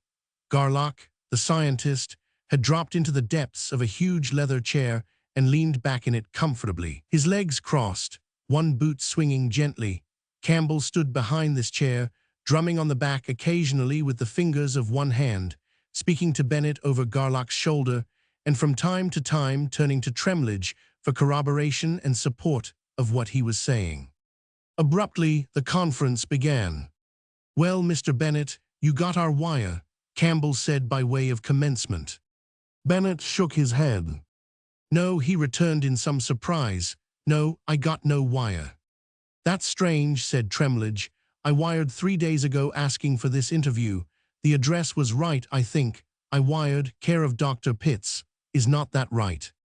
"That probably accounts for it," answered Bennett. "This is Pitts' house, but he does not live here now. Your dispatch, no doubt, went to his office in the city and was forwarded to him. He's away just now, traveling, I believe. But you are here, that's the essential." "Yes," murmured Garlock, looking to Campbell. "We are here, and we want to have a talk with you." Campbell, who had evidently been chosen spokesman, cleared his throat. "Well, Mr. Bennett, I do not know just how to begin, so suppose I begin at the beginning. Tremlage and I belong to the same club in the city, and in some way or other we have managed to see a good deal of each other during the last half-dozen years. We find that we have a good deal in common. I do not think his editorial columns are for sale, and he does not believe there are blowholes in my steel plates. I really do believe we have certain convictions. Tremlage seems to have an idea that journalism can be clean and yet enterprising, and tries to run his sheet accordingly, and I am afraid that I would not make a bid for bridge girders below what it would cost to manufacture them honestly. Tremlage and I differ in politics. We hold conflicting views as to municipal government. We attend different churches.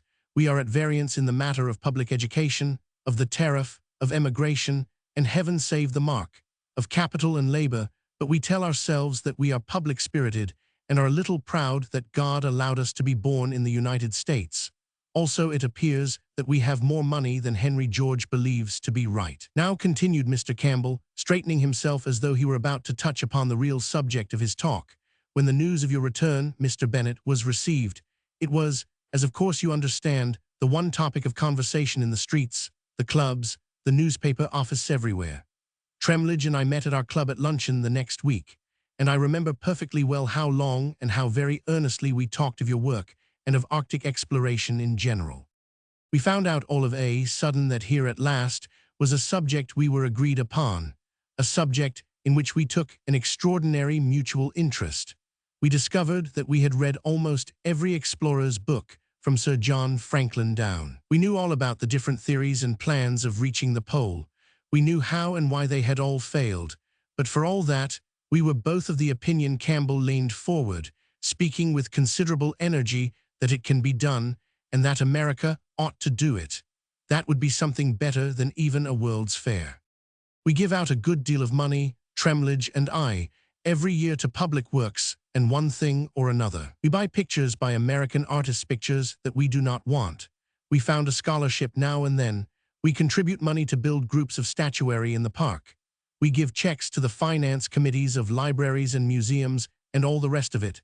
But for the lives of us, we can feel only a mild interest in the pictures and statues and museums and colleges, though we go on buying the one and supporting the other because we think that somehow it is right for us to do it.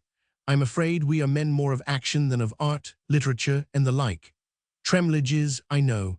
He wants facts, accomplished results. When he gives out his money, he wants to see the concrete, substantial return, and I am not sure that I am not of the same way of thinking.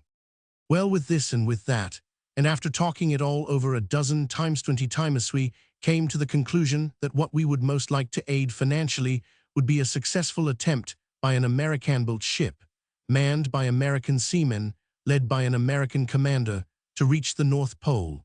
We came to be very enthusiastic about our idea, but we want it American from start to finish. We will start the subscription and want to head the list with our checks, but we want every bolt in that ship forged in American foundries from metal dug out of American soil. We want every plank in her hull shaped from American trees, every sail of her woven by American looms, every man of her born of American parents, and we want it this way because we believe in American manufactures, because we believe in American shipbuilding, because we believe in American sailmakers, and because we believe in the intelligence and pluck and endurance and courage of the American sailor. Well, Campbell continued, changing his position and speaking in a quieter voice, we did not say much to anybody, and in fact, we never really planned any expedition at all. We merely talked about its practical nature and the desirability of having it distinctively American. This was all last summer.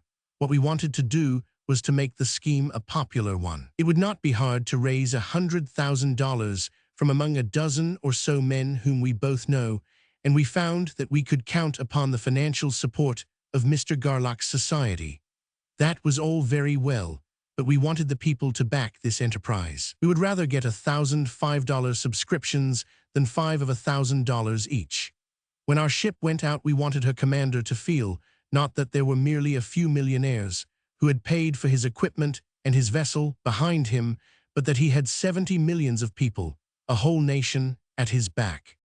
So Tremlage went to work and telegraphed instructions to the Washington correspondents of his paper to sound quietly the temper of as many congressmen as possible in the matter of making an appropriation towards such an expedition. It was not so much the money we wanted as the sanction of the United States. Anything that has to do with the Navy is popular just at present.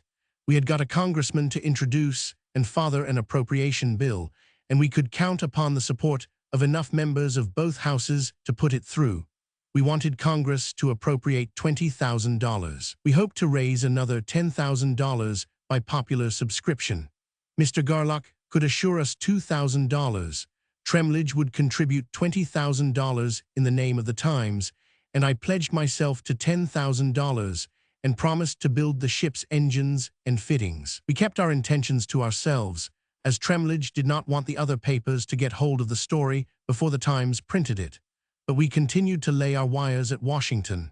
Everything was going as smooth as oil. We seemed sure of the success of our appropriation bill, and it was even to be introduced next week, when the news came of the collapse of the English expedition Dwayne Parsons affair. You would have expected precisely an opposite effect, but it has knocked our chances with Congress into a cocked hat.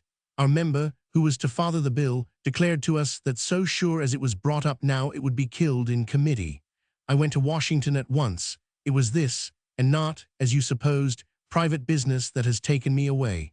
I saw our member and Tremlage's head correspondent. It was absolutely no use.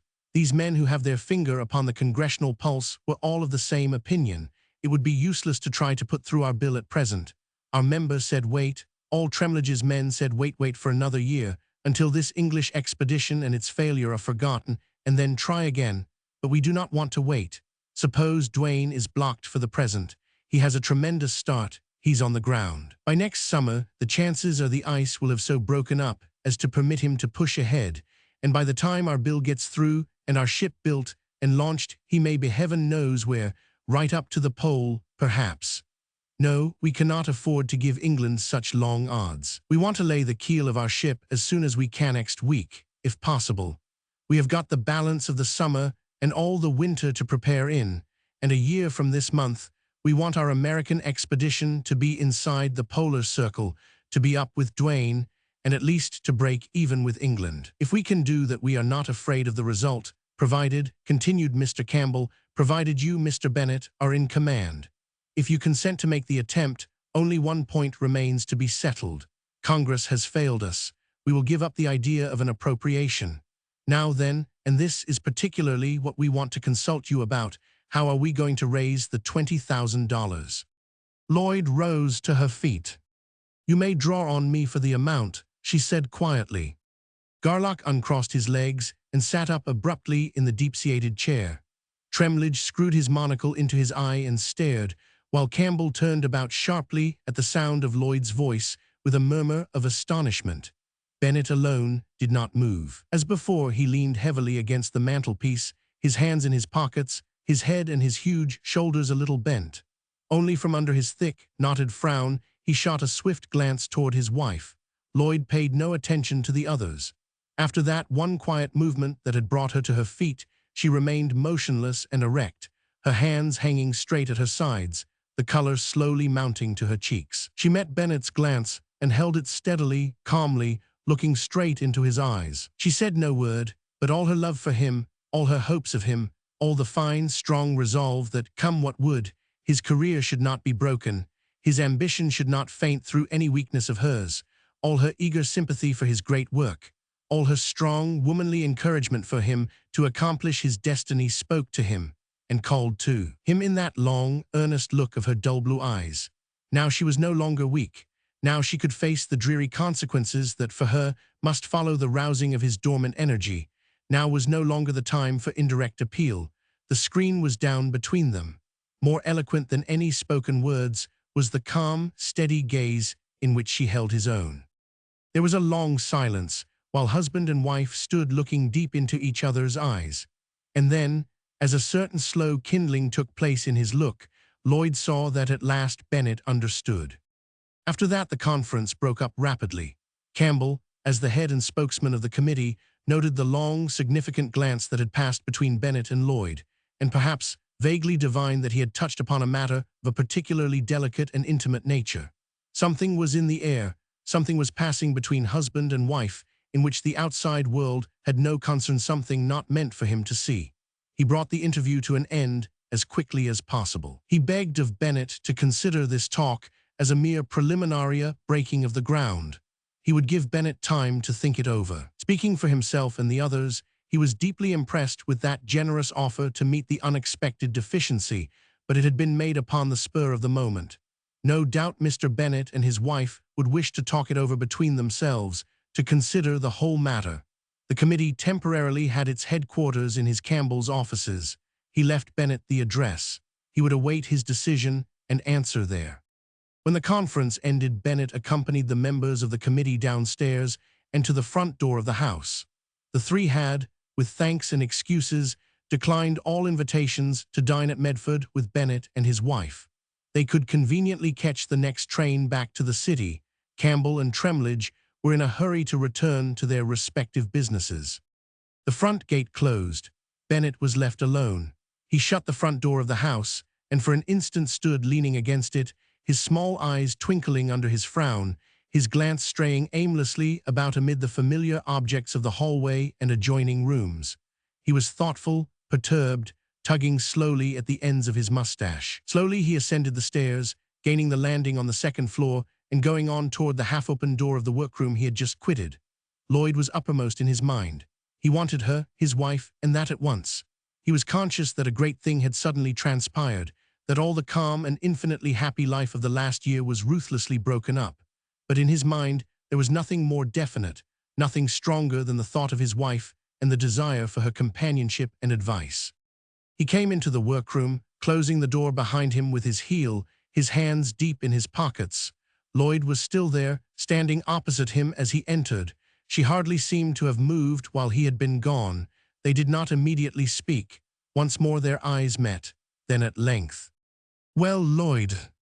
"Well, my husband." Bennet was about to answer what, he hardly knew, but at that moment there was a diversion. The old boat's flag, the tattered little square of faded stars and bars that had been used to mark the line of many a weary march, had been hanging, as usual, over the blueprint plans of the Freja on the whale opposite the window.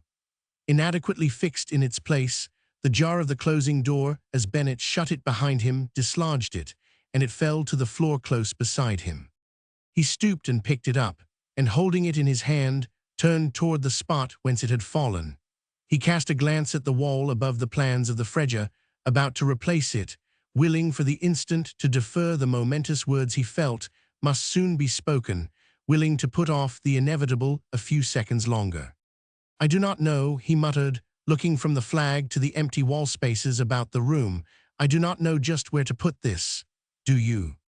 "Do not you know?" interrupted Lloyd suddenly, her blue eyes all alight. "No," said Bennett, "I." Lloyd caught the flag from his hands, and with one great sweep of her arm, drove its steel-shod shaft full into the center of the great chart of the polar region, into the innermost concentric circle where the pole was marked. "Put that flag there," she cried. 11. That particular day in the last week in April was somber and somewhat chilly, but there was little wind. The water of the harbor lay smooth as a sheet of tightly stretched gray silk. Overhead the sea fog drifted gradually landward, descending as it drifted, till the outlines of the city grew blurred and indistinct, resolving to a dim, vast mass, rugged with high-shouldered office buildings and bulging, balloon-like domes, confused and mysterious. Under the cloak of the fog, in the nearer foreground, along the lines of the wharves and docks, a wilderness of masts and spars of a tone just darker than the gray of the mist stood away from the blur of the background with the distinctness and delicacy of frostwork. But amid all this grayness of sky and water and fog, one distinguished certain black and shifting masses. They outlined every wharf, they banked every dock, every quay. Every small and inconsequent jetty had its fringe of black. Even the roofs of the buildings along the waterfront were crested with the same dull-colored mass. It was the people, the crowd, rank upon rank, close-packed, expectant, thronging there upon the city's edge, swelling in size with the lapse of every minute, vast, conglomerate, restless, and throwing off into the stillness of the quiet gray air a prolonged, indefinite murmur, a monotonous minor note. The surface of the bay was dotted over with all manner of craft black with people. Rowboats, perilously overcrowded, were everywhere. Ferryboats and excursion steamers, chartered for that day, heeled over almost to the water's edge with the unsteady weight of their passengers. Tugboats passed up and down similarly crowded and displaying the flags of various journals and news organizations, the Press, the Times, and the Associated Press. Private yachts, trim and very graceful and gleaming with brass and varnish, slipped by with scarcely a ripple to mark their progress, while full in the center of the bay, gigantic, solid, formidable, her grim, silent guns thrusting their snouts from her turrets, a great, white battleship rode motionless to her anchor. An hour passed, noon came. At long intervals, a faint seaward breeze compressed the fog, and high, sad-colored clouds and a fine and penetrating rain came drizzling down. The crowds along the wharves grew denser and blacker. The numbers of yachts, boats, and steamers increased. Even the yards and masts of the merchant ships were dotted over with watchers. Then, at length, from far up the bay there came a faint, a barely perceptible droning sound, the sound of distant shouting. Instantly the crowds were alert, and a quick, surging movement rippled from end to end of the throng along the waterfront. Its subdued murmur rose in pitch upon the second. Like a flock of agitated gulls, the boats in the harbor stirred nimbly from place to place. A belated newspaper tug tore by, headed for the upper bay, smoking fiercely, the water boiling from her bows. From the battleship came the tap of a drum. The excursion steamers and chartered ferryboats moved to points of vantage and took position, occasionally feeling the water with their paddles. The distant, droning sound drew gradually nearer, swelling in volume and by degrees splitting into innumerable component parts. One began to distinguish the various notes that contributed to its volume: a sharp, quick volley of inarticulate shouts, or a cadenced cheer, or a hoarse salvo of steam whistles. Bells began to ring in different quarters of the city. Then all at once, the advancing wave of sound swept down like the rush of a great storm.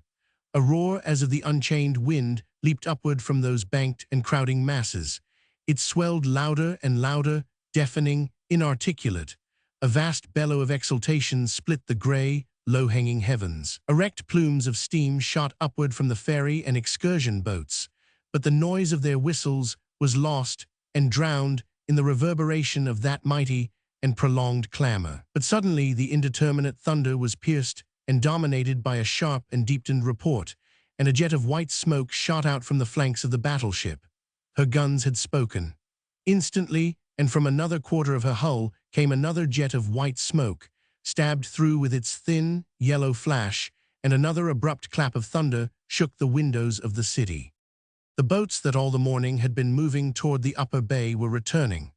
They came slowly, a veritable fleet, steaming down the bay, headed for the open sea beyond the entrance of the harbor, each crowded and careening to the very gunwales, each whistling with might and main. And in their midst the storm center round which this tempest of acclamation surged, the object on which so many eyes were focused, the hope of an entire nation on ship.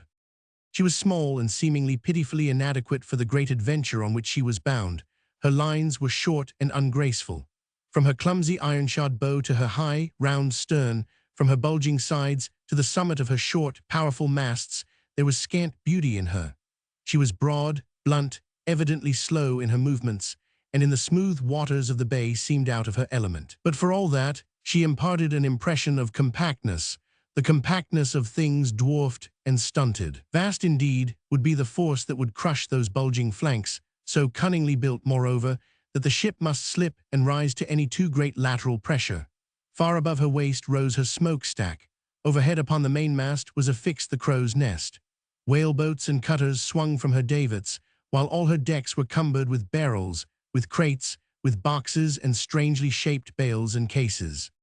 She drew nearer, continuing that slow, proud progress down the bay, honored as no visiting sovereign had ever been.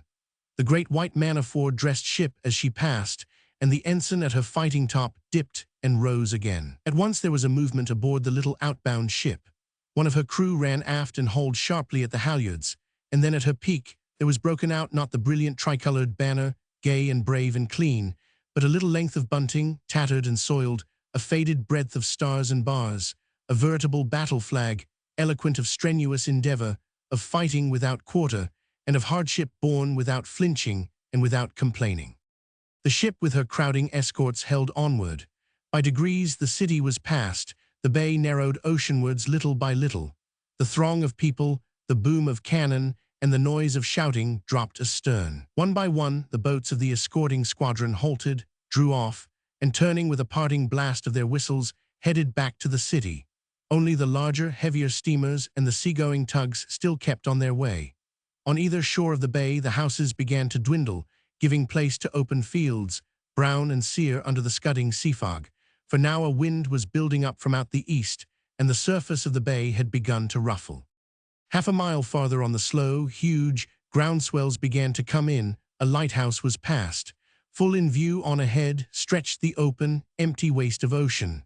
Another steamer turned back, then another, then the last of the newspaper tugs. The fleet, reduced now to half a dozen craft, plowed on through and over the groundswells, the ship they were escorting leading the way, her ragged little ensign straining stiff in the ocean wind. At the entrance of the bay, where the enclosing shores drew together and trailed off to surf-beaten sandspits, 3 more of the escort halted, and unwilling to face the tumbling expanse of the ocean, bleak and gray, turned homeward.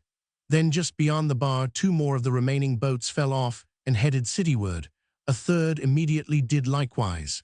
The outbound ship was left with only one companion. But that one, a sturdy little seagoing tug, held close to the flank of the departing vessel, keeping even pace with her and lying alongside as nearly as she dared, for the fog had begun to thicken, and distant objects were shut from sight by occasional drifting patches. On board the tug, there was but one passenger, a woman. She stood upon the forward deck, holding to a stanchion with one strong, white hand, the strands of her bronzered hair whipping across her face, the salt spray damp upon her cheeks. She was dressed in a long, brown ulster, its cape flying from her shoulders as the wind lifted it. Small as was the outgoing ship, the tug was still smaller, and its single passenger had to raise her eyes above her to see the figure of a man upon the bridge of the ship, a tall, heavily built figure, buttoned from heel to chin in a greatcoat, who stood there gripping the rail of the bridge with one hand and from time to time giving an order to his sailing master, who stood in the center of the bridge before the compass and electric indicator. Between the man upon the bridge and the woman on the forward deck of the tug, there was from time to time a little conversation. They called to one another above the throbbing of the engines and the wash of the sea alongside, and in the sound of their voices there was a note of attempted cheerfulness. Practically they were alone, with the exception of the sailing master on the bridge. The crew of the ship were nowhere in sight. On the tug no one but the woman was to be seen. All around them stretched the fog-ridden sea. Then at last, in answer to a question from the man on the bridge, the woman said, "Yes, I think I had better." An order was given, the tug's bell rang in her engine room, and the engine slowed and stopped. For some time the tug continued her headway, ranging alongside the ship as before. Then she began to fall behind, at first slowly, then with increasing swiftness. The outbound ship continued on her way, and between the two the water widened and widened. But the fog was thick. In another moment the two would be shut out from each other's sight. The moment of separation was come. Then Lloyd, standing alone on that heaving deck, drew herself up to her full height, her head a little back, her blue eyes all alight, a smile upon her lips. She spoke no word. She made no gesture, but stood there, the smile yet upon her lips, erect, firm, motionless, looking steadily, calmly, proudly into Bennett's eyes as his ship carried him farther and farther away. Suddenly the fog shut down. The two vessels were shut from each other's sight. As Bennett stood leaning upon the rail of the bridge behind him, his hands deep in the pockets of his greatcoat, his eyes fixed on the visible strip of water just ahead of his ship's prow, the sailing master, Adler, approached and saluted. "Beg pardon, sir," he said. "We are just clear of the last buoy. What's our course now, sir?" Bennett glanced at the chart that Adler held and then at the compass affixed to the rail of the bridge close at hand. Quietly he answered, "Due north."